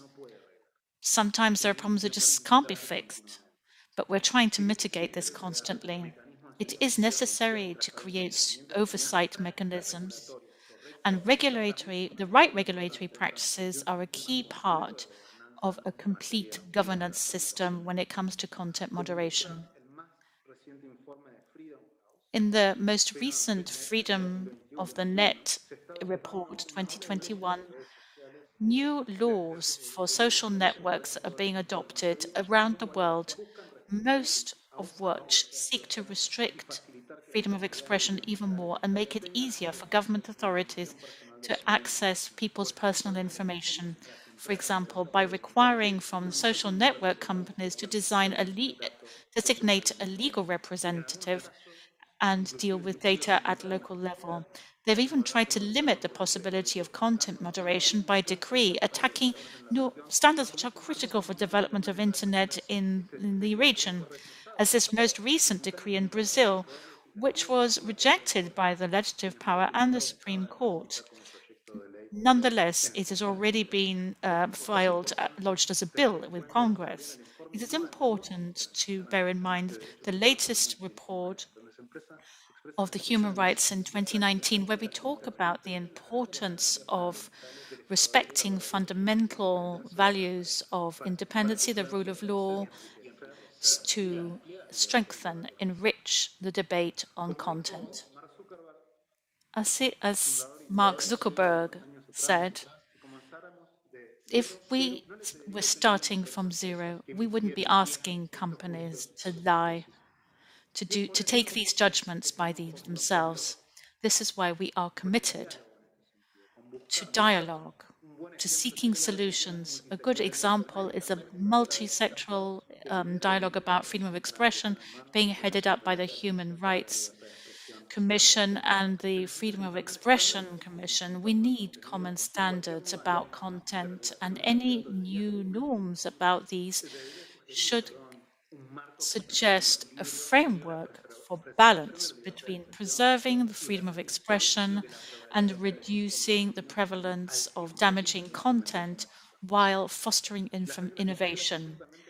Current regulations have created the conditions for internet to prosper, and regulatory principles of the 1990s continue to be relevant today. But internet has changed so much. So we support multiple stakeholder efforts to review these laws and to bring the laws into line with current reality.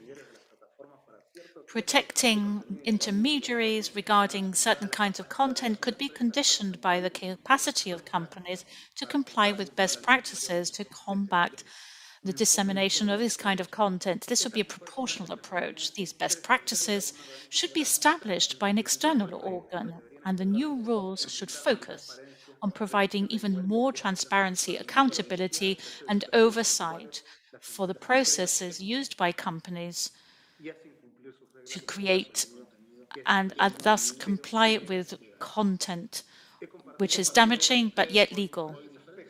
I have shared with you today different aspects about the main challenges facing us with content moderation.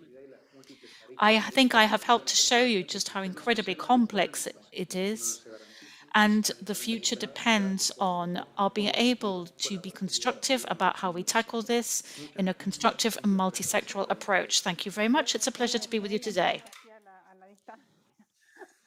Excellent, Pedro. A round of applause for you. Yeah, it's a process. You said something that was very interesting. Some things that were solved, like minimizing the impact and all of that. It has so many pillars and exacerbates so much with the large number of users using the internet, with the socioeconomic reality of every region, sub-region, cultural aspects, political, religious aspects. So it's very, very complex. There are many, many comments. We don't have time, but I was listening to your presentation at the Pink House in Argentina. Could you tell us something about the data verifiers that Facebook use to see if these users are independent? There are many, many questions related to that topic. And also, I would like to underscore the effort made by private companies, especially Facebook. You were studying, analyzing like privacy enhancement, good practices, and all that. So it's I know that companies are adapting and learning from good practices and lessons learned. I'm very optimistic about technology, so I want to be optimistic about this issue that is not that the responsibility lies in a company but in society as a whole. But could you tell us something about the data verifiers? How do you pick them? What kind of sort of training you impart in Facebook and things like that? Yeah, we are working with a network of data verifiers across the world. I think that includes more than 65 verifiers, independent data verifiers that they make up the fact-checking alliance and the quality standards included because of their affiliation. Even we have media verifying data. There are many data verifiers that are well known, like Chequeado, Lupa, Olfatos. And we have signed agreements with news agencies. And we are adding more stakeholders because it's a large project, and that's why there's a lot to do, especially with journalists and with journalists, in verifying this data and in coming up with a good solution. To tell you the truth, we've been expanding these horizons, covering many languages. And Latin America is well represented in the main markets with fact-checking agencies to provide the right context.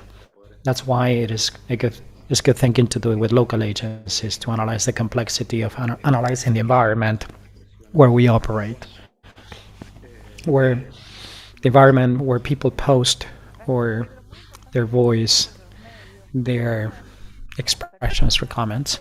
Good. Also, users that read the information should reflect upon that and should study or analyze the source of information they are receiving. You know, like my mother tells me, yeah, I heard it over the internet or TV or radio or whatever. But you never know the context because user or content consumers should be educated about the source, and working with the journalists and with the media is very, very important. Thank you for commenting on the data verifiers. We're running out of time, so we would like to thank you for your support in the South School of Internet Governance. We like you. We like every time you participate, and hopefully we're going to hold an in-person meeting in the future. Olga, same to you. I look forward to meeting you soon, and hopefully that in the next SSIG edition that we can host an in-person event. But I know that there's always going to be an online event. I mean, it's here to stay. We can give you information on the Fact Checker program and some material that we can share with the attendees. And also some of the things that I commented. Not only the fact-checking program, but also we provide you with information and material that you can read. So I'll be at your disposal. Thank you. Thanks, Pedro. And we'll see you soon. Thanks a lot.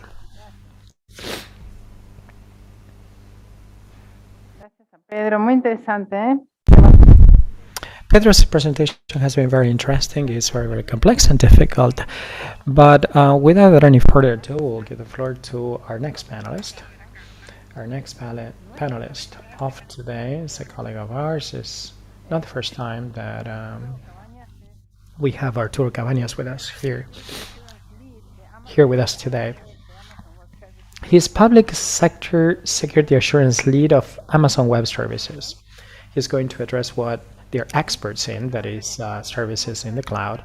So his presentation is going to be myths and truths in the cloud. What is going to happen with our data in the cloud? I trust the cloud. As a matter of fact, I told a colleague of mine that I trust the cloud, and he told me the same thing. As a matter of fact, all the information is hosted in the cloud, and it's very practical. I go from device to device, and I'm not really concerned where my data is hosted, regardless of what computer I have and if it breaks down or whatever. And I know that it's located in somewhere in a server. And I don't know what sometimes the cloud is. The cloud is like a machine that basically houses all these contents with replications, with copies and backups. So let's welcome Arturo. Arturo is in Miami.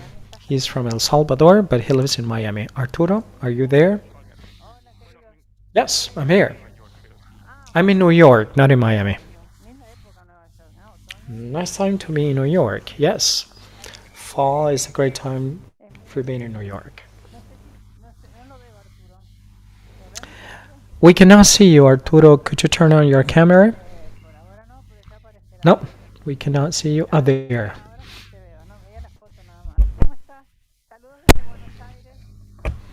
Greetings from Buenos Aires. It's 1 hour less in New York, right? Yeah, it's 4:30 now. Okay, let's welcome Arturo to the South School of Internet Governance. We have a whole set of attendees here from Latin America as we're broadcasting this in 2 languages. We have participants from across the world. Not most of them are locally from the region of Latin America. The students are attending in a Zoom platform.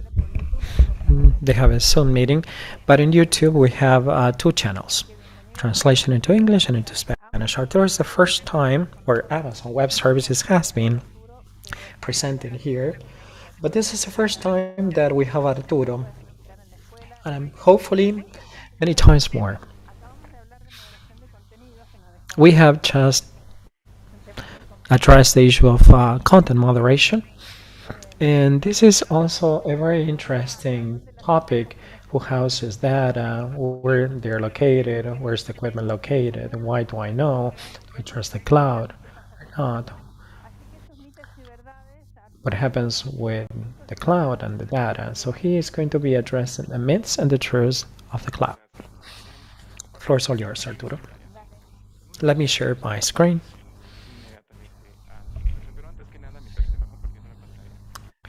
Before I share the screen, I would like to acknowledge my attendance here. It's an honor that we participate on an annual basis. We're going to be fully supporting with content like my presentation on behalf of Amazon Web Services. I didn't want to give a typical cloud presentation, boring presentation of describing how the cloud is or what the cloud is like and what is it located. But there are myths. They know fully well what the cloud is. However, there's noise around. And since we have this online format, we'll try to demystify these myths. To try to explain basic concepts that are generic in nature, but at the same time, try to explain where the confusion lies. So we're going to see 7 myths. I'm going to be open for questions during the Q&A. And before analyzing the first myth, let me allow you to show you one screen. I'm the assurance lead, and I want to start without explaining what's the philosophy of Amazon Web Services in security. I'll be addressing concepts that I will pick up later. Why is it important to present this slide? Security is our top priority. and when we speak of security for those practitioners in the industry, you know full well that is a well-known model is to protect each of the layers that make up the technology infrastructure. We do it just like that. The difference is that we have hundreds or thousands of active clients on a monthly basis, many vertical clients that are highly regulated, for example, in banks, hospitals, clinics, governments, etc. So these clients in highly regulated entities demand from us to comply with high security standards. Now, what happens is that we are a public cloud service. Public means the same services that are being used by the NSA to communicate with the ROV in Mars or astronauts, and it's exactly the same system that could be used with in any other channels. We don't make any distinction among clients. So these strict controls or stringent controls are inherited and are received by our clients automatically. So this is the philosophy. It's not a commercial concept, okay? Now, let's deep dive into this. The first myth is if I upload the data in the cloud, I will lose control of it. And this is the typical myth. What happens when you start uploading data to the cloud? It's not that I'm going to be losing data. Nobody's going to have control. But what happens is with cloud service providers, and I'm speaking of providers because there are many mechanisms where clients can rest assured that this myth is not true. Later I'm going to touch upon the mechanisms, but it's for you. For you, it's important to know what the properties, what the controls are over the data. First is that clients always maintain the control over their data. And this is written in shared responsibility models, and is something that I'm going to share with you later. And these are not the only four basic importance for you to know. So this could be demanded from your providers so that they can make decisions in line with this data. First, clients are going to own data all the time. In the case of public officials that they want to purchase cloud services, that official is going to use personal data from citizens. Now, information has been granted to the official by a consent agreement, and that information cannot be purchased by a third party. That is, the owner of that information cannot sell that information. That's why it's got to be controlled by our clients, and it's written in our contracts, agreements, terms and conditions, and in the legislation that rule our activity. So let's continue. Clients have the right to choose the location. It's not that the cloud is heterogeneous and is pervasive.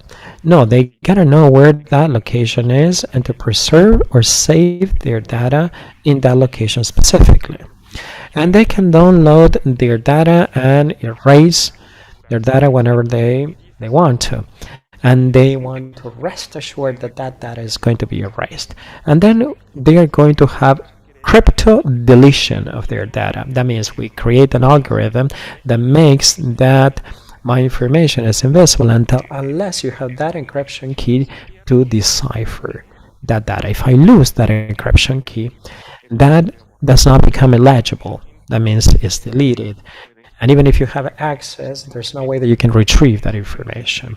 So crypto delete information means I can crypto delete with the key, and it's not going to become available for anybody. So in order to demystify this, well, all this is false. Shared responsibility means that all clients have responsibility over their data as much as we providers have. Let me explain this by tracing an analogy. We, the providers, are like a hardware store where clients come or customers come and buy, elements or material to buy a house, bridge, or whatever. We're going to make sure that these hardware items comply with the most stringent security standards. Like for example, paint lead free, that should be lead free, or certain compliance in the material, okay, in line with ISO standards. So they're going to purchase through a third party. I mean, they're going to build the house. The responsibility would be to close the door. That would be the analogy. And the key that we give them is not going to be assigned to a third party. Why do we do that? If not, if you do that, we lose controls. That is that we need to protect their data. How we're going to see if the hardware store complies with the standards? Well, to have cement free of lead, it's gotta be in line with the compliance standards through certifications, ISO standards, regulations, legal framework that cloud providers shall comply with. I remember that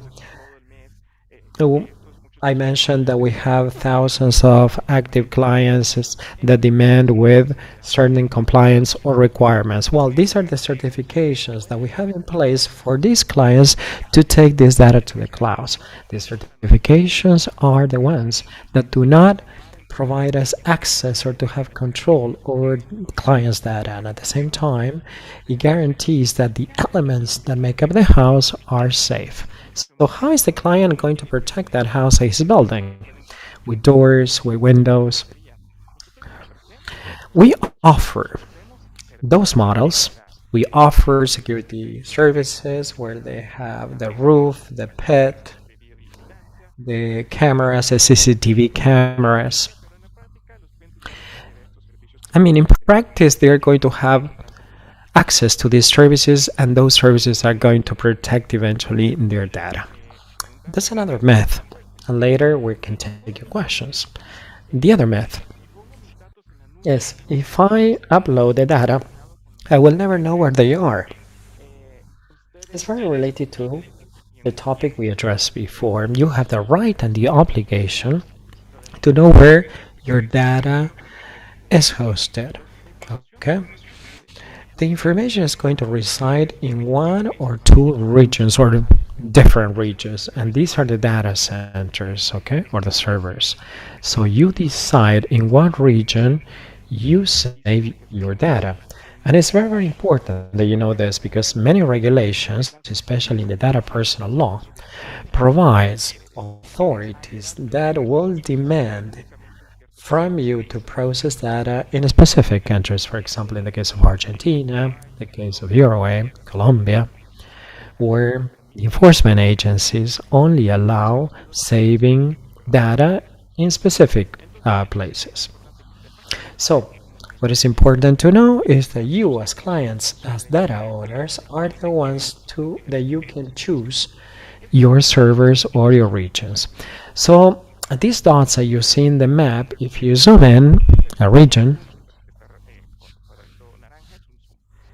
okay, you're going to see if you zoom in a region, you have the availability zone. The rule is that for every region you have two areas of availability. In this example, we have three. The availability zones are interconnected because there's redundancy that allows servers to be connected all the time.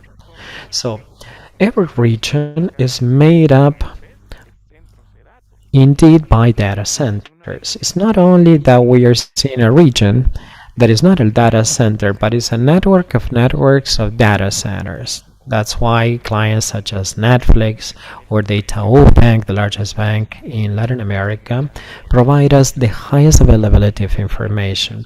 Probably it's not required by all clients. If I want to launch an application to see my pictures from my vacations, it wouldn't be necessary. However, if you're in the banking industry, you're required to have online information with a high availability percentage such as this, with features and in the infrastructure, so clients can have access to that available information. Then we have the CSP, cloud service providers. The CSPs can have access to this data. Can these have access to the data? No, because the auditors that certify all ISPs or cloud service providers in the certificates that you have on the screen, they make sure and they check the logs that there's no way that the employees in the SSP they can have access to owners' data. It's not only these certificates, but there are many. There are some that are very, very important and they're very well known in the industry, and they're the most widely accepted certificates.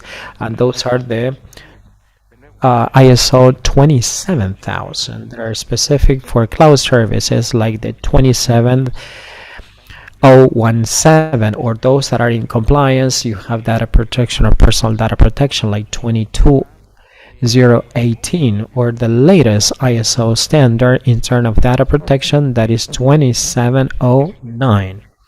So if you want to retrieve data that is sensitive or personal data, it's a way of knowing that the provider is complying with certification, and is going to comply on their part with the protection of my data. Here there's another myth, that is whether or not these CSPs should comply with local regulation. This is the myth. What happens is that CSPs not always have data centers in the places where we operate. Sometimes we don't even have an office or local office. And sometimes we're asked, well, if you don't have an office, you don't have a data center, how are you going to care for data? Complying with my local law. For example, an archive law, a personal data law, or the minimum requirement security law, or health treatment law, like clinical reports or medical histories, okay, medical records. So there's a way of checking, even if these CSPs are located in other countries, if they comply with local regulations. Well, first you gotta check the customer agreements, the terms and conditions. And the answer is yes, we should comply with local regulations, provide for this compliance. If you check your local legislation in Argentina, like for example, regulations, laws, and standards, provides that this should be complied with regardless of the location where the company is operating or where the data resides. If data from a Chilean citizen is residing in an Irish location, what is the applicable law? Is the personal data law where the information was uploaded, in this case Chile. And this is very, very important. This case is very important, especially with the data record or the GDPR in Europe. What happened was that all of a sudden many companies on this side of the world, in the West, in Latin America, all of a sudden said, okay, yeah, there's a regulation in place. However, I cannot prepare for that because this is foreign to me. This is in Europe, some sort of other regulation. However, without knowing, they're managing data that belongs to the Europeans, even though the company resides in Europe, right?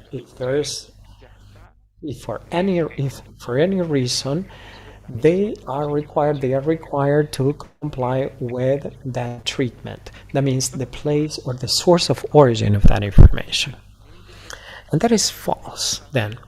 Now, data residency in my country provides better security. What is the data residence? I mean, I decide that my information should be within my borders, and in this way I can guarantee that my information is secure. I also show you some examples that the regulation should comply with the law regardless of the location where they reside. It's not that they are going to be better protected within my territory. But let me explain why this is false. It is false because the threats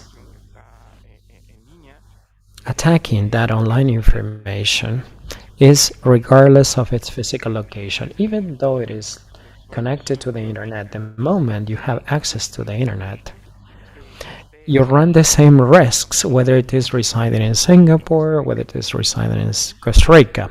The difference lies in the way we're going to treat that information confidential, not the place where it resides. As I said, vulnerabilities can be exploited remotely. Even though I may house data here, if there's a hacker out of the country, this explains that the location of this data is regardless of the location where it is. The same goes for ransomware, because hackers hack or breach that information and then they sell it. So what happens? In most of the cases, more than 90% of the cases, is because there's a manual procedure. That means human intervention. And it has to do with a fix, an update. Hackers know how to exploit these vulnerabilities if it was not fixed, and they exploit it. And these manual processes is what gives us headaches, but not the location of information.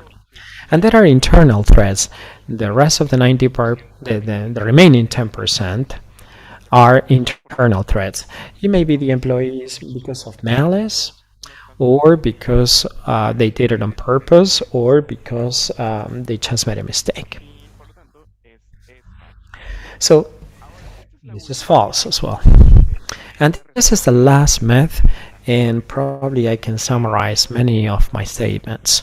If I can process personal data in the cloud, this is different because personal data is highly regulated. It's not retrieving any kind of information. I mean, I need to file a request in writing with prior consent from the owner to retrieve that data. The question is if I can take it to the cloud. Yes, I can. And that is why I brought a map. All the countries in orange are the ones that they have personal data protection legislation in place. Some of them are in white because they lack this legislation. If we trace back to 2 or 3 years ago, half of these countries would be in orange. It is impressive how Latin America have been deploying and implementing the data or the personal data law. Hopefully those countries that are in white will implement that law pretty soon. Now, what is important is that every single country in a way allows the trans-border or the cross-border information transfer. I mean, that information can flow from one country to another as long as certain criteria is met. You should review this with your own legal team or lawyers. You can retrieve that information knowing what that criteria or requirements are. If you want to take that information to Argentina, you need to check with the enforcement authority. For example, the judge says, okay, Ireland is okay, Colombia, it may be okay, the United States, as you are the owners of that information or data owners, you need to consider what is the list provided by your legislation. If you want to take it to other countries that are not included, there are contractual clauses that you need to sign. However, we're not going to touch upon the contractual clauses. Also, we need to consider the security measures that the enforcement authorities have established. For example, encrypted information, crypto deletion of information. For example, in the case of Argentina, information needs to be encrypted when you have confidential or sensitive information. I think that is 48.812, and you can see what those security criteria is, and make sure that this is complied with, and the provider also complies with, not to infringe the personal data legislation. So there are many things that you need to consider. It's not only taking information to the cloud, but also having the prior consent from the owner. Okay. So every time we consider personal data and confidential personal data, sensitive personal data, you need to take extra measures, additional measures, like for example, um, health, medical records. I mean, that for sure would require encryption or additional measures adopted by a specific region. And by this, I would like to conclude by stating all the myths. The important thing is that you have the right to check with your CSP. You know that they will never have access to that information. You know that you have the control of where your data resides. You can delete that information, you can retrieve that data, and you can take that to other countries as long as you comply with the local regulations. For these purposes, we have a lot of information of public domain. We have portals that we explain to prospects or to clients how to implement these security measures. So we have a free tier. So clients could try this. It would be like having access to these elements and in a way build information in a free way. For example, an official in Guatemala published with this free tier. He started playing around with this. And 1 week later, he built a prototype that later became the billing electronic system of all Guatemala. It's a success story. And he built it from scratch by playing around. So I urge you to play around with the free tier. If you're interested in this, there are many mechanisms and ways to pursue further projects, and I'm sure that you can create very many innovative things. Are there any questions, Olga? Yeah, there are many, many questions. But I have one. Before students ask you questions, I have one. Are there any countries that require data servers be located in a specific location in the same country? How is this compatible? Because from what I've seen in the map, I did not see orange dots in all countries. Necessarily, are you located in legislation that provides this? And how is Amazon Web Services affected by these local regulations? Yes, there are countries, in fact, that they have data residence legislation. As a matter of fact, we are reviewing whether we set up a data server in one region or not. We analyze many things. For example, the market needs, the approach in order to reduce latency. And another thing is, or another requirement is, if you have the requirement to have a data center in your own country, for us, for Amazon Web Services, it's a great consideration. For example, in the case of Brazil, there are certain types of data, of critical platforms, mission critical applications that need to reside within the territory of Brazil. We have a data center in Brazil, and that's where they host the mission critical applications or data. Okay. Thank you. Very, very clear. Questions from the audience? Would you like? Yeah, could you mention again the certifications? I'm gonna later share Arturo's presentation. We're going to be sharing all the presentations and we've been converted into PDF. Could you mention the certifications you mentioned because I couldn't write them down? I just basically we carried out 27,001. This is part of the information security systems. After the 27001, we had the 0017 and then the 18. The most recent one, which is specifically about personal data, is 27,701. Then let's see. Somebody sent a question about how to tell the data whether the data is in better or the same conditions of security as on-premise hosting, and only clients have access to those data. This means that the governmental institutions could provide cloud services like AWS does. Yes, this is an awareness raising process, and it's part of my job to be the spokesperson for this message and give lots of real life examples. I told you about the presidential elections of Mexico in 2018. The Electoral Council was so successful that it's been using the cloud for all the reasons I commented. It makes it easier in terms of security, reduces costs. And as we do this with millions of clients, there's a huge cost saving. So it's just a win-win for the government, really. What opinion do you have? Yes, what opinion do you have about countries promoting the use of the sovereign cloud? What are the pros and cons? Perhaps you could just give us a bit more explanation there. Well, this goes a little bit beyond because it's about having government investments. This is the government is very good at creating policies, but not so good at managing technological infrastructures. We've been doing this for 15 years and we're experts at this. We've invested billions of dollars in this. So it's easier to go to us. It's easier to go to a shop to buy screws than for me to try and make my own, okay? I don't know if I was clear about that with that analogy, but basically, this is what we do.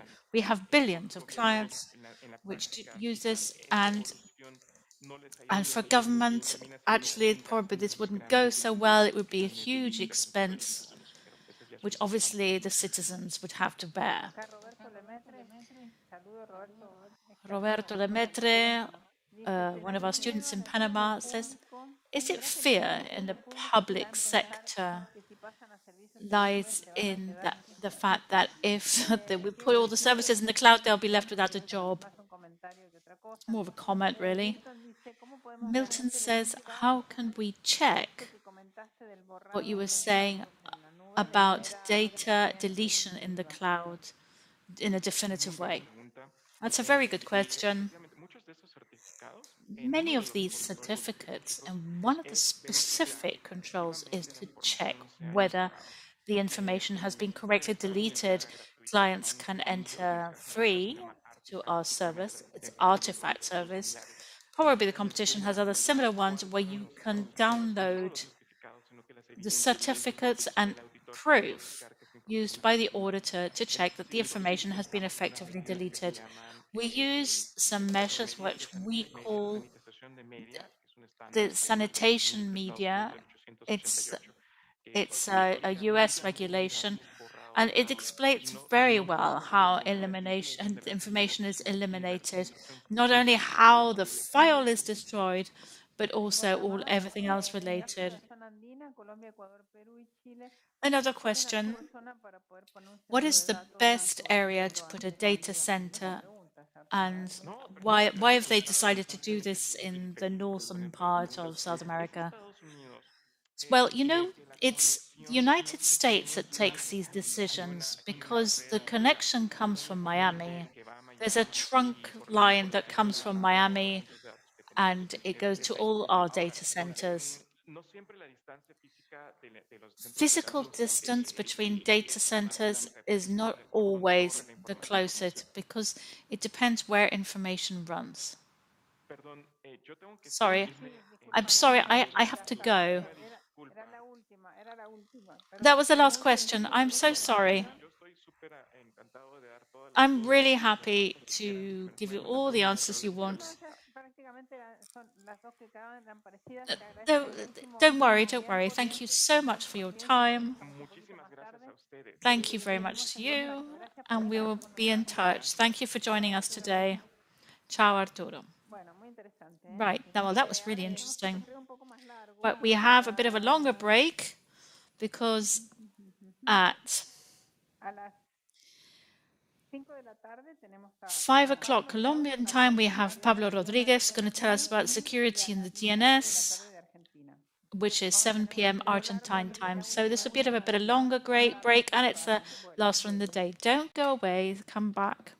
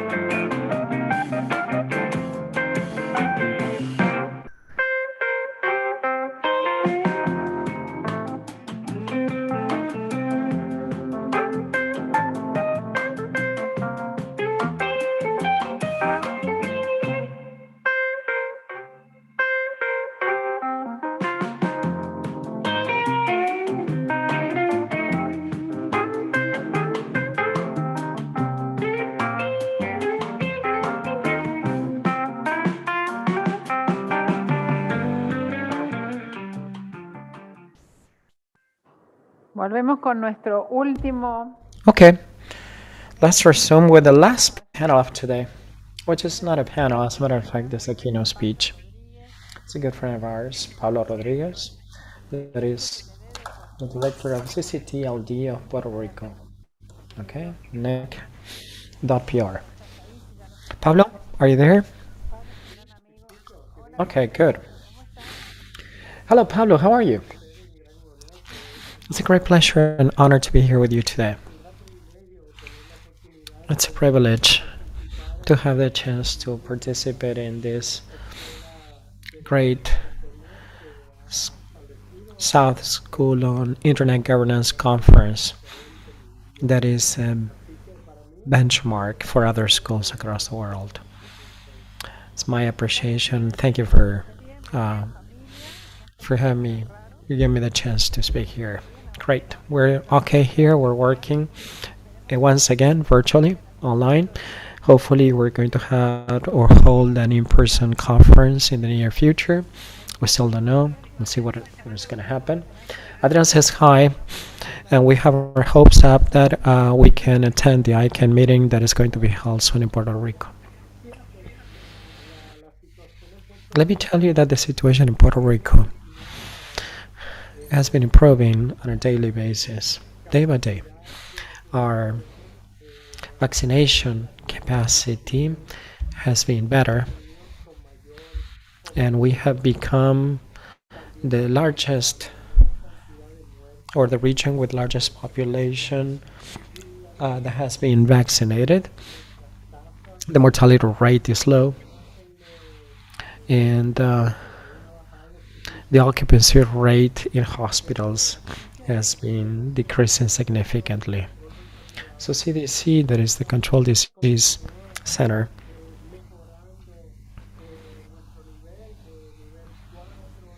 has improved to level 4 and then to level 3.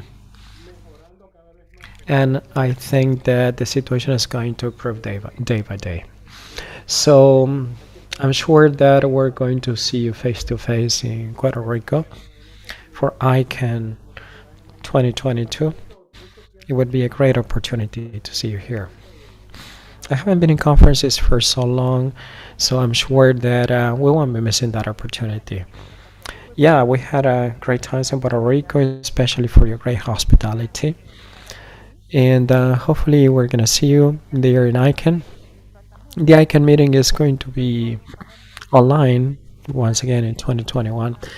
I was speaking in an ICANN panel today, and he said that he was not very pessimistic, but I'm sure that they were pursuing something safe from the health point of view, and he was being reasonable.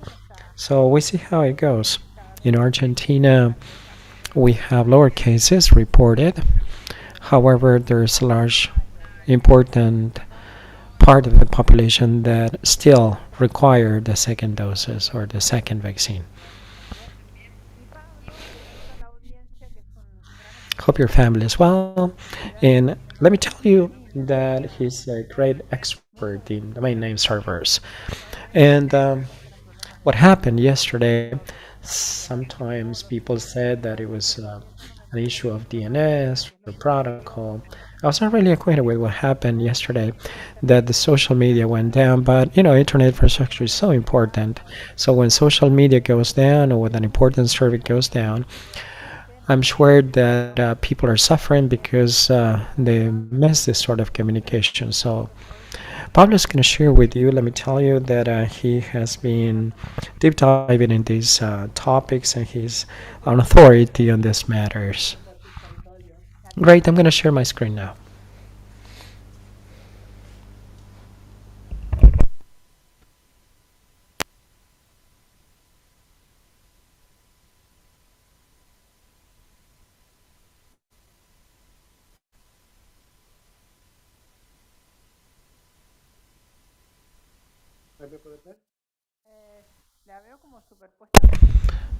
Can you see my screen? Yeah, it's the effect on Zoom where I overlap the PowerPoint and the picture-in-picture mode. My expertise has been doing research on the factors that promote the adoption or the rejection of a particular technology. And one of the things that I've been interested in is the DNS or the DNSSEC. What I want to bring to the table and share with you is that the responsibility does not lie on an individual here. Here we gotta draw some parallelism with what is happening with COVID-19. It's not an issue of the government, neither a local enforcement authority, but nor an issue of local hospital, but it's an issue that includes all of us. And we need to take it seriously because as long as we address it, it's going to be beneficial for all. Okay, let's move on and let's touch upon what DNSSEC is. We're not going to be delving into complex issues, but let me tell you, DNSSEC is a system that has been devised and developed by the working group of Internet engineering that is called IETF, that is the Internet Engineering Task Force. What they did is standardize the way we associate domain names to the IP addresses. I'm sure that you're acquainted with this, but let's go over this. We have a great friend of ours from the Internet Governance School, whom we miss a lot because he has taken part in many presentations in the South School on Internet Governments, and he's been very active in everything that has to do with the Internet. We have Vent Cerf. Dr. Vent Cerf is one of those scientists that have been actively involved in the development together with this person that is called Robert Elliott Kahn. He's called Bob Kahn. So Cerf and Kahn jointly developed something that is commonly referred to as the TCP/IP, and that is an internet protocol that establishes the way we're going to transfer data blocks or data packages.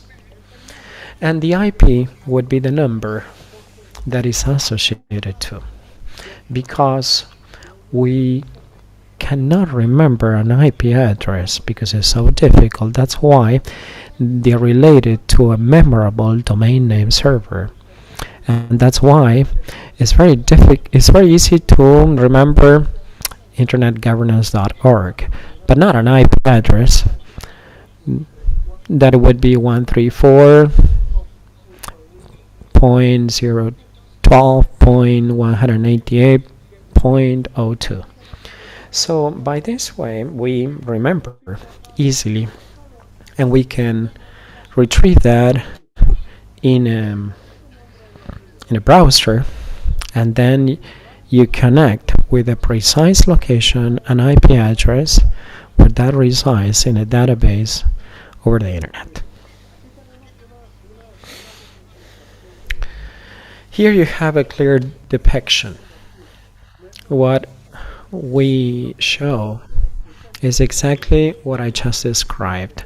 So you type in your domain name point or .pr, and that when it's hosted in a domain name server in the internet, you associate the .pr with that IP address that you're seeing in the green box. So indeed, you are connecting the search that you intend to have with that number or with the domain name. But this time here you're gonna see when they first developed the internet, to the left you're going to see the type of internet that dated back to 1969. It was consisted only of 4 nodes connected out of the University of California at Santa Barbara. That's UCSB, connected to the Telephone Research Institute that was also located in the state of California. And there was another node connected to Utah, and that was it. But what happened? Well, out of this research conducted by Mr. Cerf and Ken, this allowed a computer in a location A could connect to a location in B. So here we are seeing the first attempts where those young people that were graduates at that time from the master's program, they were working to develop this quantum leap that was to connect one computer in a remote location in the university or UCSB campus connected to another computer in Stanford. The first code was to log in the other computer. So they connected and they press enter, and then they press L, then they press all, then they call, and to see if the other computer or the other party was reading the L and the O. And when they clicked login, all the system was down. And that's why we have login or long and behold. Okay? And this is what happened that day. Even though they couldn't log in successfully, in that experiment, they saw the greatness of what and the potential of what was going to happen. The major thing of these computers at that time, or the benefit of those computers, is that these were the supercomputers, the most powerful computers that they had at that time. And right now, a cell phone or a smartphone even has more power or computer power than any other supercomputer that you see on screen. Unfortunately, when nobody believed or imagined is there will be a time when somebody would have the capacity to intermeddle between one computer and the other and hack the communication in between maliciously in order to commit crime or perpetrate identity theft, information theft, or to mismanage information. Before delving into these discussion topics, I would like to touch upon some of the acronyms or terms that are common in the industry and probably you're not aware of them. We are going to hear the term that is called cache poisoning. Cache poisoning is no other thing but to launch an attack to a server where you tried to show that IP address, and you know that a domain name is associated to a certain IP address. If we could believe that a server believes in an IP address that is not legitimate and is disguised, literally we're poisoning cache. Why? Because the infrastructure of this system is built as such in order to remember the DNS. If for the first time you were able to poison cache memory, so when you type in your .com or your .org, it will take you to a fraudulent IP address, or some kind of website that would be gathering data. In this way, basically, you are performing a phishing attack. An phishing attack is an attack that is perpetrated by sending a person to a destination that is not the desired one. Probably you wanted to target a bank to see the statement of account, to make a deposit, or to withdraw money. However, you were taken by phishing to another website that looks alike that of your online banking, and at the same time they're gathering your personal data, passwords, to then hack the real website and perpetrate an illegal crime that involves identity theft,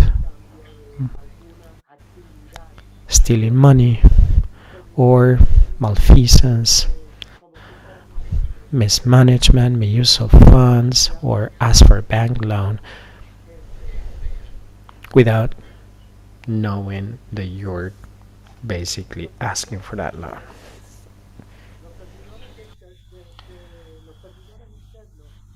The internal servers maintain all these names that I was telling you, the DNSs.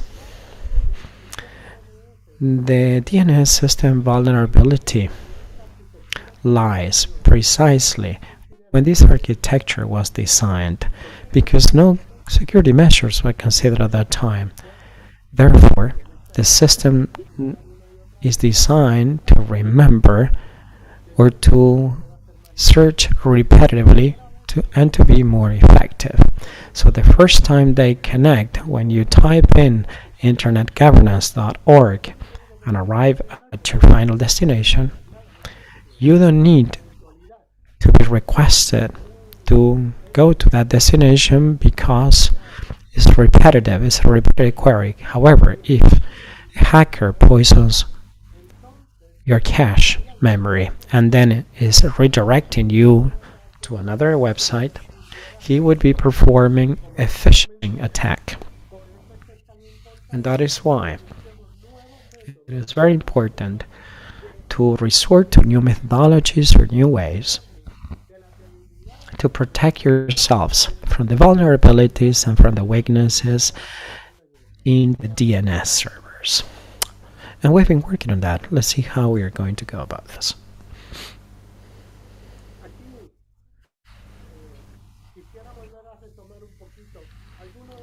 Let me pick up some of the attacks. Apart from phishing, there are other cyber attacks. Let's deep dive into these phishing attacks, and please note that when a server is under attack, typically an attack is once you have access to that computer, it opens a gate to numerous attacks that are incoming. So first they try to get in, and once they get in or penetrate the system, you're vulnerable to a wave of attacks. There's one that is called man in the middle. MITM, man in the middle. Okay? That is a machine that has been compromised in the network, and unfortunately, there could be penetration that could take control of the DNS structure. But these attacks have no malicious intent. In some of the cases, these sort of attacks are used to gather identity data of users. And in other cases, these sort of attacks try to target two messages and change the wording of a message. For example, one of the message was, please do not send any type of money by these means. Just go to the bank and personally wire or deposit the money. And the person that attacks captured this movie and it says, well, it's an excellent idea that you wired money in this way. In other words, basically the attacker is using this attack to change the message. In the case of industrial espionage, this is a typical example.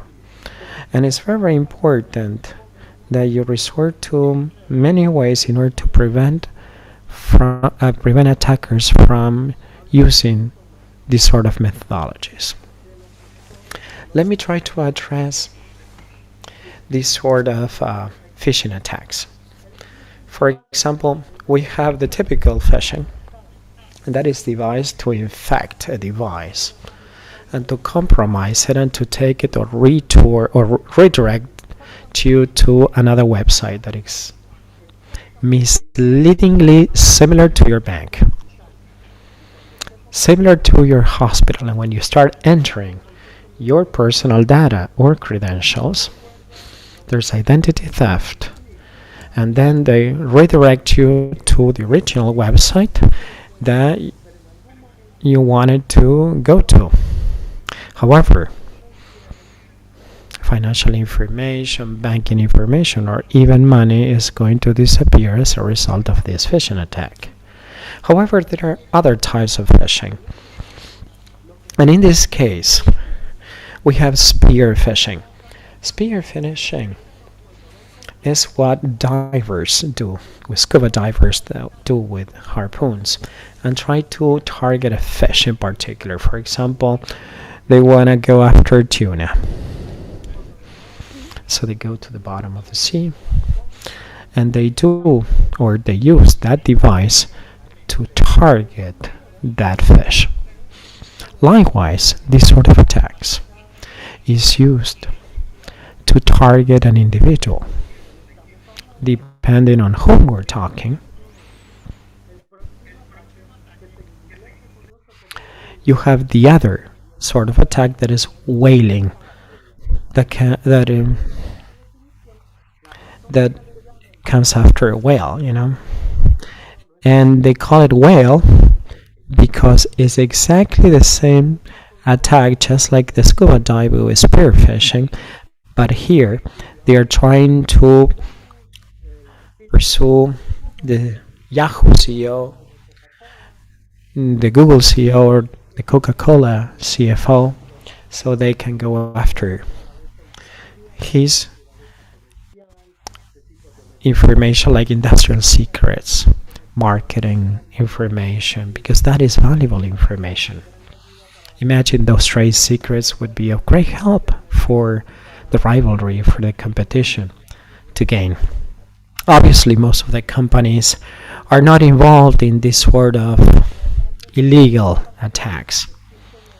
However, there are attacks that may be motivated by other countries that have rivalry with some others in order to cause some damage.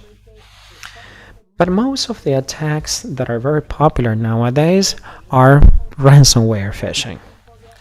Ransomware phishing is a sort of attack that is a typical phishing, but taking a corporation hostage or a hospital hostage. And this is called the make you cry phishing attack, because they take full control of your system, and unless you pay a ransom, you will not have access to your system. I don't know if you remember, but there was a very similar attack not so long ago in the United States, where they hacked the oil pipeline running from Texas to New York City, carrying oil, natural gas, and produce oil. So even though you're not involved in the internet, it doesn't mean that you're not going to fall victim of these sort of attacks. Because even indirectly, you may fall victims. You may fall victim of these sort of phishing attacks, any other phishing attack. In the 1990s, Professor Velovin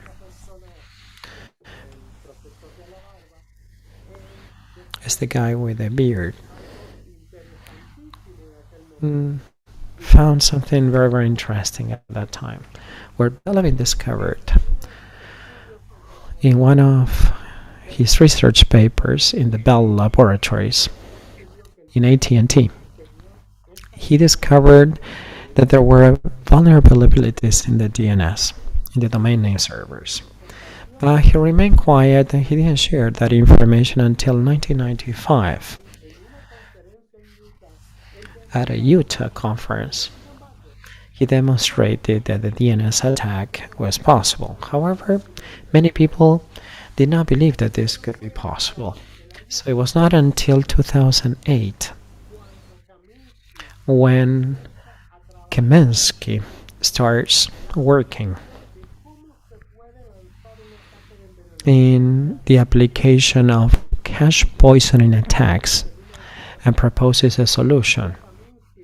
But since 1995, Kaminsky discussed this with the MTM, working on a solution that would allow them to try to find in what way they could fix or patch the DNS vulnerabilities.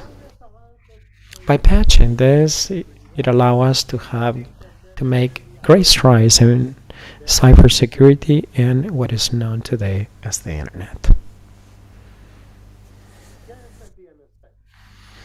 So, what is DNSSEC? DNSSEC is a protocol reinforcing the DNS authentication using digital signature certificates, encrypting public keys that are available. When you see that a website has a lock next to the search engine, you know for sure that that website is being protected and secure with an SSL certificate. So it's a secure sub-layer. Sometimes it's called TDS, Transfer Layer Support.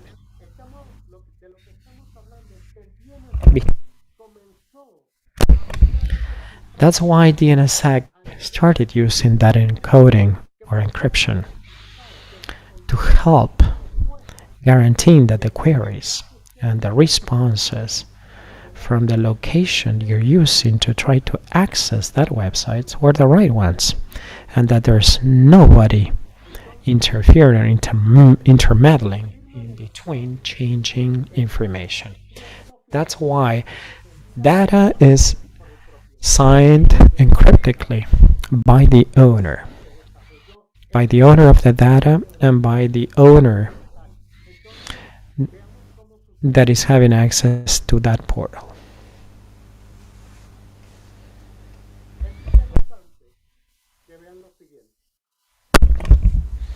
It's very important that we understand the following.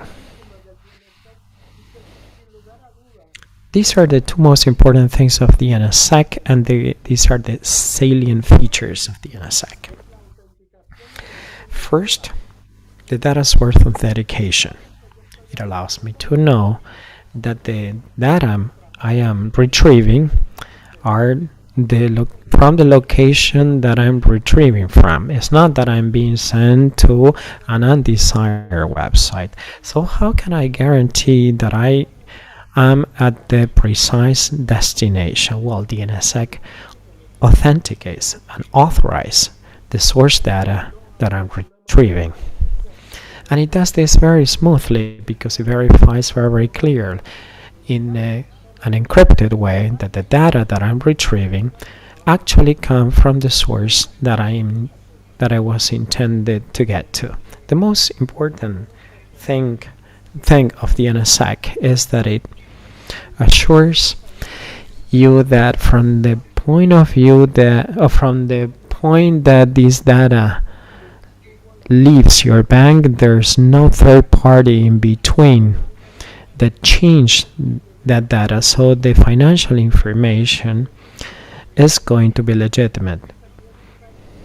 So the NSSIG guarantees two important things here. First, that you arrive in the final destination and the data that you're retrieving from that location are the correct one and they are unchanged. And these are features that are important to guarantee the security of the internet communication and the data exchange that we intend to have over the internet, that is fully protected by the NSSIG. So imagine this attainment and the achievements over the last 15 years in order to protect us from these exploits that unfortunately were not considered originally when they devised the architecture of the DNSS. Let's see by way of an example this. What happens when you go to a bank that does not have the NSSIG? Without the DNSSIG, as I said, any individual becomes vulnerable at a special location because an attacker or a hacker may have produced an attack that probably has poisoned the cache in that server, the cache memory. So when you have access to that website, you're being redirected, because remember that the architecture of the system is devised to remember. So if you are deceived, or if the DNS is devised, basically you're going to be redirected over and over to that website where there's going to be identity theft. They're going to steal your credentials, passwords, financial information, and they're going to perform a phishing attack on your name and withdraw money from your bank account. However, if you have the NSSIG, when you type in a domain name and you try to get to that destination where the IP associated to the correct IP of that bank, the server compares the search with the query, and if the IP address does not match, you have the 404 error saying that the page is unavailable and you cannot reach the destination. So where basically the hacker intends you to go. So you are being redirected to a safe place that is a secure place where you're not going to fall victim of that hacker. So the NSSIG makes sure to authenticate secure locations and destinations for you associated to the right IP. Otherwise, you wouldn't be reaching that safe destination and the phishing attack would be produced by the hacker. Another thing that is important to us, see that the NSSIG is not only good to authenticate the source of data and to guarantee that you are receiving data that have not been mismanaged or manipulated, but at the same time the NSSIG creates a base that other security measures could be implemented. So DNSSEC becomes the core platform on which other technologies could be developed on top. Cybersecurity technologies. DANE is a way of verifying the authenticity of public keys. But DANE does not depend on having a certificate telling you precisely how you go about this or how you manage this. So DANE could be established only on top of a DNSSEC platform. If that platform does not have DNSSEC, you cannot implement a protocol like the DANE protocol if you do not have DNSSEC underlying that platform. So DANE promotes innovation and promotes other cybersecurity measures, and without them, we wouldn't be able to implement this accordingly. DNSSEC will never prevent an attack like DDoS. Distributed denial of service would be. It's an attack preventing people from having access to your computer or to your server. Distributed denial of service. So it would be a distributed denial service. So it's when somebody uses many devices such as tablet, computers that have been infected with malware, with an efficient attack, and they have become zombies, and they are used to attack or to hack a specific location. So DNSSEC does not prevent distributed denial of service. It does not maintain confidentiality, nor does it protect the server. So what can we do about this?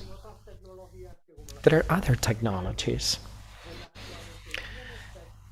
where DNSSEC serves as that cybersecurity platform to guarantee that these technologies could be deployed on top.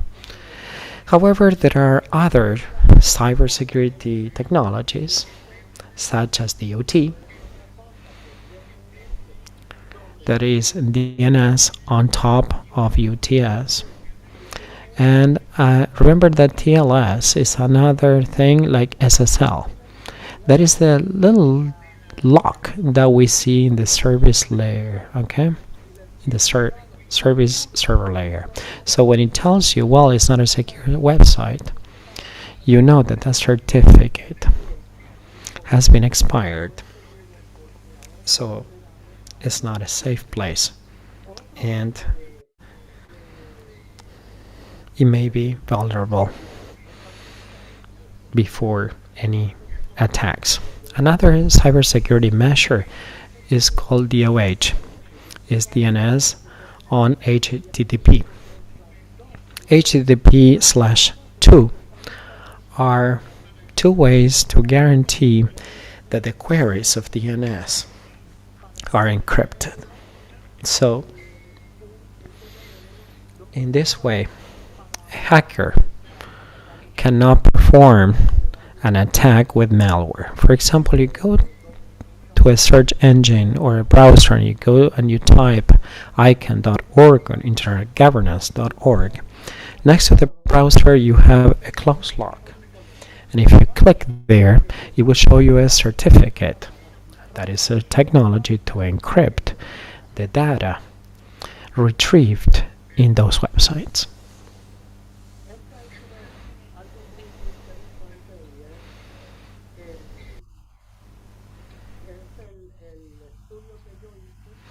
These are statistics out of a paper that I wrote in order to understand what are those factors that prevent the adoption of a certain technology. My paper targeted to doing research on those factors that prevent DNSSEC adoption between TLD carriers in Latin America. So 47 are the TLD carriers across Latin America and the Caribbean. 26 of them are the ones that do not have DNSSEC, more than half. Now, 24 out of these carriers participate in my survey, and 2 or 12 have DNSSEC, and the other half did have. So it was a way of comparing what were the factors that promoting the adoption of this technology. Some of the challenges that I found and some of the findings were the following. DNSSEC's adoption and implementation by CCTLDs and ISPs and other institutions, it may be very slow. Why is it so slow?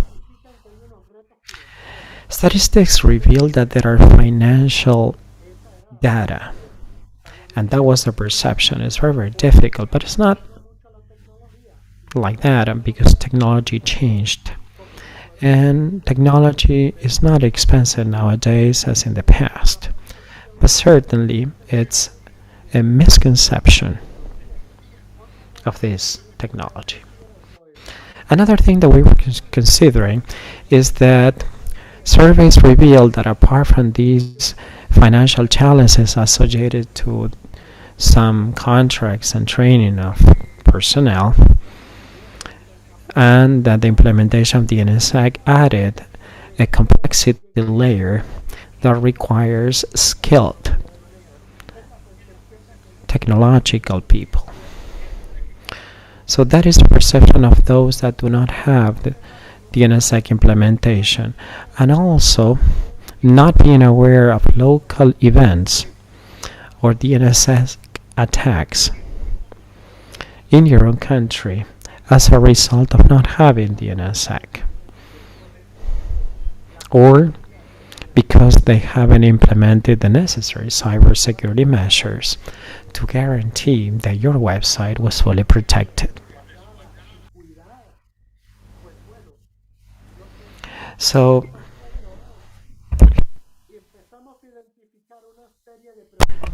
we started identifying some concerns that these carriers had. So what we did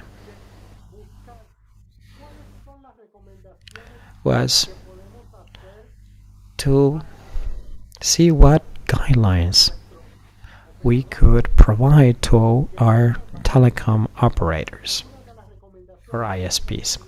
Some of the technical recommendations made were to explore what was needed in order to converge some kind of notice methodology in search engines. Once and again, I was referring to the little lock next to the search engine or to the browser.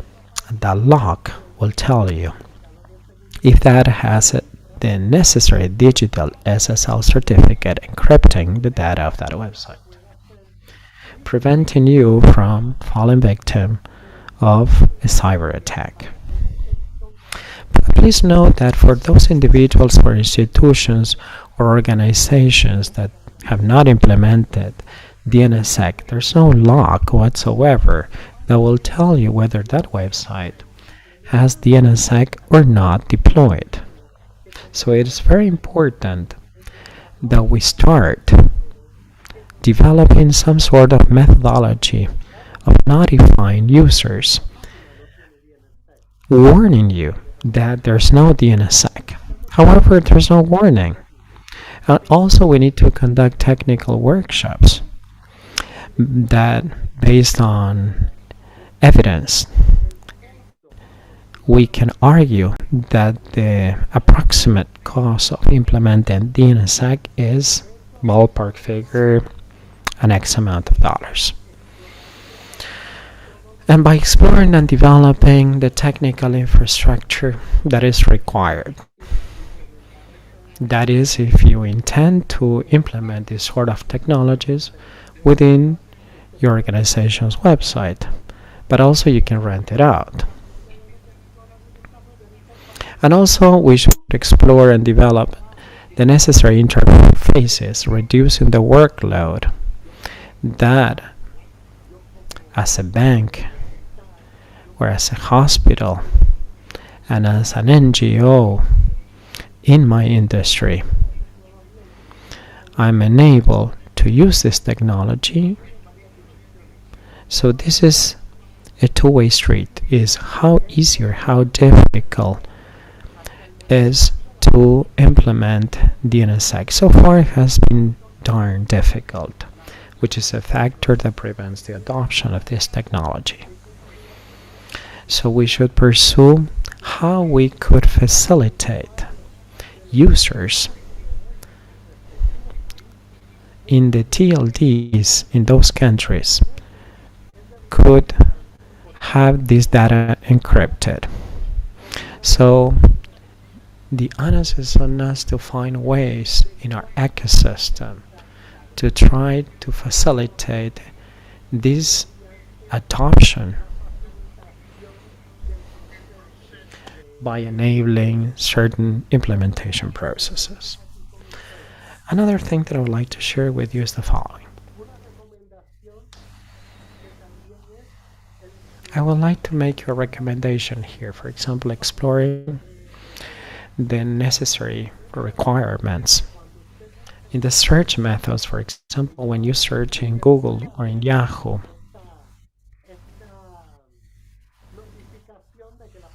you should see the lock that the website has DNSSEC embedded. Okay. Other sort of recommendations that are more complex are exploring and developing a legal framework, a standardized legal framework, because when you start implementing DNSSEC, you are required to understand what is needed to explain what are the guidelines or the steps that need to be taken to deploy DNSSEC, and that the final user can sign that data with that DNSSEC. So there should be a standard policy so all TLD carriers can use. So they could implement this clearly and smoothly, specifying what are these processes that are going to be used for the DNSSEC implementation and the CCTLDs. For example, by signing a certificate so that all users, governments, academia, and other international users can see and could trust that certificate or that signature, refreshing the signature and guaranteeing data security for these users.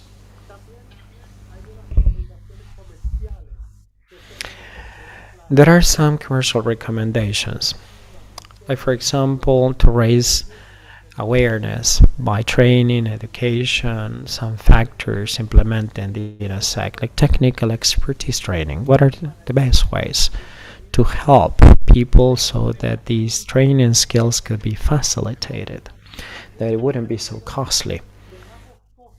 Also, low-cost integration in websites.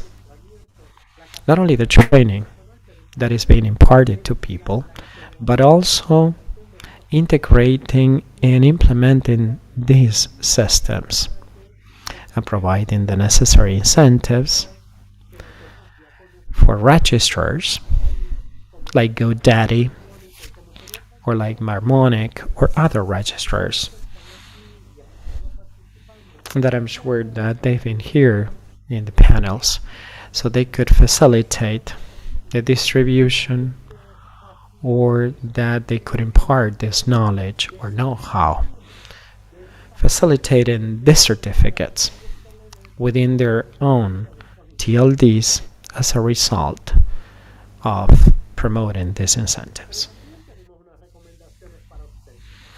However, we have recommendations for the audience, and these are very, very important, because when I started holding these sort of talks, in this presentation, for example, just like in the pandemic, we are responsible for finding ways to find or to pursue some sort of solution to protect people, to protect individuals in this ecosystem. For example, here I'm sharing with you two tools that are very important, because they will let you know whether the domain name or whether the website of the institution that you're trying to find, banking institution, hospital, governmental agency, church, has the NSSIG or not.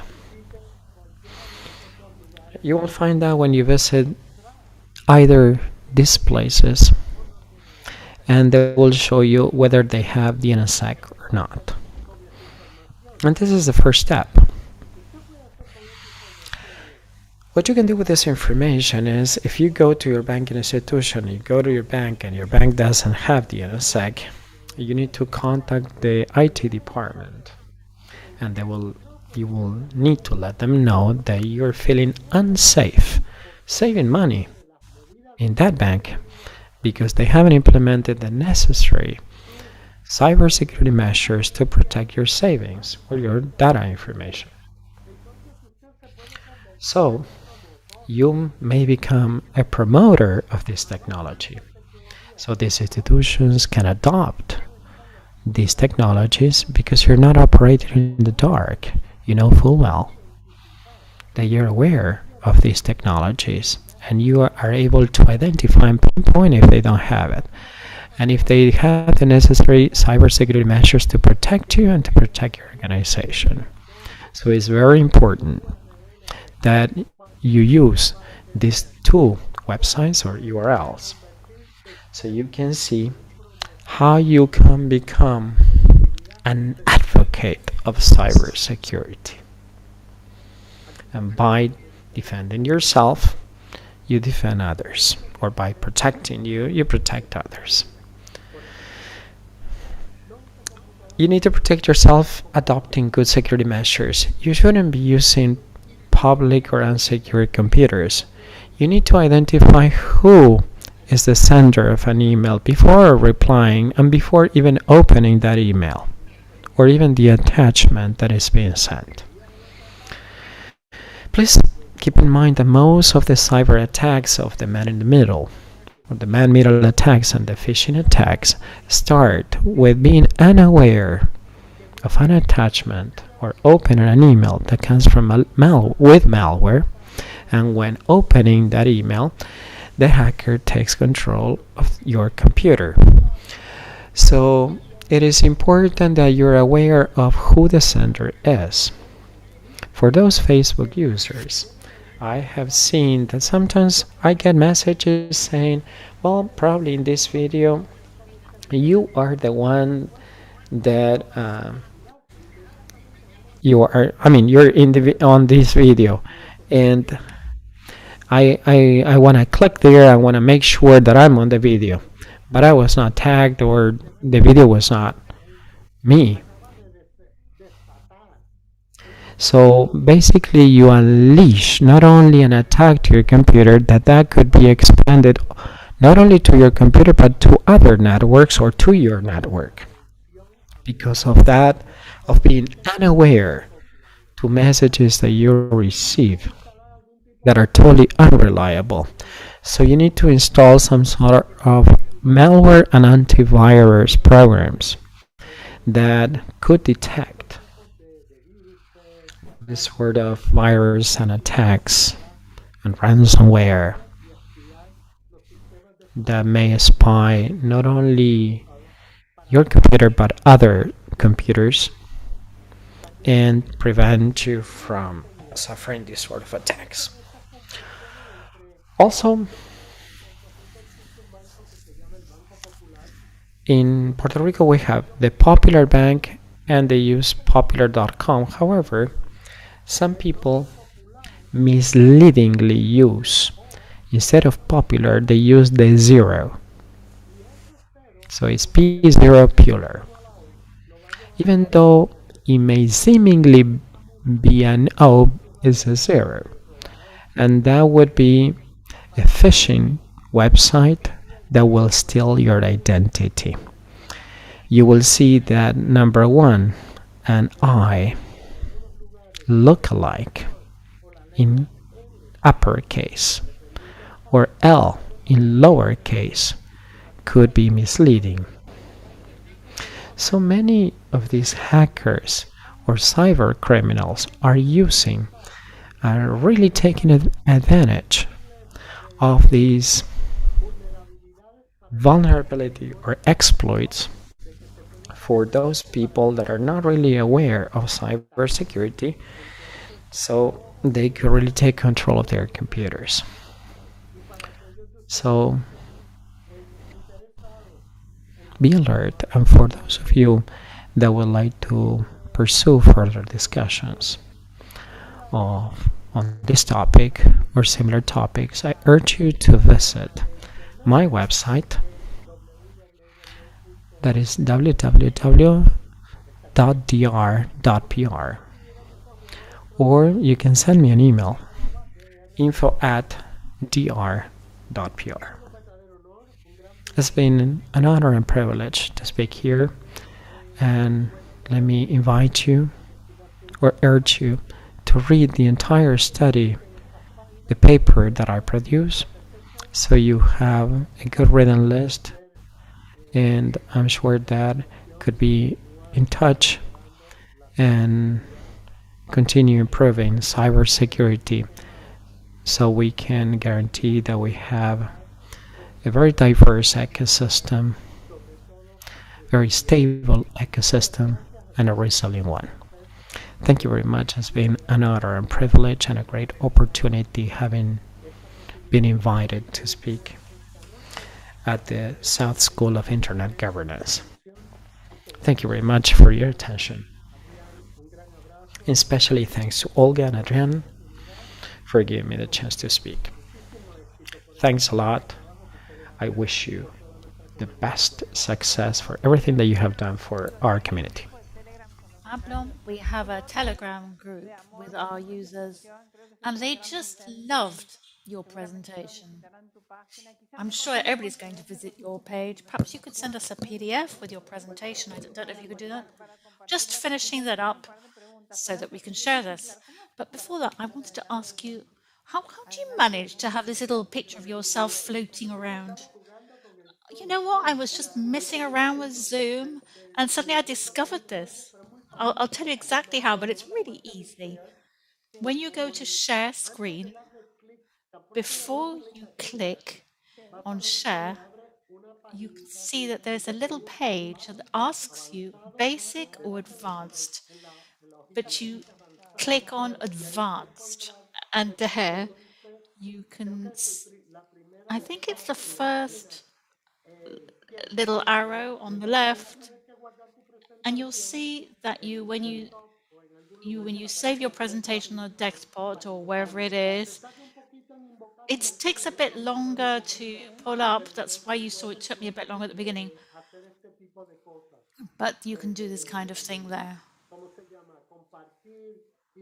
It's called sharing, and you can change places. Yeah, I loved it. I thought it was great, and it's also a learning process. But you have to learn how to make yourself smaller, basically. We had Vint with us on the opening day.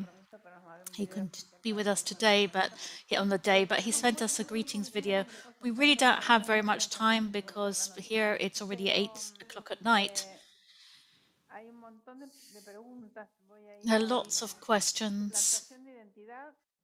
I'm going to go to identity theft.